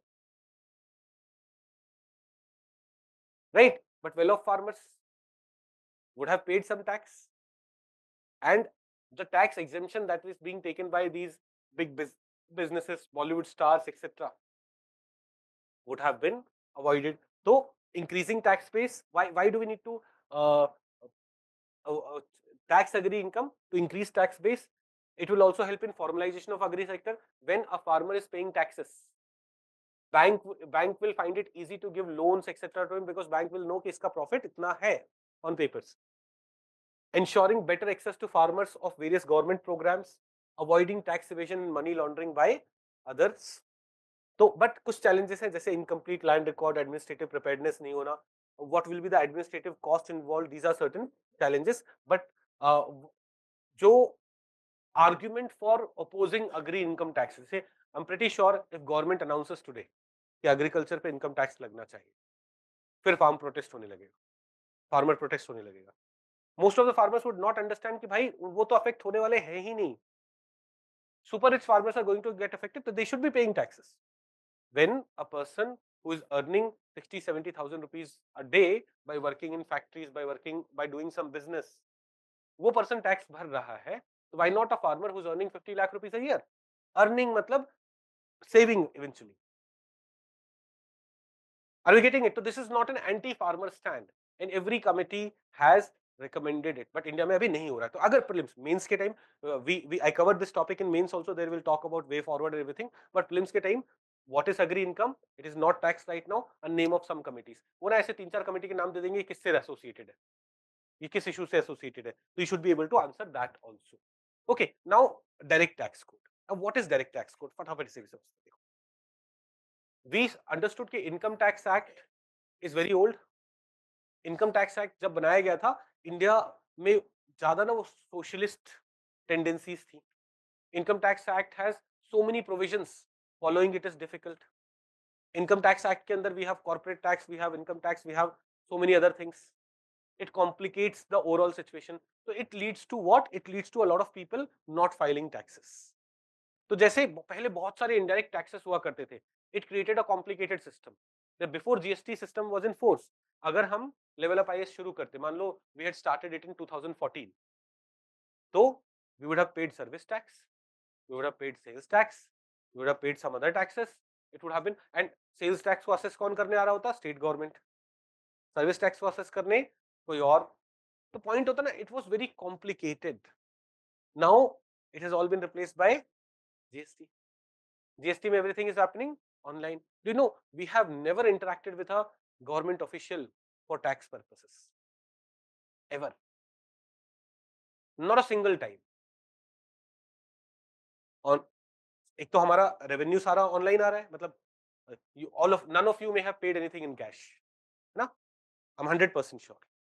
मतलब 99.99% नहीं, 100% श्योर आप में से किसी ने कैश में कुछ नहीं दिया, सब हमने ऑनलाइन दिया है. जितना ऑनलाइन आया उसका 18% मैंने जीएसटी भर दिया. फिर हमारे सारे पेमेंट्स भी ऑनलाइन होते हैं. इवन द न्यूज़पेपर वाला, ही कीप्स ऑन सेइंग भैया मेरे तो 700 रुपए होते हैं, कैश में दे दो. And I keep on telling him cash है ही नहीं हमारे पास. All our payments are online. तो सारे एक्सपेंसेस भी हमारे बैंक अकाउंट से क्लियरली दिख रहे हैं. जो पैसा बचता है साल के एंड में उस पर हम टैक्स भर देते हैं. सीए बस देखने के लिए, अरे अभी भी ना आईटीआर फाइलिंग इज कॉम्प्लिकेटेड, उसमें हर चीज अलग हेड के अंदर जाती है. एंड समझ रहे हो? तो account, because everything has to be accounted properly. अगर सिर्फ ऐसा होता ना मेरे बैंक अकाउंट के बेसिस पे ही टैक्स भर देता और वो सिंपल होता तो कोई प्रॉब्लम ही नहीं थी. But it doesn't work like that. कई चीजों पे जीएसटी अलग है. जैसे when you are buying a book, उस पे जीएसटी 5% है. व्हेन यू पे 10,000 रुपीज इन फी, उसका हम 18% गवर्नमेंट को भरते हैं as GST. But when you are paying 300 rupees for a book, उसका 5% जीएसटी जाता है. तो ये सारी कॉम्प्लिकेशन है. उसके लिए we have other mechanisms. But my point is, GST आने के बाद we did not have to worry about a lot of stuff. But direct taxes में अभी भी एक इंडिविजुअल जब टैक्स भरने जाता है, एक बिजनेस में still there are some simplifications. Now 2019 में जो चेंजेस हुए उसके बाद 25% रेट पे आप टैक्स भर दो, but still there are complications involve. तो direct tax code is supposed to be a reform similar to GST reform in indirect tax. GST reform was a indirect tax reform. Direct tax code is considered to be a reform which we want in direct tax system. So what will it consist of? It will consist of single code for direct taxes. Most of the direct taxes will be replaced by this. So wealth tax, अब तो wealth tax है नहीं, but angel tax and corporate tax and income tax and सारे taxes will be coming under this direct tax. It will also do away with cesses and surcharges. This cess and surcharge complicates things. मेरा income यहाँ से यहाँ है तो इतना cess, यहाँ से यहाँ है तो इतना सेस. GST वाले सिस्टम में this has been taken care of. It has been simplified. It will do away with this. It will also reduce litigation. It is a suggestion that there will be option of negotiated settlement available under direct tax code. Negotiated settlement means before the matter goes to the court, the two sides will negotiate and try to settle the case so that the number of cases in courts are not very high. Do you know one of the largest number of cases which are pending in courts in India is because of income tax department. इतने सारे उनके disputes हैं, वो tax का demand कर देते हैं. दूसरी साइड वाला अगर इन्फ्लुएंशियल है, लाइक नहीं भर रहा tax, there CA, there lawyer will file case against them कि नहीं, ये this is not valid. They'll fight, they'll go to higher court. So lots of cases are pending there, but this will improving the assessment process. Now how will assessment process improve? By replacing the concept of assessing officer with assessment unit by faceless scrutiny. Through this, so some of these things have been implemented. ऐसे promoting ease of doing business. So here we are saying कि direct tax code will promote ease of doing business. Why? Because for foreign company, domestic company, there will be same thing. अभी there are some differences. For it will reduce the tax burden on corporate sector. So it has already been done. One suggestion direct tax code में दिया जाता था कि tax will reduce to 25%. So this part has already been done. A special provision for startups. Startups will be given certain tax benefits. Doing away with dividend distribution tax. So this has already been done. Dividend distribution tax has already been removed. So some of these changes have already been done, but direct tax code with major reforms have not come. And इस पे a lot of recommendation have come कि we should be coming up with direct tax code to solve the problem. और एक major committee जो इसके लिए बनी थी, that is Akhilesh Ranjan committee. Some of these recommendations, देखो direct tax code तो है नहीं, पर हम बोल रहे हैं ना direct tax code में ये होना चाहिए. वो किस कमेटी के रिकमेंडेशन पे बोल रहे हैं? Akhilesh Ranjan committee. Okay, so this is direct tax code. अब ये वाला टॉपिक पढ़ते हैं, reduction in corporate income tax. 2019 में चेंज हुआ था। इन सितंबर 2019 government reduce the corporate tax rate. तो लेट्स अंडरस्टैंड द बैकग्राउंड। देखो, till 1990s corporate tax rates in India was more than 50%. Why would anyone want to do the business in India? Corporate tax rate कितना था? More than 50%. Later, by 2004-5, it was reduced to 30%. As per the recommendation of Shom Committee, Kelkar Committee, it was reduced to 30%. But with cess, surcharge, etc., it used to be as high as 35%. And when I'm talking about before 2019 changes wala scenario. When you compare these countries, South Korea, US, Italy, New Zealand, Greece, देखो ये developed countries भी हैं इनमें, उनसे भी ज्यादा tax rate कहां था? इंडिया में था। तो I'm running some business. If I earn South Korea में 100 rupees, I'll take 75 rupees home. But in India, I'll only take 65 rupees home. This was not good for businesses. Businesses would prefer to go to those places where tax rates are lower. Businesses will go to those places where tax rates are lower, and therefore this hampered investment in India. And through taxation law amendment ordinance followed by the law, इस ordinance को बाद में law से replace किया गया है, tax rates were changed in India. For corporate tax, income tax rate has been reduced to 22%. Along with cess surcharge, it becomes 25%. Earlier it was 35% overall. Now corporate tax rate कितना हो गया with cess surcharge together 25%. I told you कि last year हमारा साल के end में 10 lakh rupees का profit हुआ, हमने 2.5 lakh rupees tax पे. Earlier we would have paid 35. नहीं, अब वो एक्चुअली थोड़े बड़े बिजनेस के लिए था, हमारे लिए फिर भी टैक्स रेट कम ही होता, इतने कम प्रॉफिट पे टैक्स रेट कम ही होता, but anyways what is the new system now for everyone, for even for big business, Reliance Industries, earlier it would have paid 35% tax on their profit. Now how much do they pay? 25%. 22% income tax rate plus cess surcharge मिला के effectively they pay 25%. This is a major change that occurred in 2019. So 2019 में क्या हुआ? From 35% they started charging 25%. Now with this change investment would come, but investment would not come immediately. ऐसा तो होगा नहीं, government ने चेंज किया and all the factories were waiting, चलो इंडिया चलते हैं, रुको ना यार, है ना? तो ऐसा तो है नहीं कि उसी टाइम सब आ जाएंगे, and that is why what happened, government का tax revenue reduced. Nirmala Sitharaman said structural change हुआ है इकोनॉमी में, इसीलिए हमारा फिस्कल डेफिसिट में एस्केप क्लॉज आया, राइट? 3.3% का टारगेट था, 3.8% पहुंचे थे. 1 फेब को बजट पब्लिश हुआ था, 1 फेब 2020 को, ये 2019 का नंबर है, 2019 में 19 में चेंज हुआ है, राइट? तो गवर्नमेंट का टैक्स रेवेन्यू इनिशियली रिड्यूस हुआ. Will talk about that later also. यही बोल रहे थे आप, अगर शांति से सुनोगे.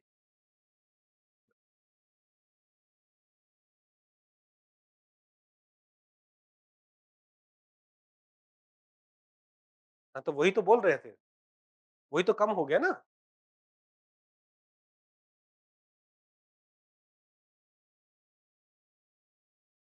क्या बताया पहले, क्या बताया बाकी कंट्रीज के कंपेरिजन? तुम बस मन में ना सवाल पूछ ले, है किसी बगल में बैठे हुए बंदे को इंप्रेस कर ले, बंदे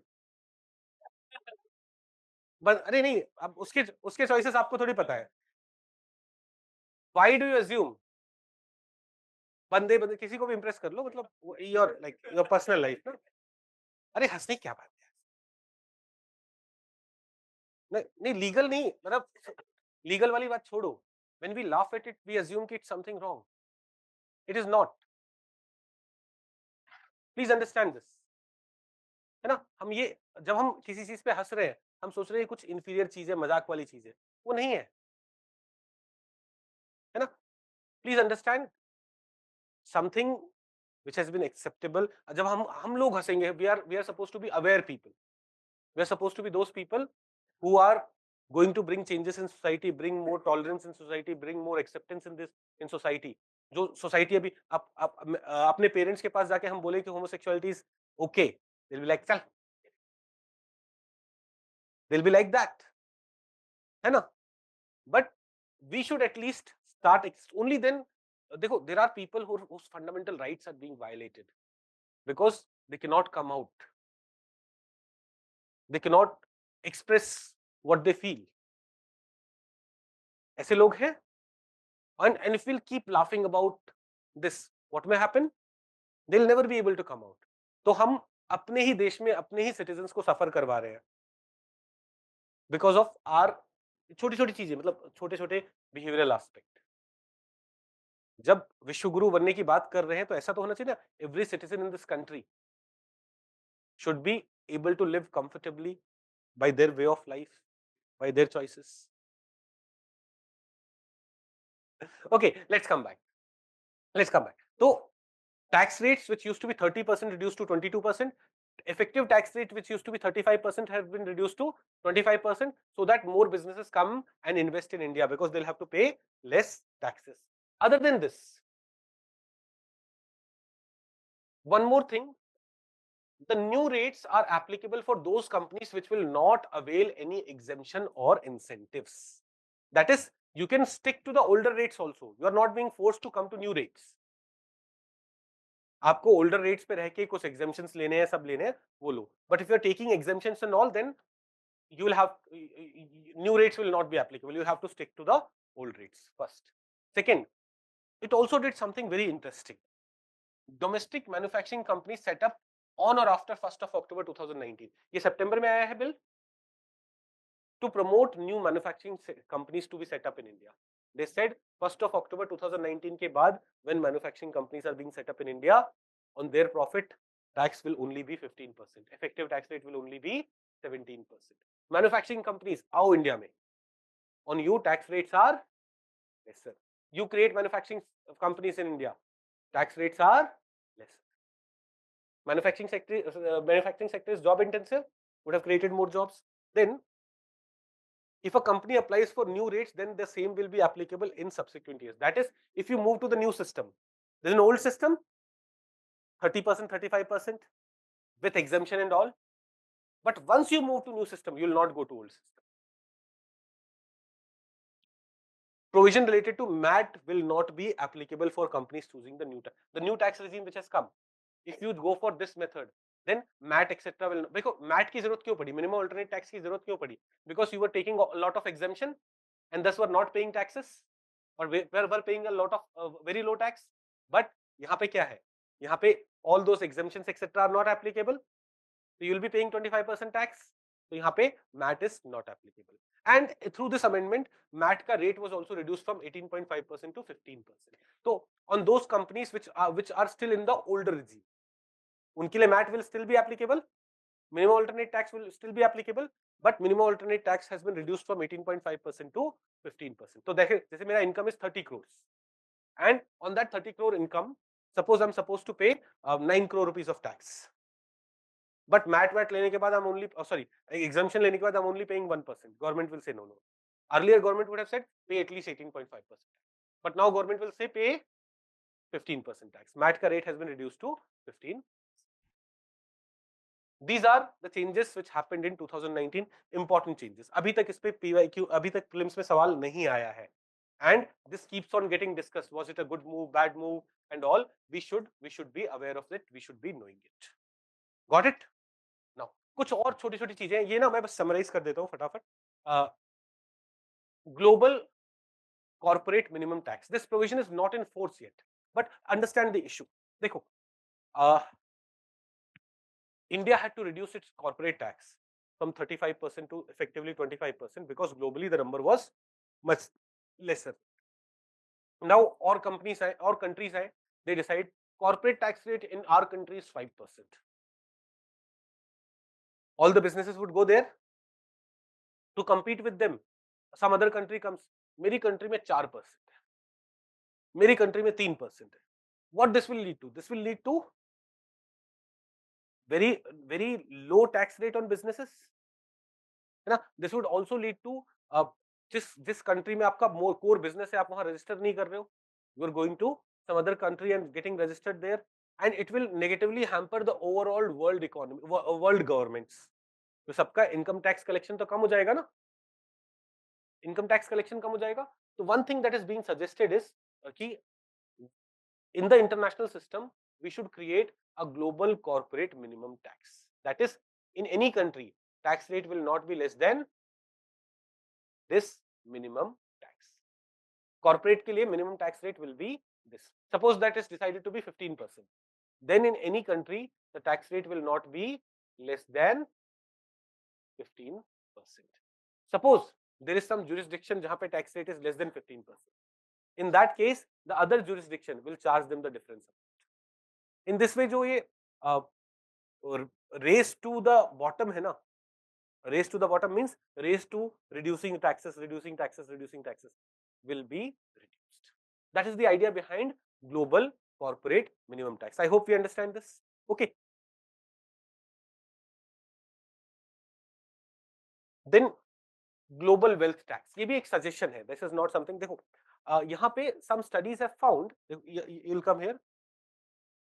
As per Global Tax Evasion Report 2024, tax evasion is enabling billionaires to enjoy effective tax rate of 0% to 0.5% of their.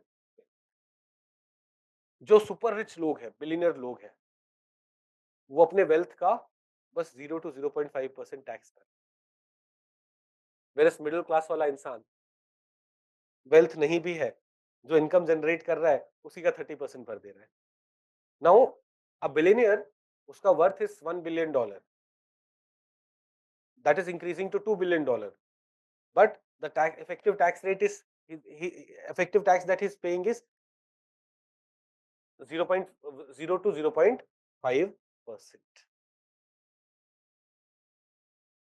This is a cause of concern. Super rich people are not paying taxes. तो यहाँ पे a suggestion that is being given is कि यार एक rich लोगों पे ना क्या लगाओ, wealth tax लगाओ, है ना. This is again a suggestion, news में बार बार रहता है, so you should be knowing about, because it's about tax, I have included here. Okay. मैट मैंने रफली समझा दिया ना आपको.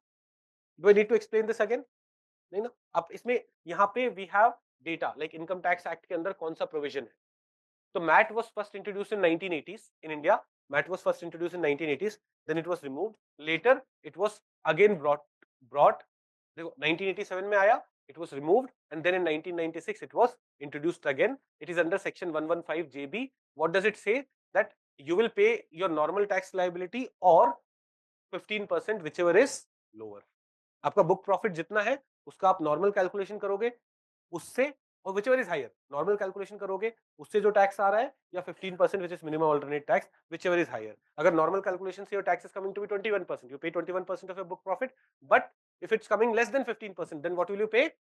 15%. And 2019 में MAT का rate has been reduced to 15%. Earlier it was 18.5%. So in some books they still refer it as 18.5%. Don't get confused. It has been reduced to 15%. Okay.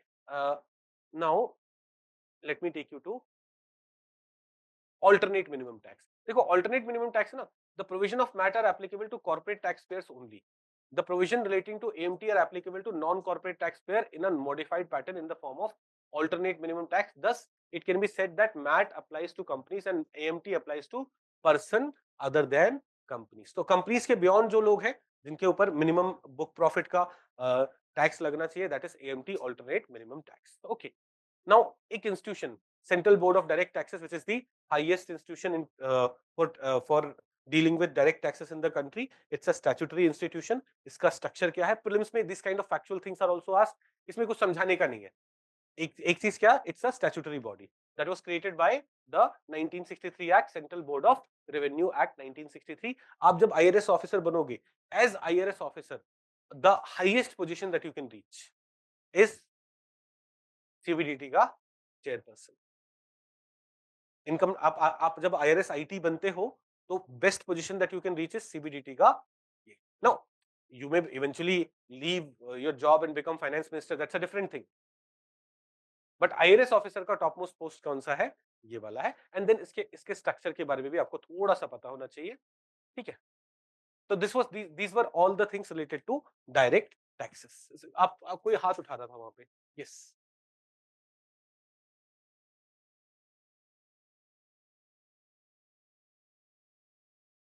हाँ,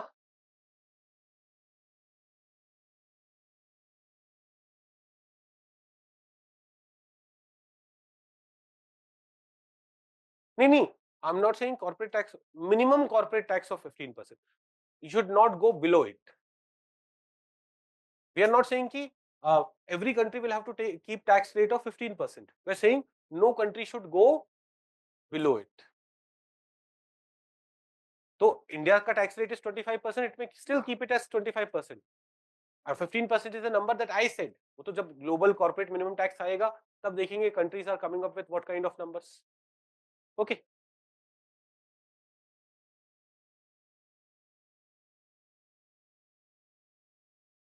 the difference between countervailing and anti dumping duty. यार countervailing anti dumping duty समझ में नहीं आया क्या? Counter to counter subsidy, dumping to counter price dumping और cost dumping. यहाँ subsidy में और मे नॉट बी इन्वॉल्व, है ना?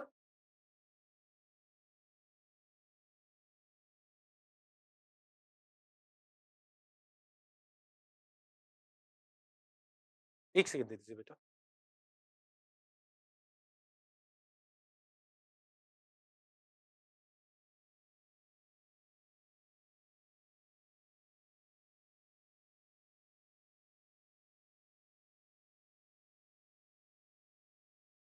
हाँ, क्या बोल रहे थे बेटा? हाँ, 18, yes. वो क्योंकि कॉर्पोरेट के लिए taxes have been reduced for corporate. Corporate tax has reduced, no? Income tax etc. have not been reduced. Okay, now आ जाते हैं हम किस पे? Indirect taxes पे. अच्छा, indirect taxes पे आने से पहले एक ना TDS से, तो TDS में क्या है? When I'm giving salary to someone, when I'm giving payment to someone, तो 10% of that I will deduct and give it to government.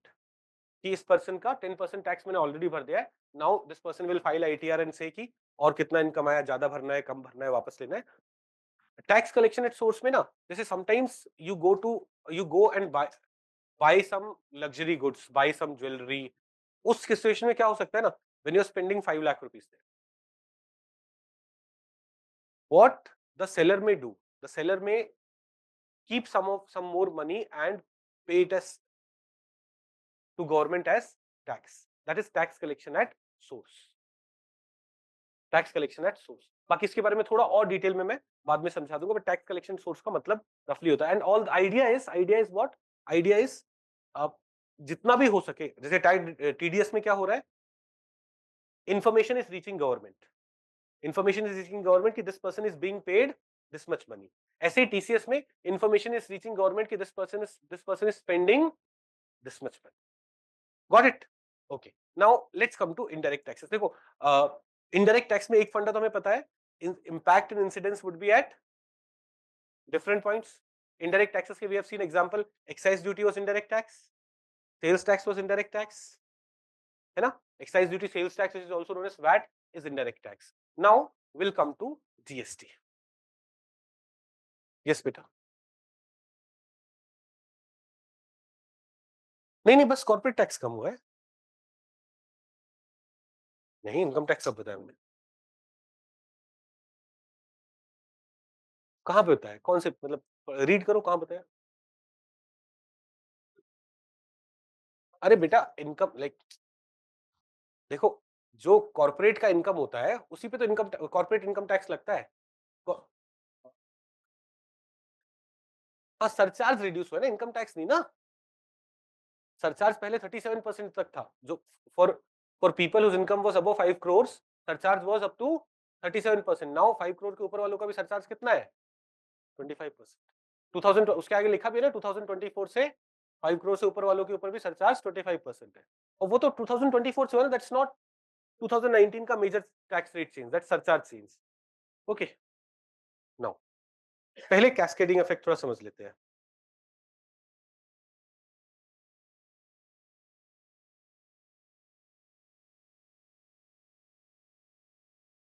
बहुत सिंपल तरीके से समझ, इन वेरी बेसिक टर्म्स, है ना, very layman language. Suppose in the manufacturing of this pen, in the manufacturing of this pen, excise duty is involved. तो पहले excise duty is for plastic sheet बनाने के लिए.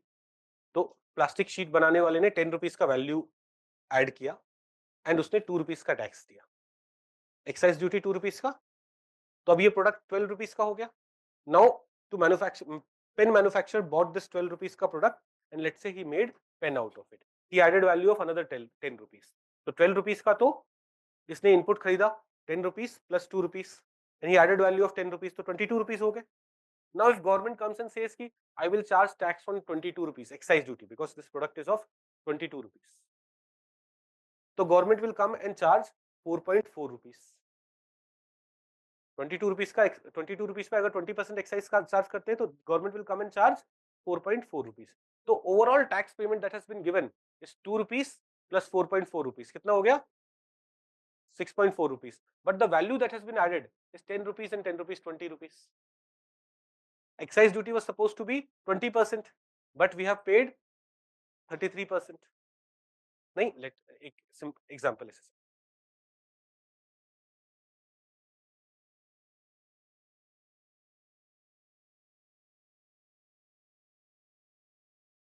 plastic बनाने वाला. He added value of 10 rupees. Let's say excise duty is 20%. We do not need to, we don't have to worry about exact wo, but value addition by this person. Let's say input cost here is 0. Input cost here is 0. He added value of 10 rupees. So the plastic sheet that was sold, it is supposed to be of 10 rupees, but इस पे excise duty लगा. वैसे excise duty भी लगेगा, manufacturing के लिए sales का sales tax भी लगेगा. I'm not complicating things. I'm trying to simplify it. Let's say एक ही tax लगा, excise duty लगा. Excise duty कितना लगा? 20%. So 20% excise duty लग गया. Now it is sold at 12 rupees. A pen manufacturer bought this plastic sheet in 12 rupees, added value of 10 rupees. तो 12 rupees का इसने प्लास्टिक शीट खरीदा, added value of 10 rupees. Total कितना हो गया? 22. अब उस पे एक्साइज ड्यूटी लगा लो. 22 पे आपने एक्साइज ड्यूटी लगाया, तो 22 पे एक्साइज ड्यूटी 20% लगा लो. हाउ मच विल यू पे? 4.4 है ना, प्लस 4.4 एक्साइज ड्यूटी. तो इवेंचुअली कितना हो गया? 12, 22, 4.4, 26.6, 26.4, 26.4. तो टैक्स कितना हो गया एक्साइज ड्यूटीज पे? 6.4. वैल्यू ऐड कितना था? 10, 10, 20. एक्साइज ड्यूटी लगनी कितनी चाहिए थी? 20%, 4 rupees. But you charge tax on tax. यहां पे तो टैक्स था ना 2 रुपीस, उस पे भी टैक्स चार्ज किया आपने. This led to cascading of tax. Tax on tax, tax on tax. यहाँ पे 2 ही स्टेप इन्वॉल्व है. If the number of steps are higher, tax on tax, tax on tax, तो overall tax rate turned out to be much higher than 20%. Eventually it was customer who was paying it. Eventually all the burden is going to whom? Customer. This was cascading effect. So one problem, there were many problems in the older tax regime, but one major problem in the older tax regime was what? This cascading effect. Older tax regime में ये problem था, this cascading effect. क्या are we able to understand this? The cascading effect वाला problem. Eventually tax that was paid here was 6.4 rupees. In reality, this is 3.2%. 20 rupees पे 6.4 rupees is 3.2. Oh, sorry, 30.32%. This 20 rupees पे 32% is 6.4, right? Tax rate should have been 20%. This is cascading effect. Do we understand cascading effect? बहुत simple. Like UPSC is not going to ask you cascading effect से कितना tax होगा. In simple language, when we keep on charging tax over tax, tax over tax, tax over tax, what does that lead to? Cascading effect. It leads to cascading effect. Got it? Now, cascading effect was one problem that existed in the indirect tax system before GST was introduced. What were other challenges? GST is a reform that we have brought to solve the problem of what? Problem of indirect taxes.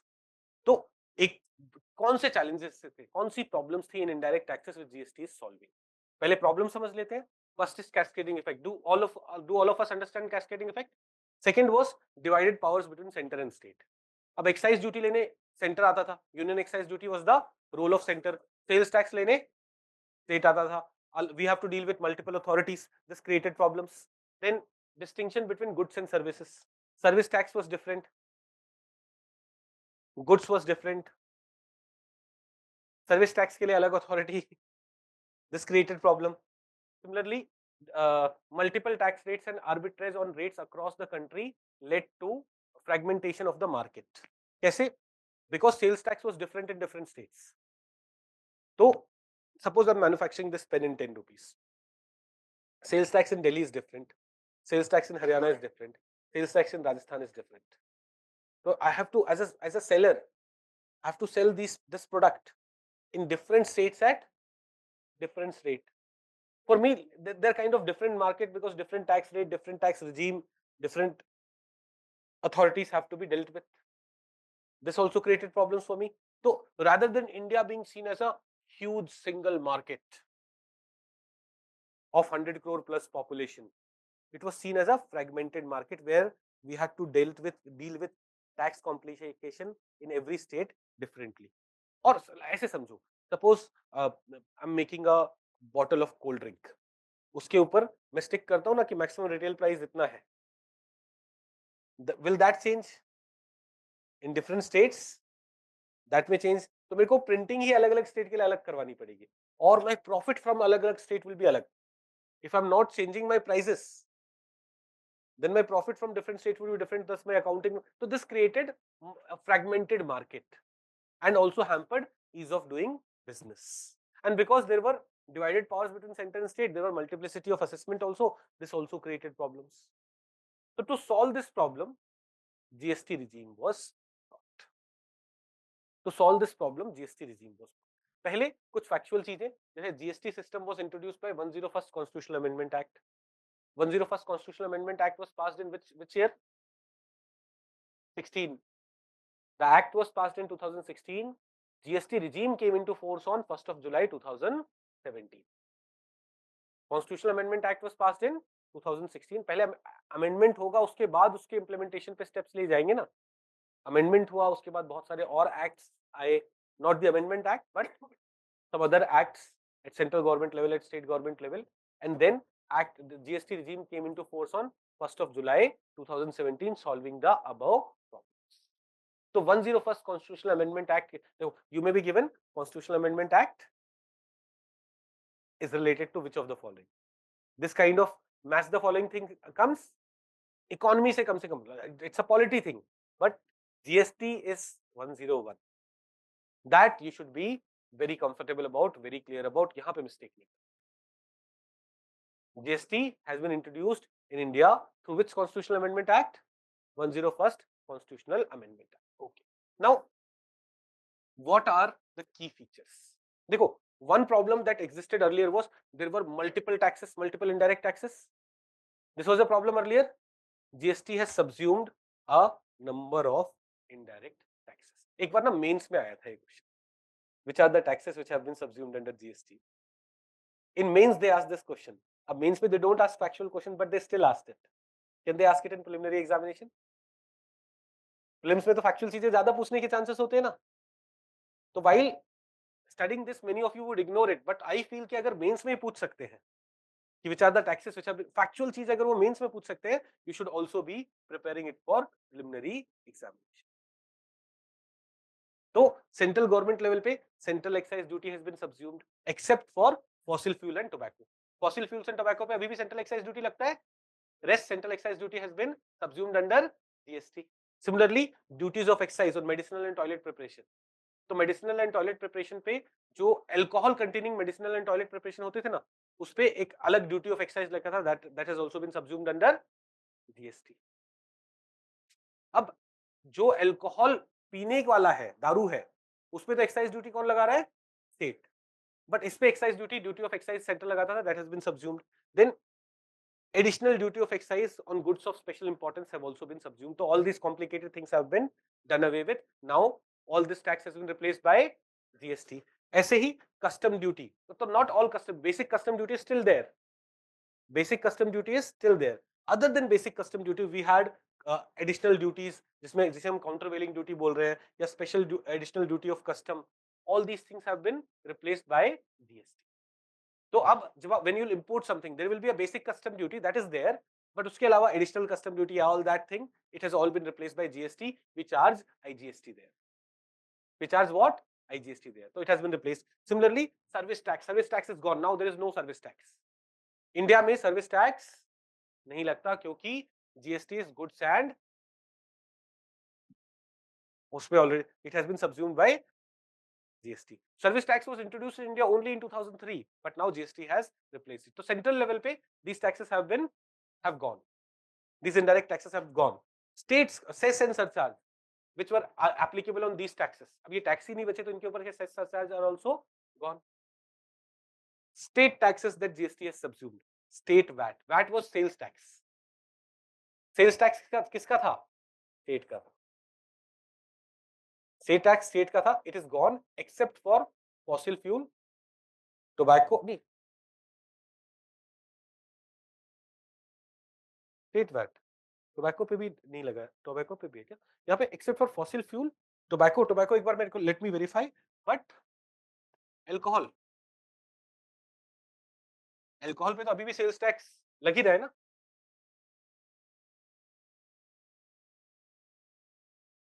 Central sales tax has also been replaced. Now कई बार क्या होता था ना, when you had movement of goods between two states, तो वहां पे sales tax कौन लगा लेता था? बट नाउ IGST है ना, तो that has also replaced. That money used to go to states because sales tax was whose responsibility, levying का responsibility state का था, तो central sales tax में it was being levied by, but money was eventually going to states.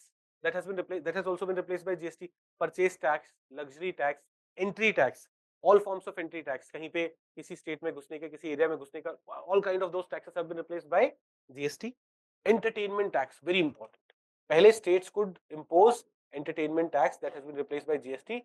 Now we have entertainment tax which can be levied by local bodies, but state government cannot levy entertainment tax. That has been replaced by GST.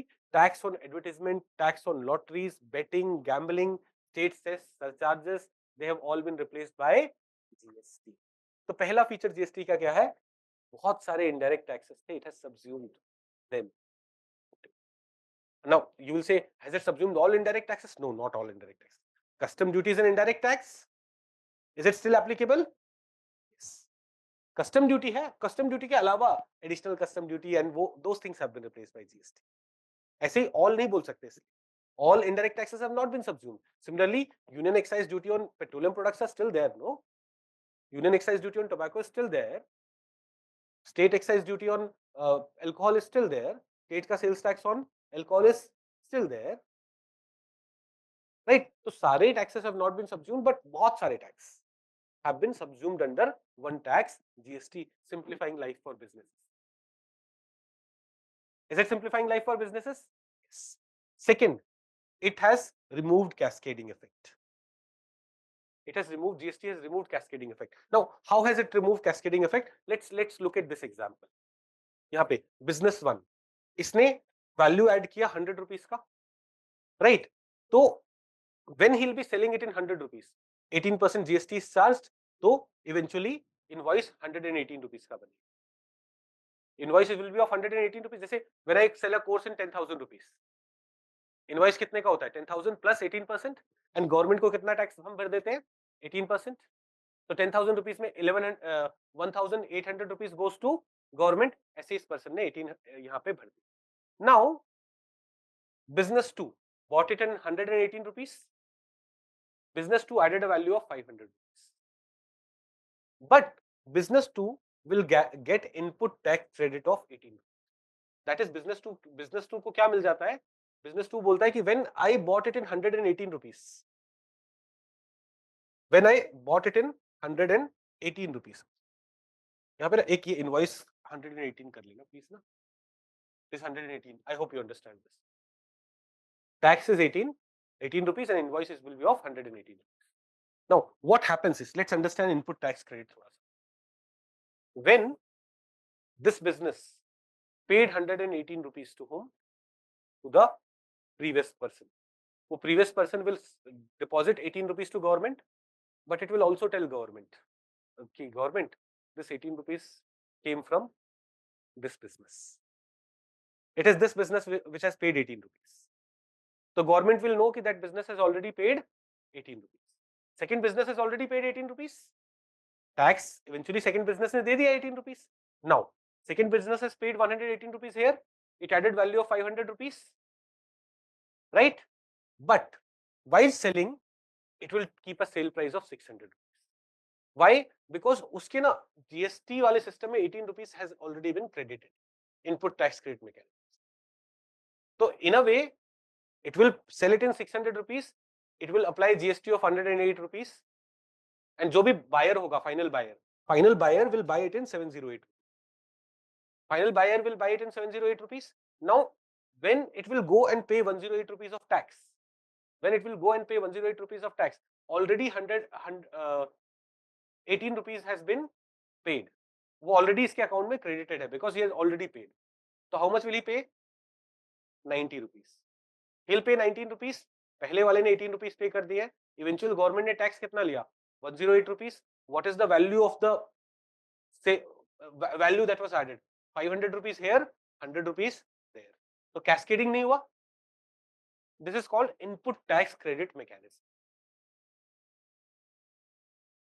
तो आपने आपका जो input था, you had input 100 rupees का product आपने as input use किया, उस पे you have already paid some tax. So that tax will be credited in your account. So that when 600 rupees के आइटम पे 108 rupees आप टैक्स देने जाओगे, government will say don't pay 108 rupees of tax because 18 rupees you have already paid. Pay only 90 rupees. This is input tax credit mechanism. इससे क्या avoid हो गया? Cascading effect. Suppose government would have charged 108 rupees from me. Again, 18 rupees from previous customer. यहाँ पे मेरे ये input tax credit system was not available and I was paying the entire 108 rupees. 18 rupees would have been charged from this person. The tax rate would have been higher than 18%. That would have been because of cascading. Okay, इसे और मैं ना थोड़ा सा simplify कर देता हूँ. Let me take another example.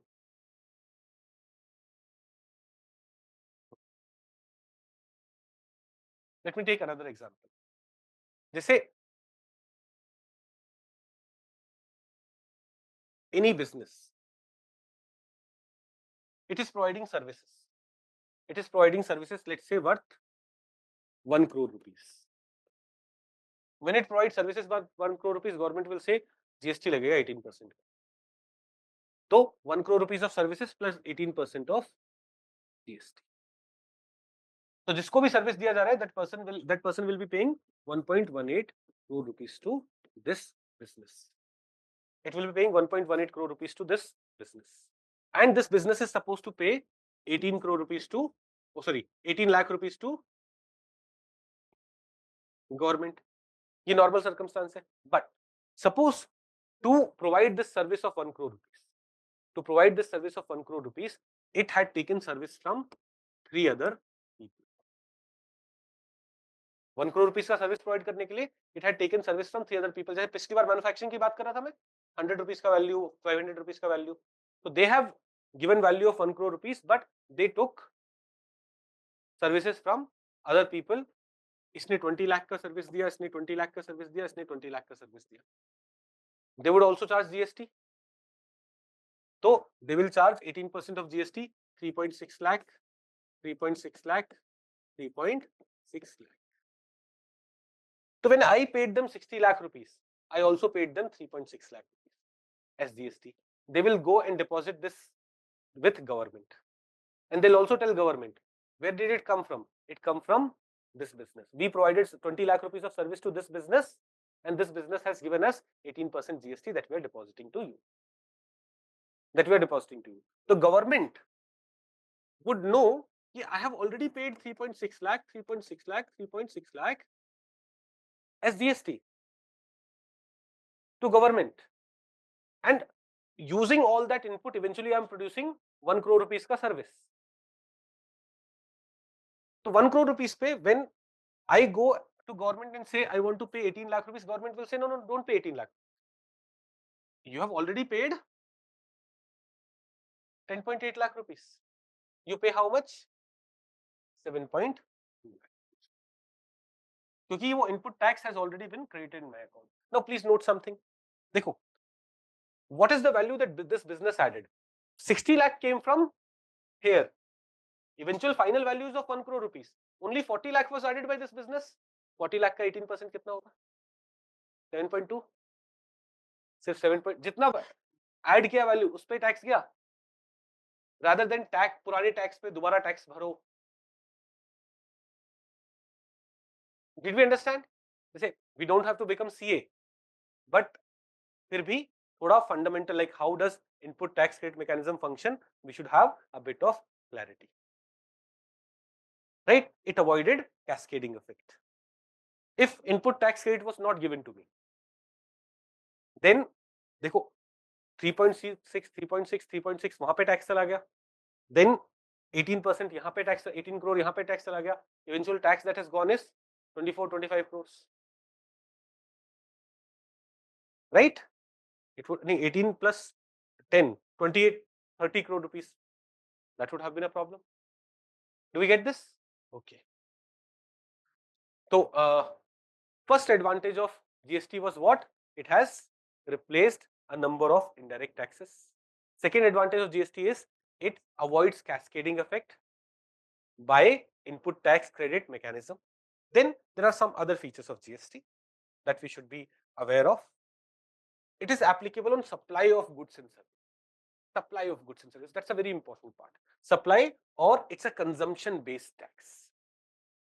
Now what is meant by this?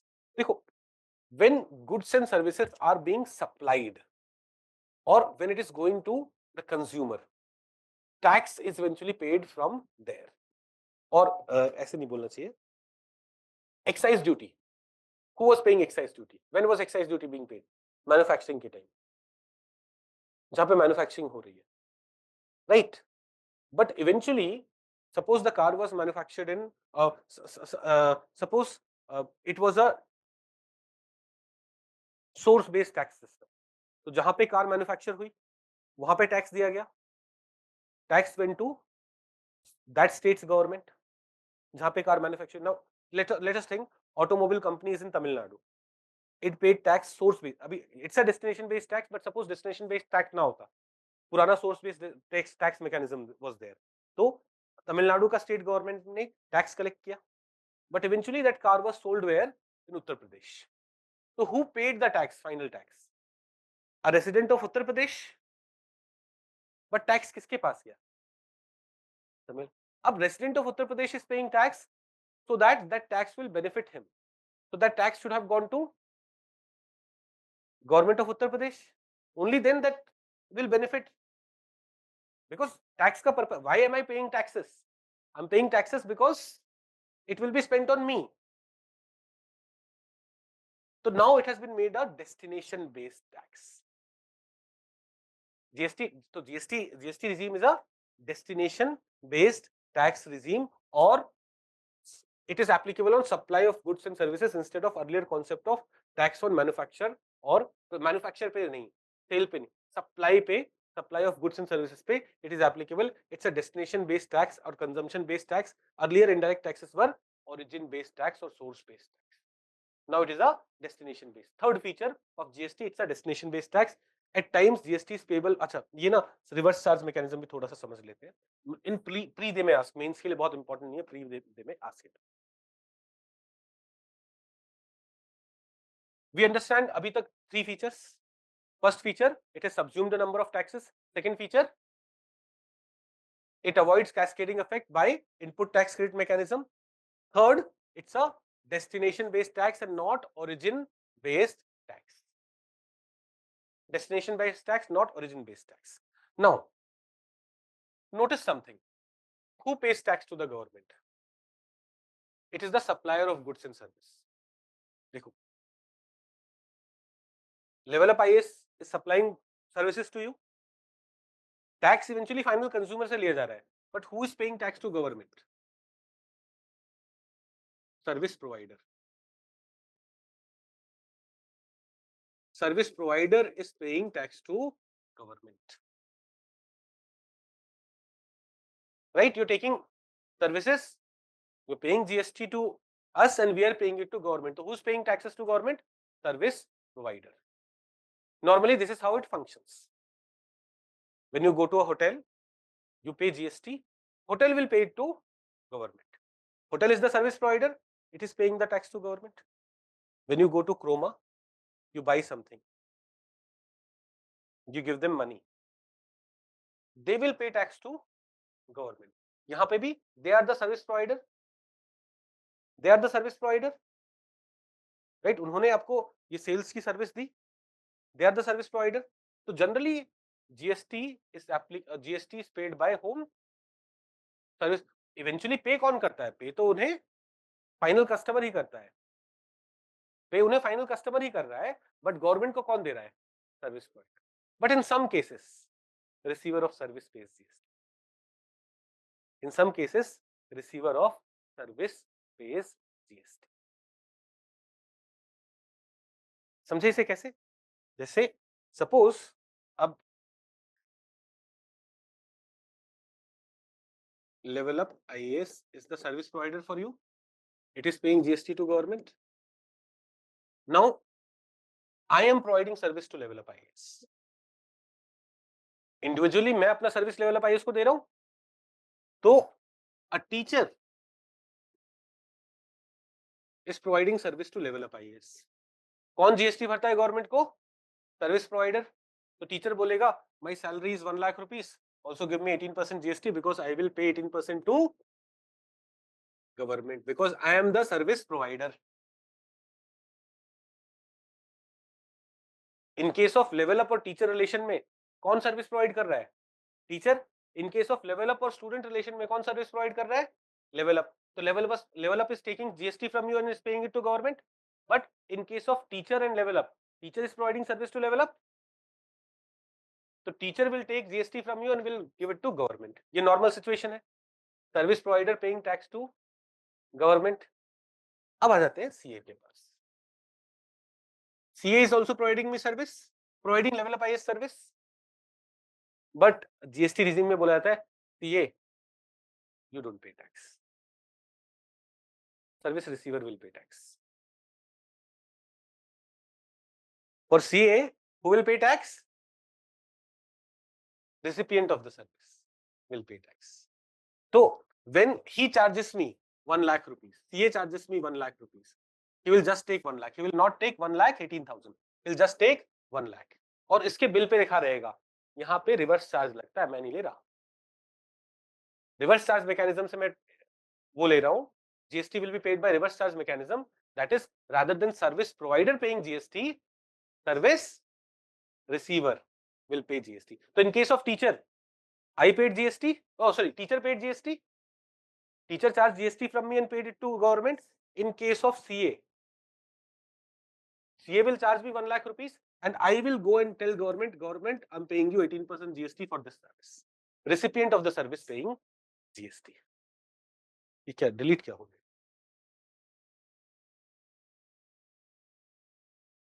अच्छा, CA 1 lakh rupees of salary. Rather than CA giving 18% to government, I will give 18% to government on behalf of this. So for this service. For this service, who paid 18% to government? Service provider. For this service, who is paying 18% to government? Service recipient. This is called reverse charge. When recipient of the service, in some cases, recipient of the service is supposed to pay GST to government. In some cases, I'm again repeating, in some cases, recipient of the service is supposed to pay GST to government. Eventually, पहले यही GST दे रहा था जो वो जाके government को दे रहा था. टीचर जाके गवर्नमेंट को दे रहा था. अब now I will directly pay it to. This is called reverse charge mechanism. Did we understand reverse charge mechanism? Sure? Okay. At times, GST is payable by recipient of supply of goods and services or both instead of supplier of such goods and services. It is called reverse charge mechanism. Is everyone comfortable? Okay. GST is dual tax. Center and state are simultaneously levying it on a common base. GST is dual tax. when you paid 18% GST, 9% was central GST, 9% was state GST. So 9% went to central government, 9% went to Delhi government. And in this case, it went to Delhi government. That's why it's a dual tax. GST में दो tax involved है, central GST and state GST. Why are we calling it dual tax? Do we understand? Okay. Then there's a concept of integrated GST also. What is integrated GST? When interstate transaction, देखो, when I go to this Croma which is in Delhi only, and I buy a laptop. Laptop पे कितना GST लगता है, किसी को पता है? Let's say 18%, I don't know, 18%, 20%, 28% कुछ लगता होगा. Let's say 18%. So let's say the laptop cost 1 lakh rupees. I go to this Croma, buy a laptop, I pay 18% GST. 9% CGST, 9% SGST. 9% will go to 9,000 rupees will go to central government, 9,000 rupees will go to state government. So I'll pay 1,18,000. GST के साथ what will be the bill? 1,18,000. 9% will go to central government, 9% will go to Delhi government. Suppose I order my laptop from Croma in Gurgaon, Gurugram, गुड़गामा. अब हरियाणा में अभी भी लोग गुड़गामा बोल रहे हैं, गुड़गांव, गुड़गामा और गुरुग्राम. दूसरा स्टेट हो गया वो. Now what it will do, it will charge me GST, but it will not charge me state GST or central GST. It will charge me IGST. Interstate transaction जब होगा तो what will be charged? IGST. IGST will be equal to CGST plus SGST. तो यहाँ पे अगर CGST plus SGST was 18%, interstate में IGST will be 18%. IGST will be 18%. So an integrated GST is levied on interstate supply of goods and services. This is levied and collected by center. कौन levy कर रहा है? Center. कौन collect कर रहा है? Center. So that the credit chain is not disrupted. Center will then distribute IGST proceeds among the states. So center is collecting IGST. अब please understand, इसमें से 9% money will be kept by center. जो CGST SGST होता तो उसमें 9% would be kept by center. 9% it will go to destination state. Eventually, it is a destination based tax. I am paying the 18% GST. No, उसमें 9% is supposed to be state component. It should go to whose state? जहाँ पे consumer है, because destination based tax. It's not a origin based tax. So 18% IGST charge हुआ, integrated GST. Later, who is levying this IGST? Central government. Who's collecting this IGST? Central government. But later it will be distributed among states. Central government will collect some IGST from Gurgaon to Delhi transaction. Central government will collect some GST from Delhi to Gurgaon transaction and so on. वो सारे IGST collect कर लेगा, अपना 9% रख लेगा और बाकी accordingly states में 9% डिस्ट्रीब्यूट हो जाएगा. This is IGST. Now import of goods and services are deemed as supply of goods and services or both in the course of interstate trade or commerce. तो क्या बोल रहे हैं हम? Import of goods and services. When you are importing means importing it from some other country. Then what will they be considered? They will be deemed as supply of goods or services or both in the course of interstate trade or commerce. Interstate trade or commerce पे क्या लगता है? IGST. तो import of goods and services पे क्या लगेगा? IGST. तो basic custom duty will be applicable, but after basic custom duty there will be IGST applicable. They will attract IGST. Basic custom duties which were levied on import of goods continue to be levied in addition to IGST. Okay, so पहले क्या होता था? Earlier, when what was not there, GST regime was not there. Then import of goods attracted basic custom duty. Then it may have also attracted additional custom duty, special additional custom duty, etc. But now additional custom duty, special additional custom duty are all gone. है ना? पर पहले ही this was the scenario, basic custom duty plus additional custom duties. Then for services, basic custom duty नहीं लगता. Service में ना कोई physically चीज import नहीं हो रही है. What was applicable? Service tax was applicable. So for services attracted service tax or research and development cess in some instances. But now service tax is completely gone. तो अब क्या होगा? Goods को जब आप import कर रहे हो, तो they will be considered deemed supply of goods and services. तो import of goods will attract basic custom duty plus IGST. Import of services, services में तो custom duty नहीं लगेगा. Service is not physically something coming, तो उसमें custom duty नहीं लगेगा. But earlier service tax लगता था और cess लगता था. But now IGST will be applicable. Because service, when it's happening in the form of import, it will be deemed as interstate supply of services, and what is applicable? IGST is applicable. Okay, then exports are zero rated. Export पे कोई tax नहीं लग रहा है, कोई GST नहीं लग रहा है. Exports are zero rated. अब please understand this. Suppose I am manufacturing something. और उसमें मैन्युफैक्चरिंग में जीएसटी वेस्टी पे किया है एंड इवेंचुअली वो एक्सपोर्ट होने जा रहा है. तो आई तो have already paid a lot of GST. All that will be refunded.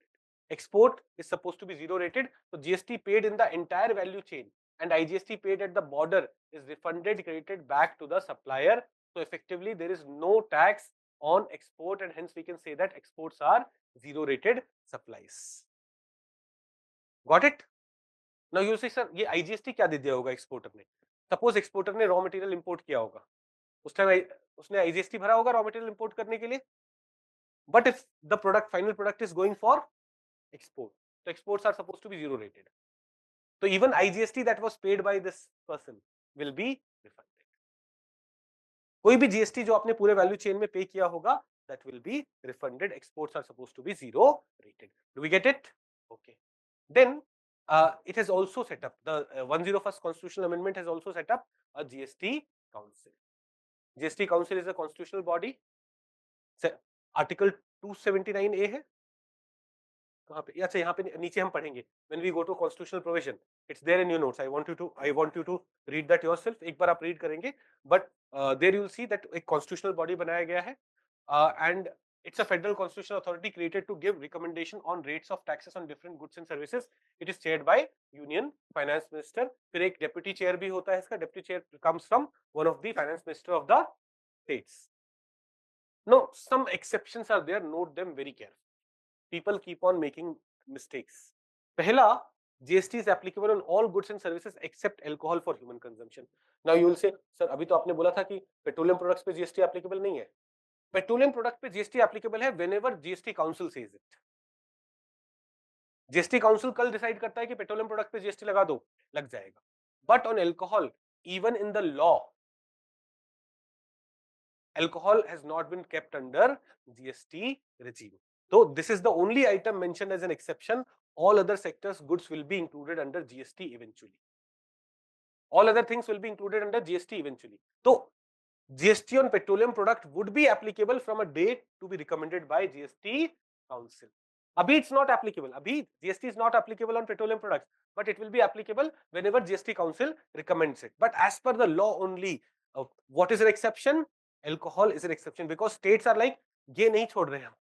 हमारे लिए it's an important source of income. We cannot just give it up. तो true exception क्या है? Alcohol. Alcohol पे GST नहीं लगेगा. पेट्रोलियम प्रोडक्ट पे whenever GST council में choose a date कि from this date what is applicable, GST is applicable. Got it? Tobacco and tobacco products are subject to GST. In addition, the center would continue to levy central excise duty. GST तो लगेगा ही. Okay, now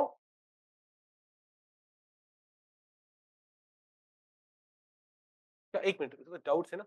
Reverse charge mechanism is applicable when unregistered dealer sells good to registered recipient and not necessarily registered unregistered वाला case. There are some kind of service provider, जैसे lawyer का service, CA का service, director का service. When I provide service to LevelUp IAS, LevelUp IAS खुद GST भरता है, मेरे को नहीं भरना पड़ता. Because director एक ऐसा सर्विस है जिसपे रिवर्स चार्ज मैकेनिज्म से जीएसटी पेड होता है. लॉयर एक ऐसा सर्विस है जिसपे रिवर्स चार्ज मैकेनिज्म लगता है. सीए भी ऐसे. We do not have to go into the entire list.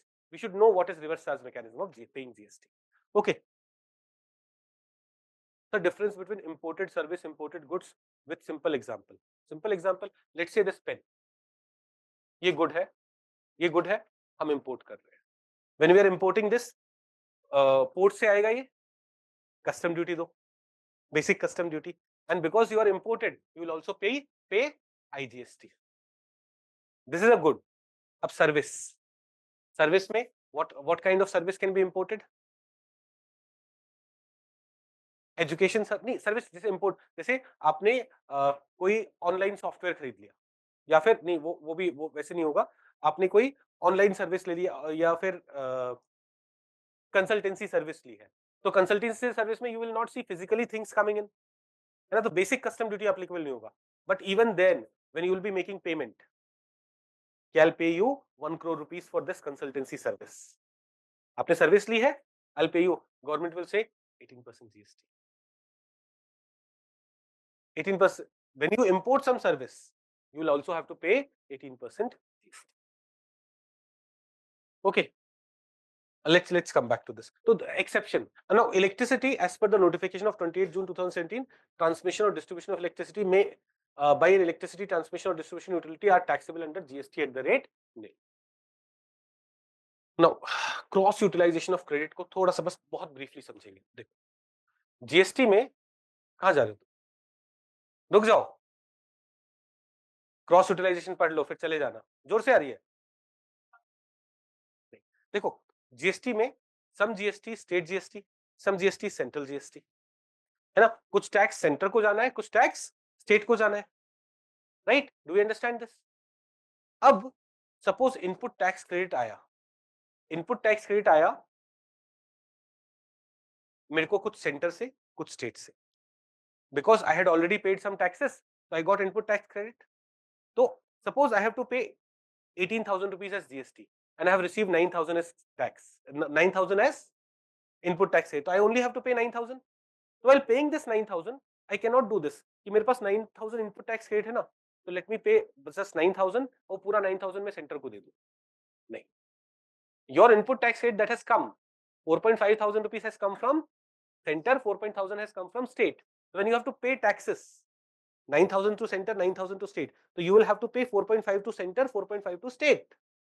You cannot say that input tax credit जितना भी आया है वो I'm assuming कि all of it has come from center, because तो cross utilization of input tax credit between center and state is not allowed. Make sense?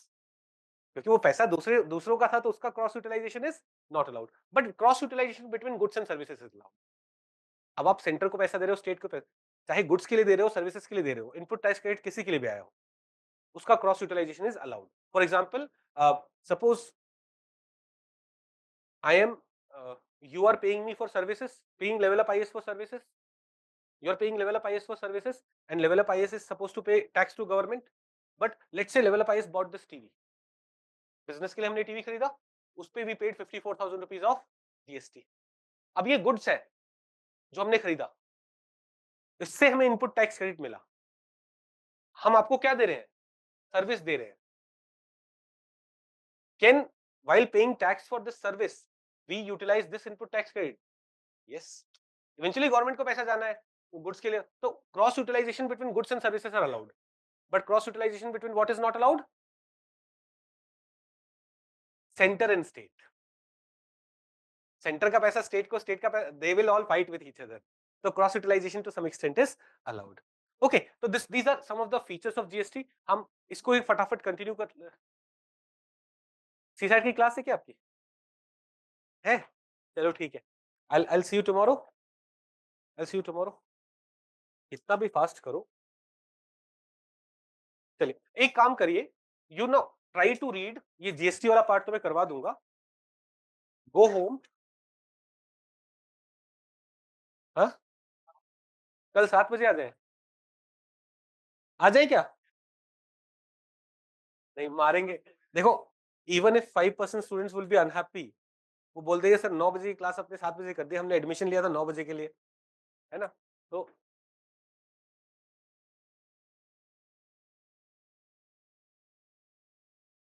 देखो यहां से ये जो पोर्शन है ना, कॉन्स्टिट्यूशनल प्रोविजन अबाउट टैक्सेस, कोशिश करो एक बार घर जाके यू रीड इट, है ना. In case you tell me tomorrow कि सर ये मुझे आता है, तो हम जीएसटी वाला पोर्शन फटाफट खत्म करेंगे and then will jump to some current updates and PYQs, and second half will start with money supply, monetary policy etcetera.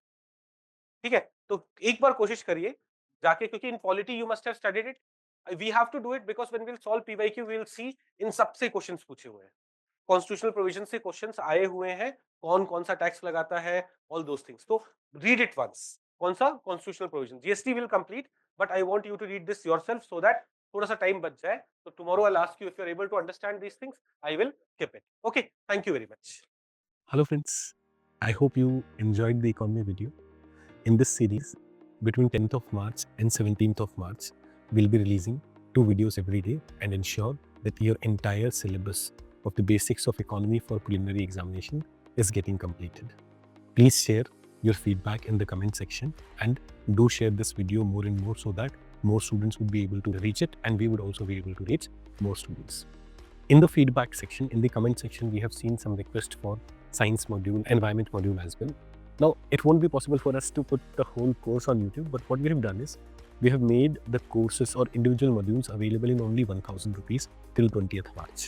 So, you can buy science module in 1000 rupees, environment module in 1000 rupees, modern India module, ancient culture module, geography module, polity module, even when international bodies and mapping ka module aayega, that also you'll be able to buy in 1000 rupees if you use the coupon code LevelUp Holi. There is a Holi offer available till 20th of March. You can do that. Okay, so we have made it very, very affordable so that everyone would be able to do it. Everyone would be able to get it.